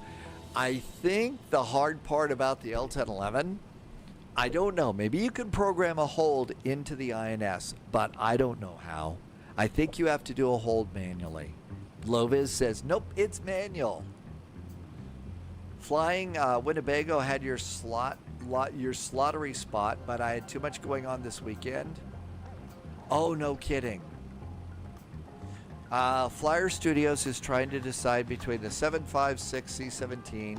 You've got some good choices there. I Shoot Bandits is going to take a 777 freighter. Yeah, I think you've got to get out your stopwatch. If you're going to take the L1011 and they're doing holds, it's manual and a stopwatch. Captain Whip says Flyer Studios should take the 767. I read someplace the other day, I think it was that Delta is going to accelerate the retirement of their last 767s. Russ says a flight is now available on the Cross the Pond website. Oh, look at this. El Dorado. Okay. So SKBO Bogota departure. It's at 12:23 Zulu. There you go. Russ said this is what it looks like. See, it automatically popped up. So let's see how long it takes before somebody gets it. I wouldn't mind taking it, but getting out of Kennedy and setting up the L1011 for Cross the Pond might wreck you. Loviz says Ruben should grab this. Bogota's going to be a nice departure for you. We're going to do a departure out of Bogota tomorrow. Hi, Big J. No SIM update 5. Not as of yet. We don't think it's going to happen until maybe next week. Captain Whip is departing out of Bogota.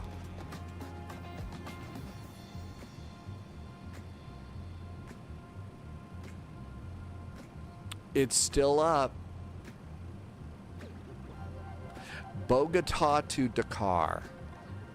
Well, we could look at this really fast. So SKBO to GOBD. SKBO.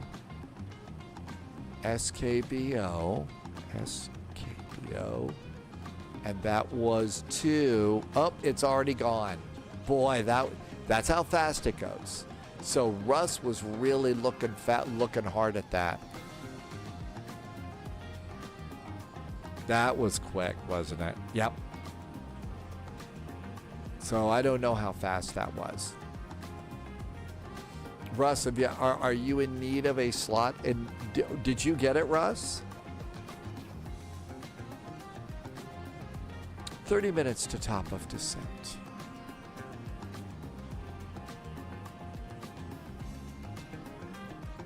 122.8, no reason to change. Russ says, no, I'm only going to watch Cross the Pond. Flyer Studios is lucky. You got a good slot?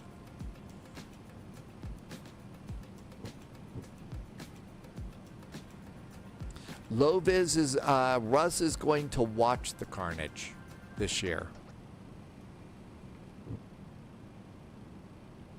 Flyer Studios has DFW to EGLL.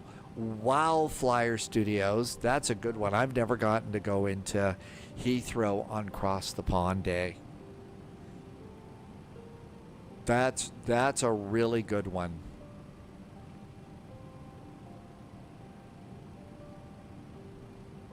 That was an earlier slot, and that would have worked good for Captain Webb. Flyer Studios says it's going to be a fun mess, as it usually is. Ooh, I wonder, you know, another thing we could look at. I wonder if, okay, this should be an interesting one. NatTrack VATSIM. I wonder if the NatTrack website is up. NatTrack. There's NatTrack. Here is a website that you are going to probably need for your request and receive your VATSIM oceanic clearances here. Let's sign in with VATSIM. Hello. Available for pilots in the Shanwick, Gander, and Reykjavik, Boda Oceanic, Santa Maria.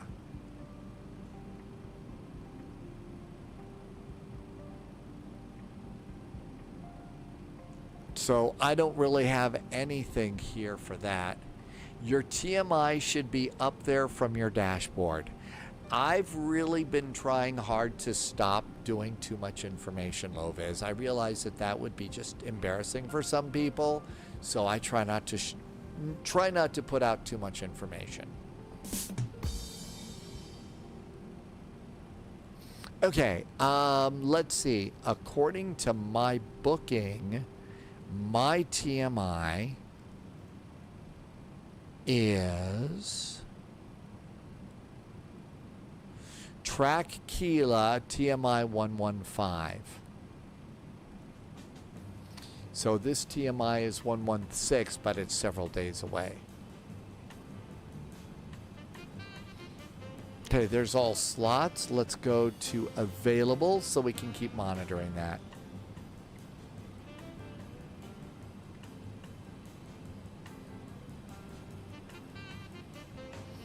This website, the NatTrack website, also has a Zulu clock in it. So it's 2206 Zulu.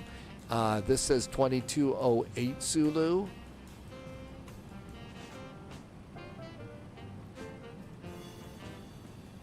My guess is very probably curly air started descending.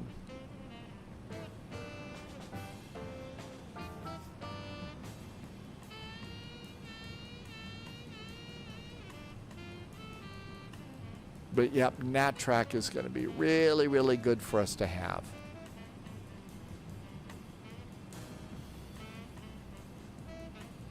$37,000 feet, 210 miles to top of descent.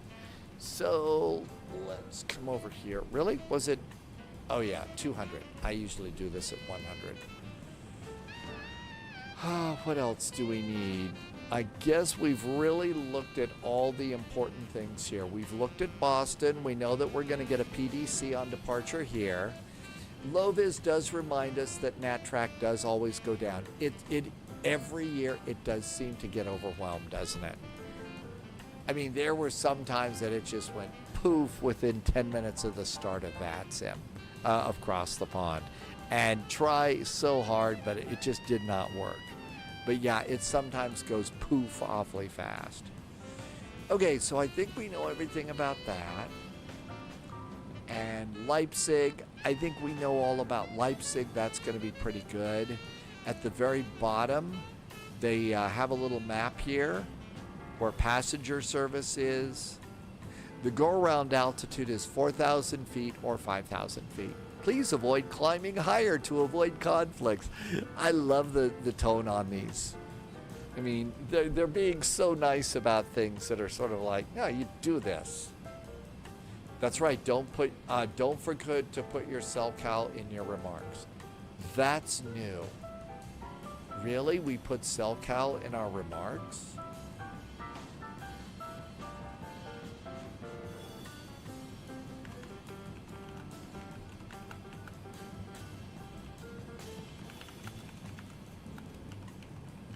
I didn't know that. And to log, that's right, I do remember to log in with my cellcal code, but I didn't know about putting that into the remarks. So I put a special note here, don't put cellcal in flight plan remarks. That way they can find it for you. Cool. That makes actually really good sense, Tip Dog.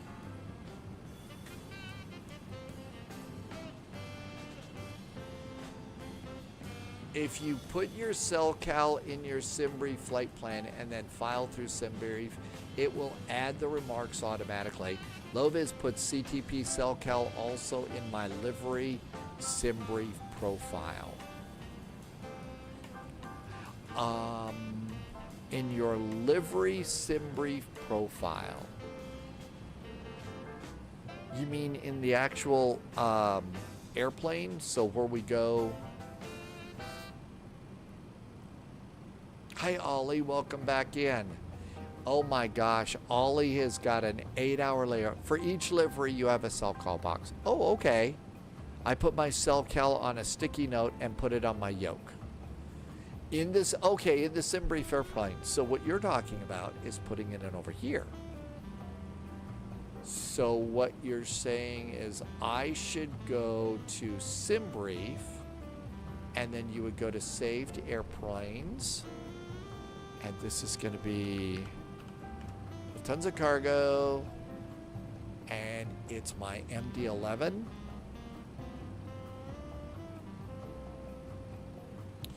And Low-vis says you could put it over here. This is something you could do right now. So you could go to your Cross the Pond page, go to your dashboard, and get your cellcal code, because it's already been assigned. And Low-vis says, look for the livery that you're going to fly, which is this one.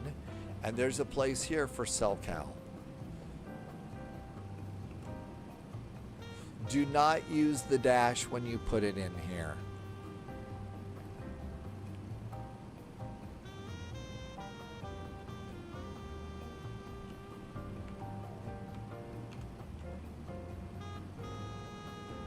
Okay, so that's going to automatically plug it in for us. That's really nice. Save the airframe. Okay, so we got that all set. Now you have to change that for your next time that you do the flight, and you'll have to change it to your new SELCAL code, but that's going to make life a little bit easier.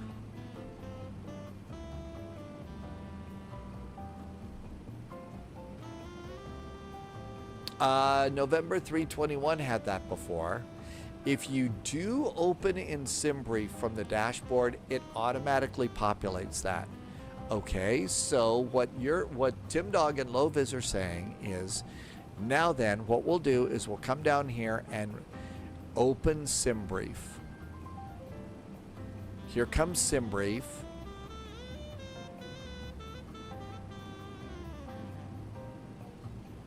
And it's going to be an MD-11.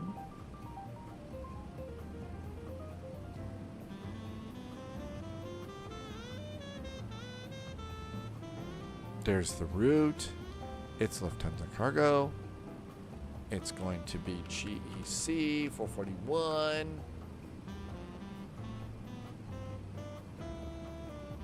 The Hawaii to Seattle Oceanic event is a good test for people who, when it comes to SELCAL. Yeah, you're right, another Ruben. You can use SELCAL over there too, can't you?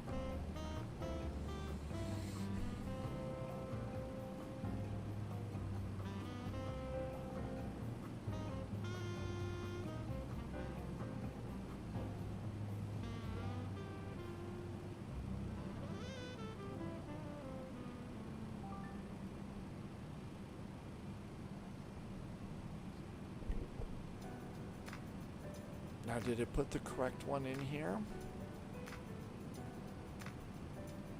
Lobster. Yep, it put the correct flight in there. Loviz says that Oakland Radio is now using CPDLC. All right, so our route is valid. This has now got block time of 7 hours and 10 minutes.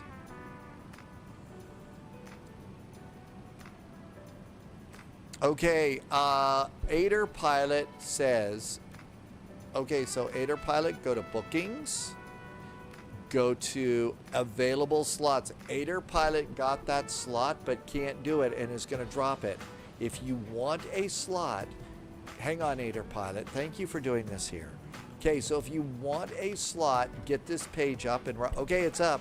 Eldorado up, wow. Did you see how fast? It wasn't even 10 seconds. That was really, really fast, wasn't it? Thanks, Adar Pilot. November 321. Yeah, these things go super duper fast. Okay, and I'm also gonna, let's go ahead and board some ATC fuel. ATC fuel, I'm gonna board my usual 30 minutes that I do. Ruben, you tried to you clicked on it, but it was gone as you were clicking. That was so fast. Okay, so let's go and just run this flight plan and see what we get, okay? Generate a flight. This is another thing that you ought to do at least once before we get ready to go. Loviz is going to take 100 minutes of ATC fuel. Really? 100 of them. You know what I'm going to do, though? I am going to do my taxi. Maybe I'm going to go 45 for my taxi out. Beppy says 45 minutes. Okay, I'm going to put 45 for ATC fuel. Let's go. Tim Dog's going to do an hour. Wow. Okay, let's see what we get. Here's our flight plan. And, you know, running your flight plan through your airplane is a really good idea. Okay, here we are.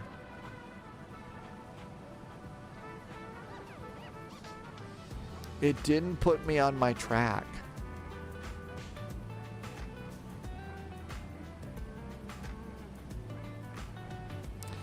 It didn't put me on my track. I was supposed to be on track Kila.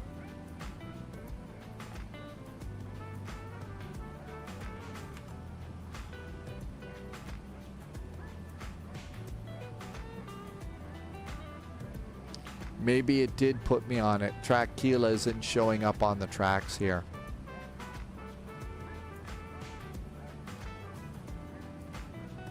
Hi, boarding to gate. Welcome in. So let's see. German cargo 441. Departure 1457. Blah, blah, blah. 7 hours. Block time is 8. 29,000 feet. Cost index.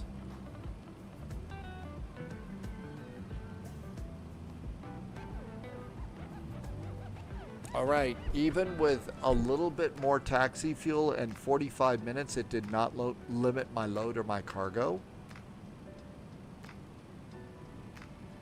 Pre-filing, let's see if it put anything in there. Oh, those are the real life tracks, not the event tracks. That makes it, that's why it's not there. Okay, 29,000 feet. It did not put in... But we're supposed to put in, let's see. So we would put in our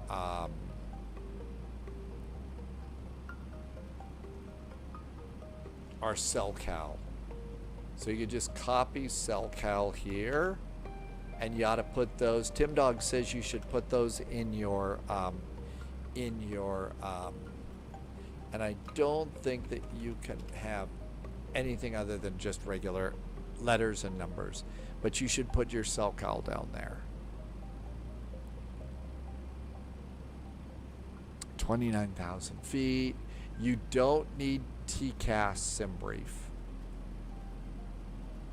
We don't need to do that. So we could pull that part out. Tim Dog says we can get rid of TCAS and sim brief. So we'll put in our cell cal in there.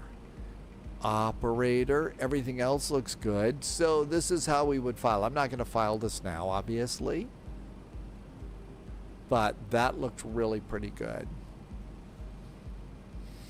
Let's look at the PDF version for just a bit. Okay, so, oh my gosh, we've got some altitudes here. Our takeoff weight, we're right at maximum takeoff weight. We're right at our maximum takeoff weight of 28,721 pounds. Cost index is 21. Block fuel in Boston's 91,000 pounds of fuel. Alternate is Frankfurt. One passenger, 77.2 for cargo.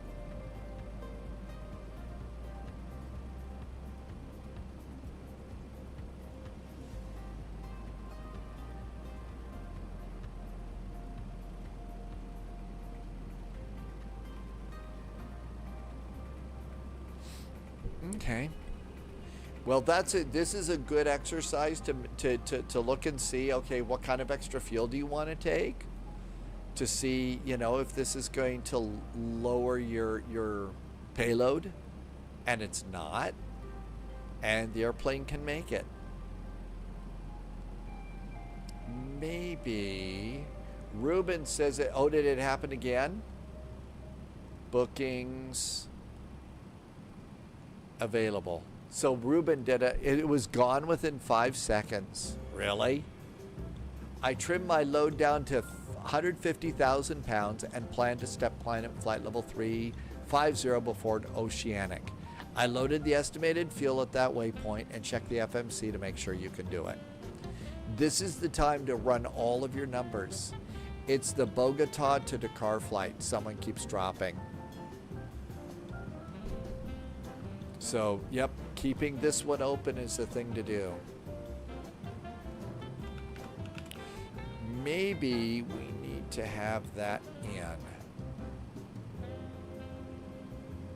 Edit.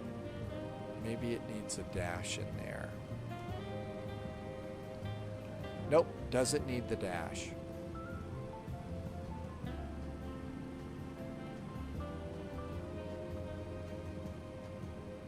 Low vis, are you going to rerun your numbers? You can't, really, you cannot rerun your numbers enough. You can't. All right. All right, we did put in the hold. It looks correct. I'm going to remove the hold now. Flight plan.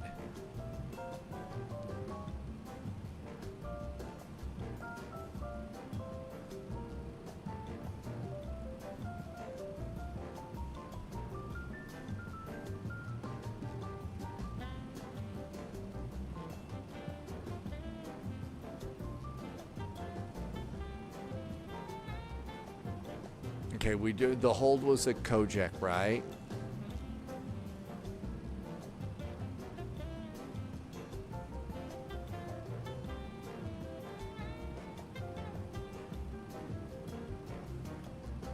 All right, so now with the hold gone, top of descent is a little bit sooner. 17 miles to top of descent. 5,000 feet at Kojak. I'm going to go ahead and just dial that in now and let the airplane do the work. Lovis is still thinking about changing airplanes. Which airplanes are you still going with? Are you still A350, MD-11? Oh, what are you holding for? Beppy, you don't need to hold.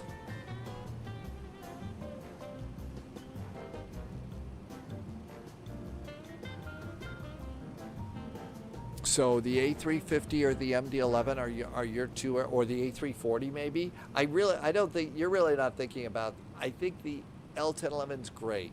I would not do that. The BAE is great. The Fokker is great. But boy, if you're doing a lot, that just makes it a lot harder on you. 9 miles to top of descent.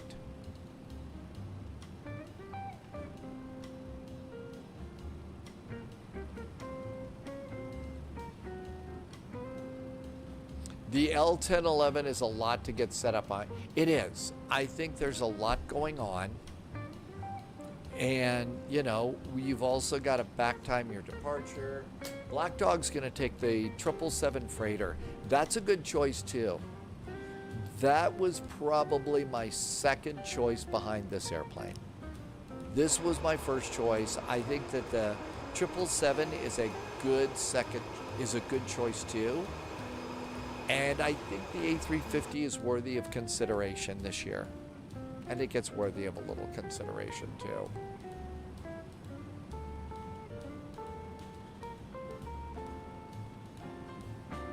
And descent.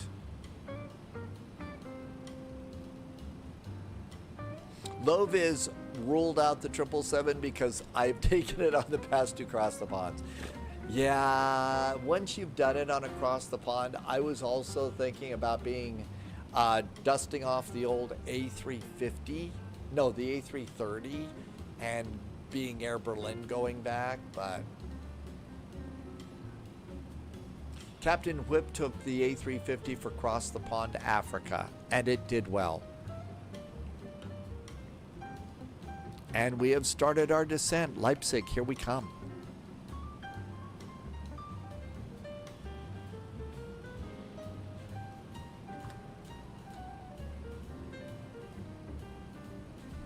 AvGeek is taking the A330 to Amsterdam.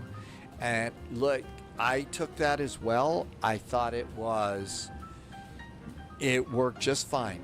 It's not like getting, like, you know, Phoenix might want, I think Phoenix should make an A330, but Loviz took the MD-11 on Cross Africa, so you want to do something else. Black Dog had 2 WASM crashes.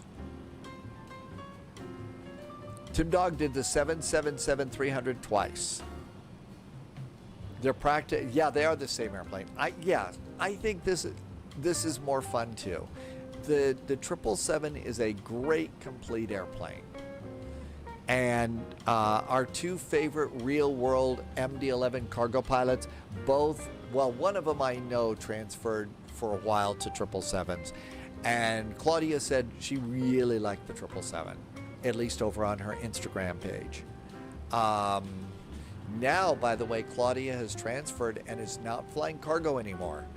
Claudia is flying passengers as a co-pilot on a 787. So there's a name from the MD-11 past. AvGeek, it's a good airplane.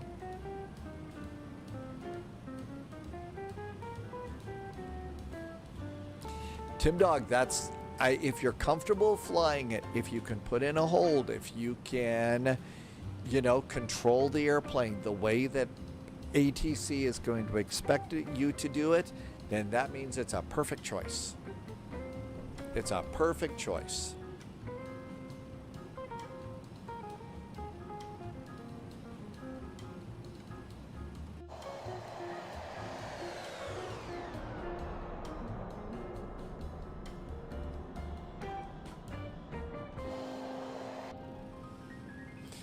Juggernauts. So the 787 is basically the default 787 in the flight simulator, but there are 2 modifications that you can get for the 787 to make them a little bit better. I don't know that much about it. Loviz has actually used them. I believe in Cross the Pond used one of those modifications, and it went fairly good. It's still not like having a PMDG 787, but I think it's as usable as, say, the default or the AnyBuilds A330. Maybe the A330 is a little better.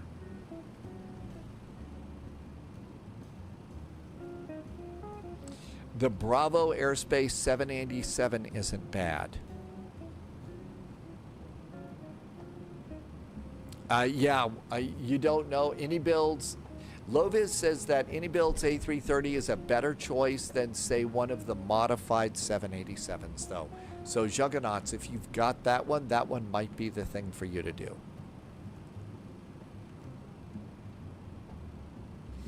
Nando Kitty used the Horizon mod, and it worked fine. Loviz likes the Horizon too. So if you really want to do a 787, you could do that, and I would look for the Horizon mod, and it should be just fine. But Loviz did say that has flown both that and the AnyBuilds A330, says the A330 is going to be a better airplane. Just if you're going to do something like that, I would fly it once offline, plan to take it into Frankfurt Friday with us tomorrow and see what happens. Juggernaut, you were thinking about the A330, but you're going to welcome for the other A330. I know nothing about, is it the Rhodium A350? I don't know the first thing about that. Does Horizon work in 2024? I don't know, but I think it does because that's what Captain Whip flies. And Captain Whip says it's okay. 25,000 feet. Tom Hanks is lurking. Well, Tom Hanks doesn't fly Lufthansa Cargo, so. Only if you have it in 2020. So you have to have it in Flight Sim 2020 before it's going to work in 2024. Boy, that's not convenient.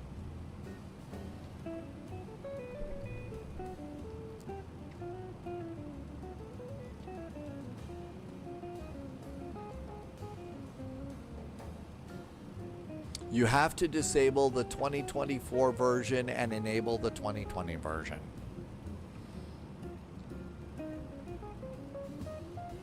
Captain Whip flew the 787-900 in vectors to Copenhagen, and it did holds and everything's great.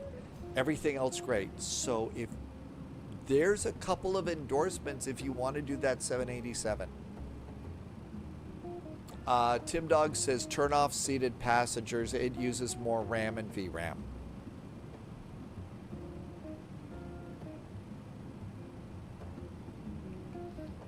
Ruben wants to take the... So there's the Horizon mod and the Kuro mod for the 787, right?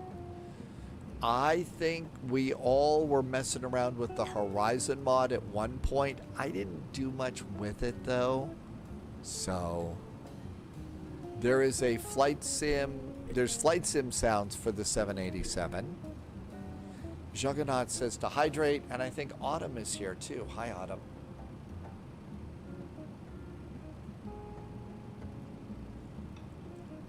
Captain Whip liked the Kuro mod in Flight Sim 2020.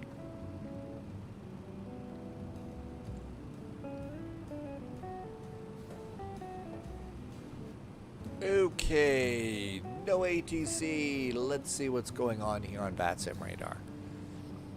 Looks like Curly Air is on final approach. EDDP arrivals. There's a Lufthansa coming in. They're en route. It's they're not a factor. So we just own the skies here.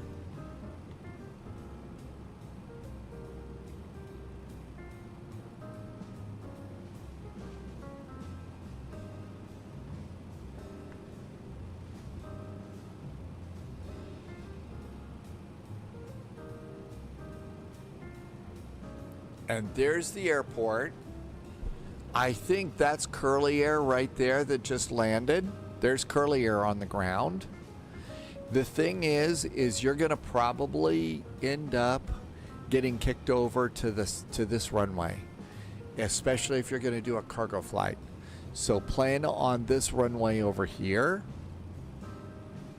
The 26 left for most cargo operations. Unless they're bouncing airplanes back and forth for traffic flow, I would expect the, I think it's the south runway, which is the one at the big cargo zone. Black Dog says cargo lands on 26 left.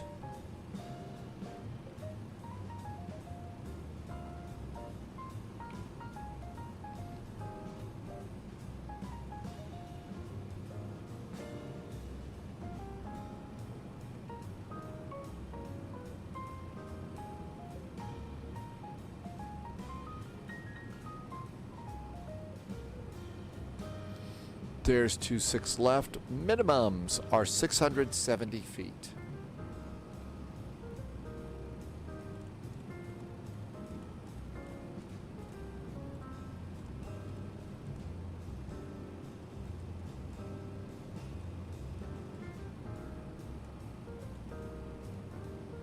$685. Leipzig traffic, Nomadic 418 taxiing to Terminal B via Alpha 1 Whiskey 1 November Leipzig.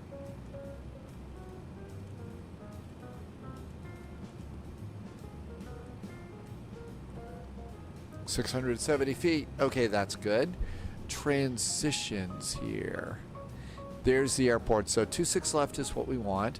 Auto brakes could be minimum for the far end of the airport.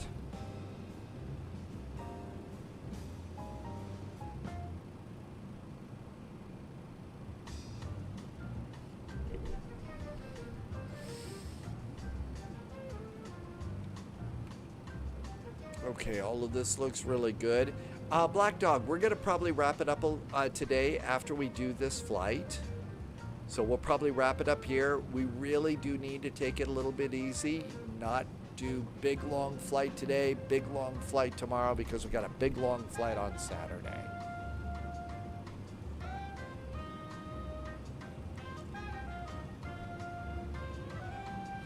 Loviz says once they lock it all down, there are no step climbs.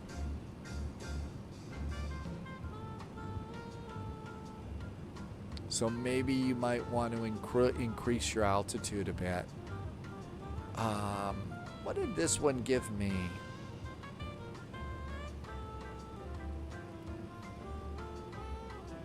$29, $310, $33.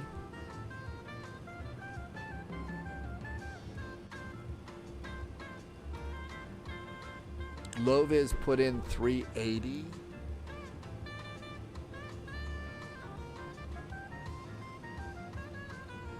I think on mine, let's go back to the dashboard. What did I do? I did 370.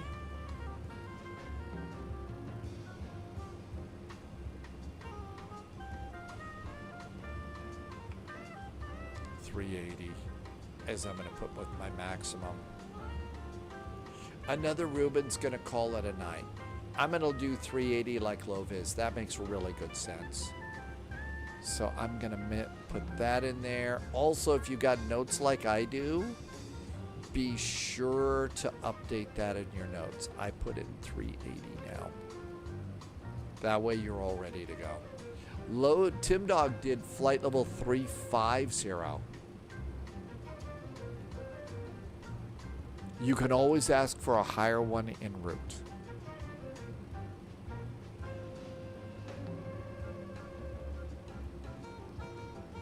Back to bookings.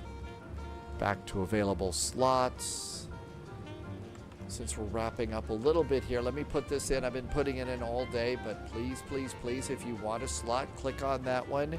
Keep it open in the window and be ready to go.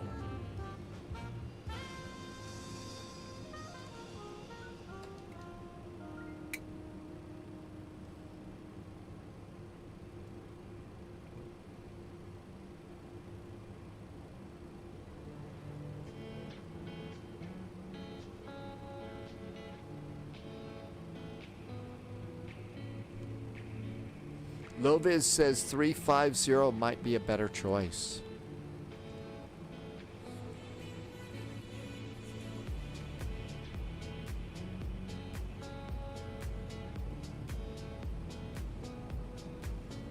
We're on heading hold now. It's not loading in my next chart. That's the problem with this application. This one sometimes puts in the wrong one and it doesn't remember it.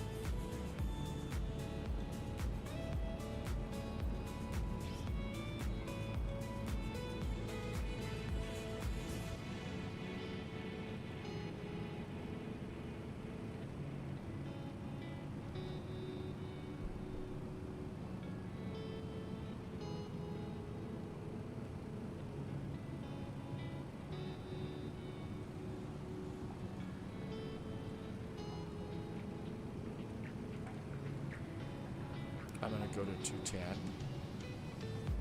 For a full load from Boston, Tim Dog says maybe it would be better for 350, 310, 330. Maybe that is better. How about 350 instead of 380? That's probably the better choice.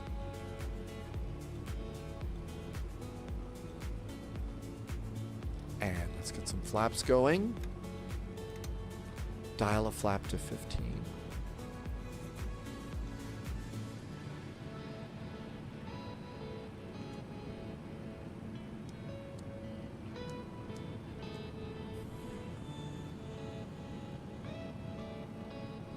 And it's still not going and grabbing my chart. It says 3,000 on the other one, so we'll do that.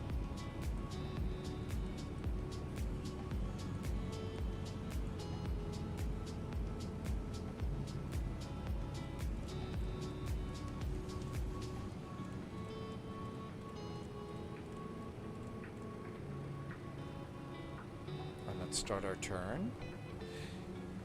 That's probably the smarter. Mako is back in chat, says posture check. Buckeye says stretch. Welcome aboard. Thanks for coming in. If you change the A350, that's right. You would definitely want to go a lot higher then.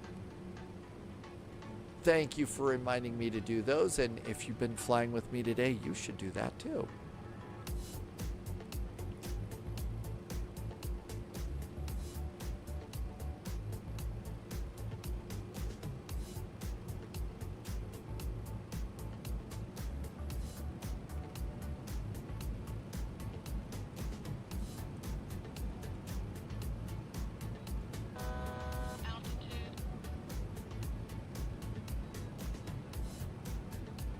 Loviz needs to make the call. Is Loviz going to take the A350, the A340, or the MD-11?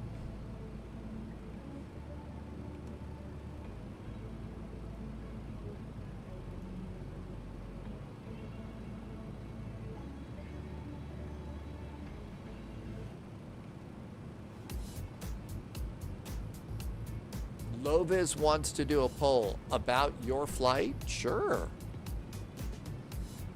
I can do a straw poll. So we're going to decide what Loviz is going to fly, okay? Straw poll. All right, hang on. So straw poll says, what should Loviz fly in CTP? the Fokker F-28. Oh, you don't want to do that. The ATR, there you go. All right, so the choices are the A350. Did you want to do the A340 or just between the MD-11 and the A350? Yeah, the AT4, the Cessna Skyhawk, a great choice. So right now, I've got for you the A350 and the MD-11. Put the A340 in too. Okay, A340. And here we go. All right, poll to decide what low-vis is going to fly. I'm going to share this for you. And that is now in chat. You can vote on it for low-vis. And here are the results. You can see live results. Okay.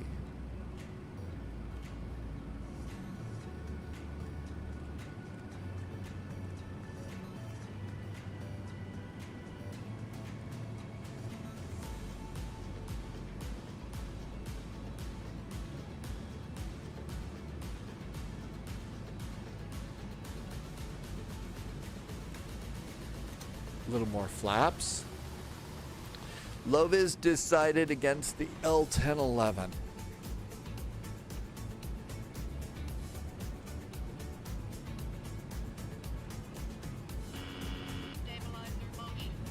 Betty remains aboard.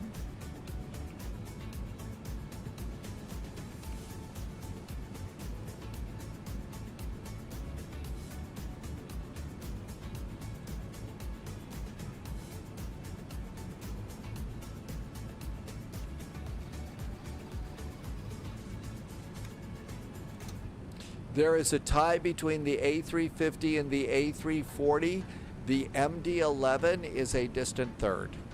So there's a tie between the A350 and the A340.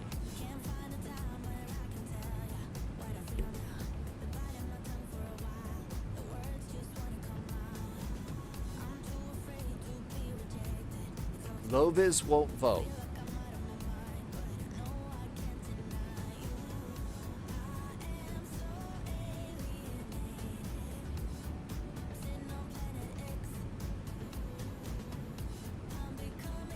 The A350 has taken a 1-vote lead over the A340.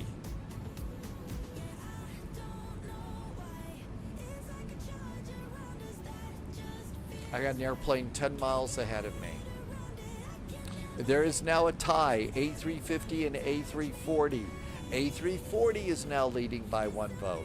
Now they're both tied again. MD-11 falling a distant final third. So 8 votes for the A350, 8 votes for the A340.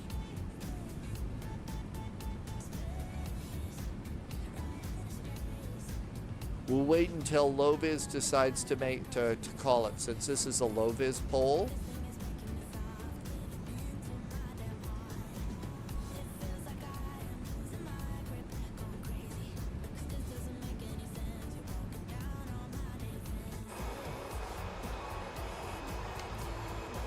Still a tie. Still a tie between the A350 and the A340. MD-11 just picked up another vote. Still a tie between the Airbuses. I got the airport, I got the runway.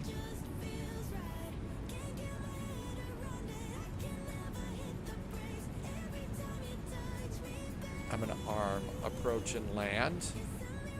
Moody Rocket, then another poll for which airline to fly. Low-vis voted for the A350 to look at the poll, so if we subtract your vote, it's the A340. Okay, the A340 has now taken a lead.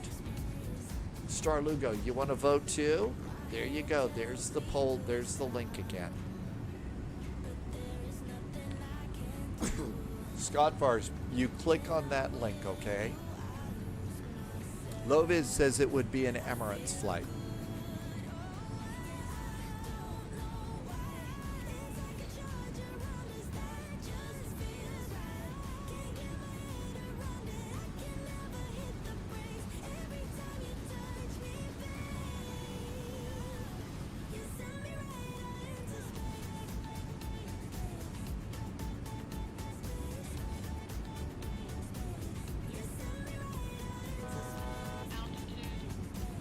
I forgot to set my altimeter. Scott Fars is voted. We're back to the A340 leads by 1 vote. The MD-11 is starting to pick up some votes. And Loviz can decide when to call it. Scott Fars said Spy Hat. They're all over there. I'll have to get those on another flight, okay?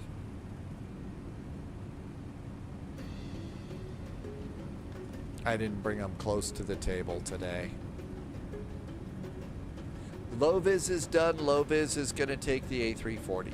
Okay. Let's go back to bookings. Go back to all slots and available and keep an eye out.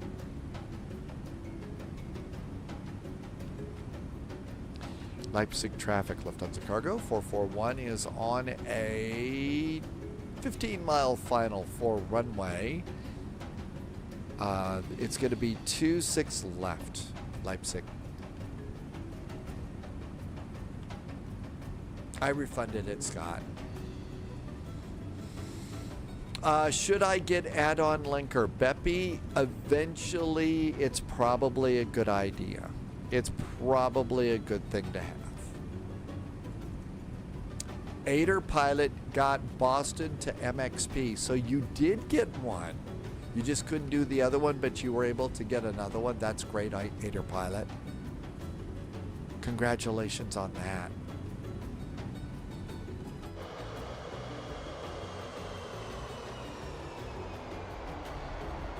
Yeah, see, really, you know, it might take a couple of hours, but, you know, you could go and you could put up an episode of Doctor Who on one monitor and the slots on the other monitor, and it would be just fine.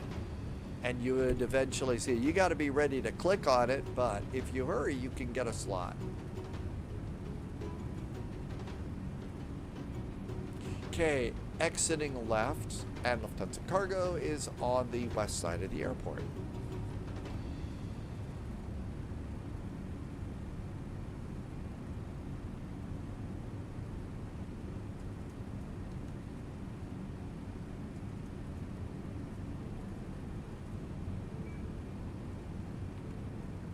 Oh, well, I gotta believe, right? 10-mile finals. I think I slowed down a little soon, but there was an airplane ahead of me, so.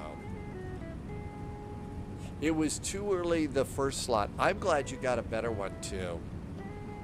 1500 Zulu is a good departure time if you're in the U.S. for this.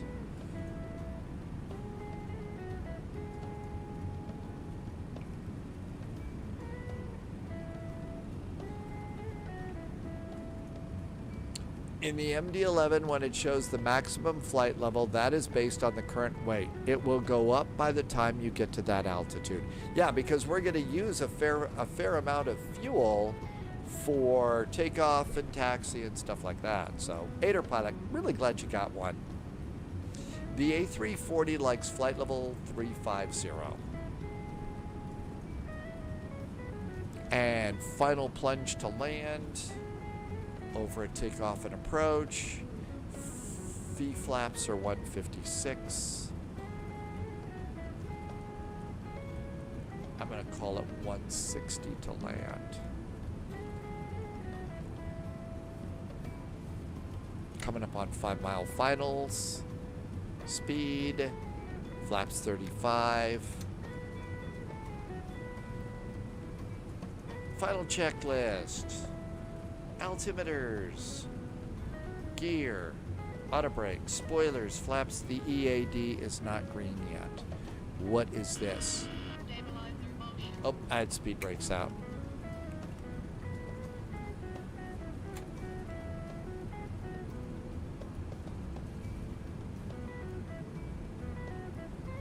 Tim Dog tried to take the 777 up to flight level 400 at Oceanic. You had to shed some passengers mid-flight. Okay, well, that's why here on the spy flight we have the parachute, right?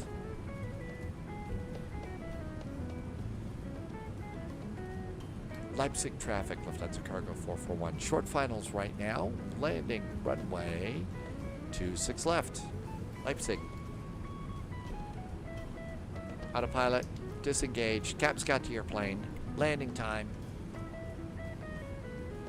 I think we're all in about as pretty good shape as we can be. I know some don't have a slot yet. You've got until 9 o'clock Zulu to be able to grab one. So, until it says 9 o'clock Zulu, hold on to this page here and keep an eye out for it. You never know when somebody's going to cancel it.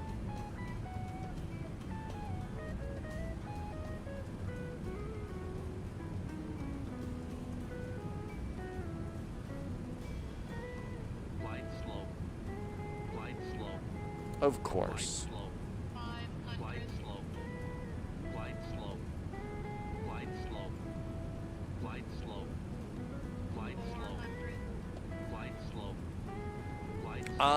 Atlas says splat.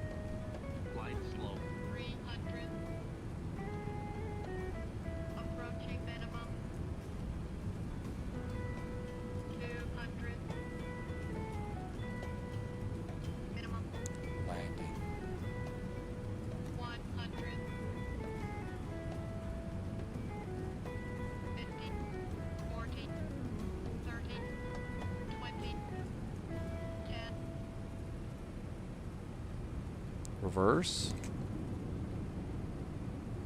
Green.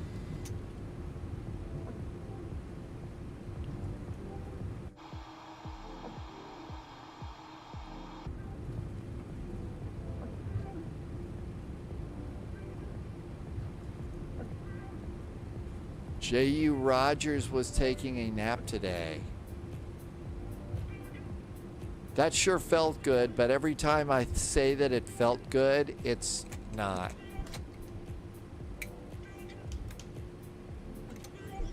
Was I showing minus 16? I don't. You can't have. You can't have a minus 16 in a big wide body like this, right? Leipzig traffic, Lufthansa cargo 441 is clear of the runway. We are taxiing to parking on the west side of the airport. See you for Cross the Pond on Saturday. Cheerio. No, it was a plus 16. How do you do a plus? Hey, look at that. There's an Antonov. Hi, Antonov.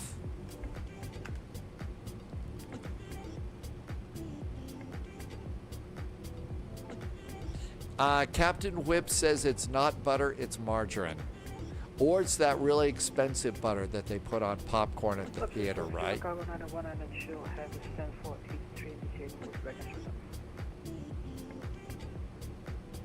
That really good kind. I'll bet it was a bounce. It's got to have been a bounce, right?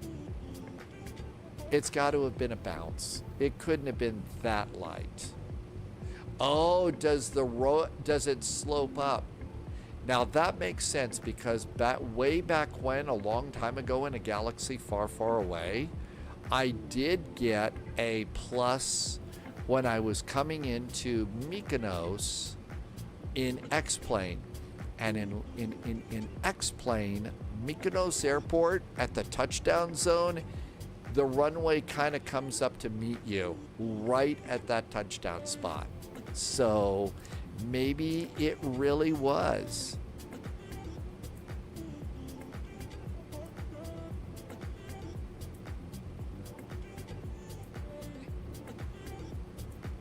That's probably about as good as that's going to get. So parking brakes. Parking brakes are good. Okay, flaps are up, speed brakes are down, and our throttles are good there. Let's go ahead and we can do 2 engines, 1 and 3, and let's get off of VATSIM, or stop squawking. Come over to services. We want wheel chocks. We want ground power and cargo main. And it says there's a problem. Cargo door open. Yes, I know. I opened my cargo door. The MD-11 is very hard to land. And let's see. Let's see if GSX will give us... You need to stop the engines to request ground services. Oh, okay, yeah, it's not going to do that. That's right. I have to go up here to the GPU first. Ground power needs to pop in. GPU is popped in, and now we can do that. There we go. I was just trying to get request deboarding.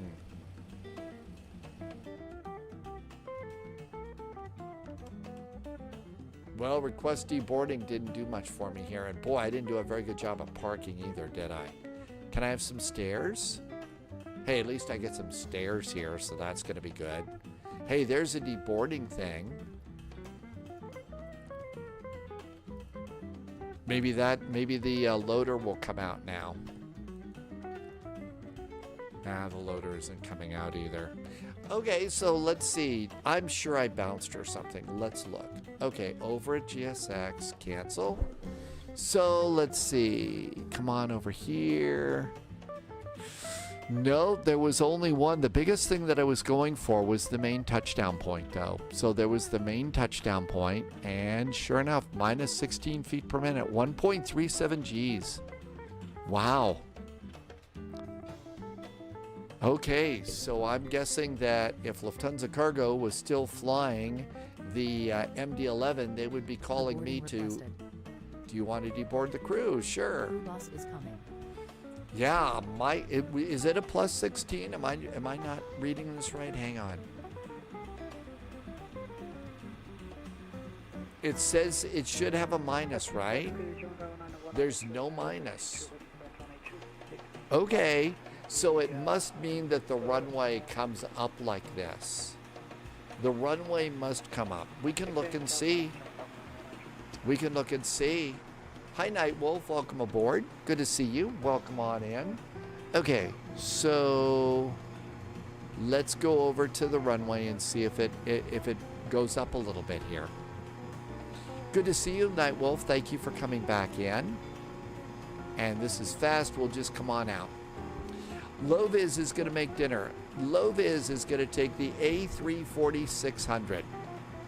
And you're, oh yeah, absolutely. So once you make the call on your airplane, it really is important to start taking your airplane that you're going to fly on flights. The runway, I think it's got to as well. I don't think it was a tail strike either. I think that it was a really nice landing, and that the runway probably goes up just a little bit to meet. It's not very big over on. It's not very big over on at Mykonos 2. It's a little bump up a bit. At least that's the way it was over at X-Plane.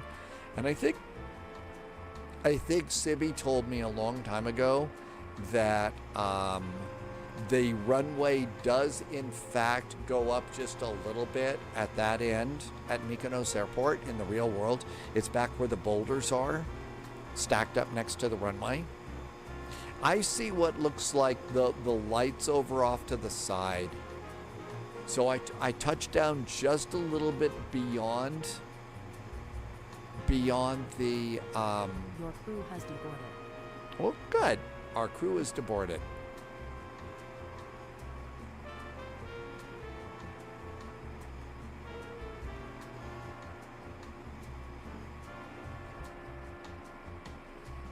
I'm looking for the spots here. Okay, here we are. And I was just beyond the main touchdown bars. So now we'll kind of come down here and look at the runway lights. Some of them do look like they might be a little bit of a bump there. They look like maybe they're going down.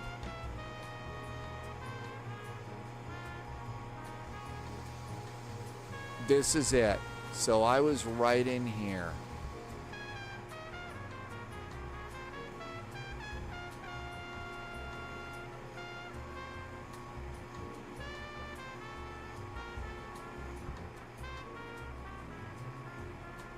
I don't know if it goes out. It looks like there's a little bit. Maybe it's the runway itself. Okay, there's one other thing that we can look at here. All right, one more little rabbit hole, and then we'll find somebody to raid. Okay, so come on over to charts and airport. Taxi. Okay, here's the airport. Let's look at this real fast. All right, so over here, airport elevation, 428, 470. The runway goes down, so it slopes down here. So it was going like that. I would have thought to get a plus, we would have needed it to go like up to meet the airplane. So I don't know. I'm not going to complain about it. I rarely get a landing rate below 300, so there will be no complaints on my part, that's for sure. No complaints at all. Hi, C172. Welcome aboard. Have there been any livery updates? Any updates lately? Not really too many. There have been a few updates, but not a ton of them. So, Neek Speak, welcome back on in. So we did it. We actually made it out here just fine. We got our MD-11 in. We've checked both of our airports. We have read through these, through the pilot briefings, so I hope you've looked through yours. Our first flight tomorrow is either in or out of Frankfurt. We could go and look and see just real fast if there's any neat airports around Frankfurt that are going to have some VATSIM at the moment. So let's see, tomorrow there's gonna be, let's see, Riga, that's kind of a far, Bucharest, Geneva. Geneva might be a nice one for us. 1800 to 2000 Zulu, we could depart out of Geneva. I don't know if they have cargo ops there, but we could depart out of Geneva and go into Frankfurt or go the other way around. So that might be part of it. Neek Speak wants to know a little bit about Madeira. So you're talking about the circle to land, right, Neek Speak? The thing is, and this isn't what I know, there was a live streamer a long time ago named Bish. And Bish used to fly in and out of there all the time. And one of the things that Bish taught us all, because Bish grew up on Madeira. And as you're turning around, so you're basically coming in parallel to the runway, chug, chug, chug, chug, chug, you do a 180 degree turn, descending to land to the runway. It's a great circle to land. What makes it hard, according to Bish, is, so there are these hills that are coming down on the side of the airport, on your approach path. You're coming in over the water, but as you approach the island, there is almost always, according to Bish, a constant breeze that's blowing down those mountains and out over the water. And what Bish says is hard is you're all setting up on your approach, you roll out, and the wind has blown you back out over the water. And that's the hard part about Madeira, is, not letting the wind blow you off the course. The other part of it is it's not the longest of runways. It's not that short, but there's not an awful lot of wiggle room. And that's why Madeira is so hard. It's because of those permanent winds that are blowing down the hill. Loyalty noted. And we've experienced that. You experience that in the flight sim. You really do. Nightwolf did a nice resub. Hey Nightwolf, thank you for the nice resub. Thank you for coming on in today. I really appreciate it. Thank you for stopping by. And I hope you are having a really great Thursday, almost Friday, almost time for Cross the Pond here. And that should be a good time. So right now, either in or out of Geneva into Frankfurt, taking our Cross the Pond airplanes so that we can have all sorts of tough ATC and make all of that work is what we're going to do. Departing at 1800 Zulu. Now is the time to start not doing a ton of long VATSIM events, long days flying. You really do need your rest. You really, really, really, really, really need your rest. on all of this because it's a long day. I mean, I've got 9 hours.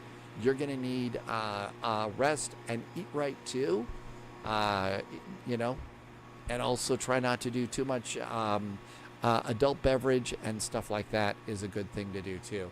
And then tomorrow we've also got Medellin to Bogota. I don't know if that's good for MD-11s. We may have to choose another airplane for that. We'll wait and see, what happens with all that. So let's see. Looking around here, it is time to set up a raid. Why don't we go ahead and raid Cross Hyparu, who's having a little bit of fun right now. And I will look forward to seeing you tomorrow at 1800 Zulu. We'll see you over on Discord as well. Keep a close eye on the VATSIM postings until 9 o'clock Zulu. You still have some time to grab yourself a really nice slot. So be sure and keep an eye on that, okay? And thank you for coming on in. I hope you are doing well. Have a great evening. Try not to use the word Sonic or Hedgehog while you're talking to Cross Hyparu. That could cause problems. I hope you are having a wonderful time. Thank you for being here. Thanks for some nice subs and resubs today. And I will see you on Friday. In the meantime, until we get back together again, please, please, please stay healthy, stay safe. We'll see you in the friendly sim skies. Cheers.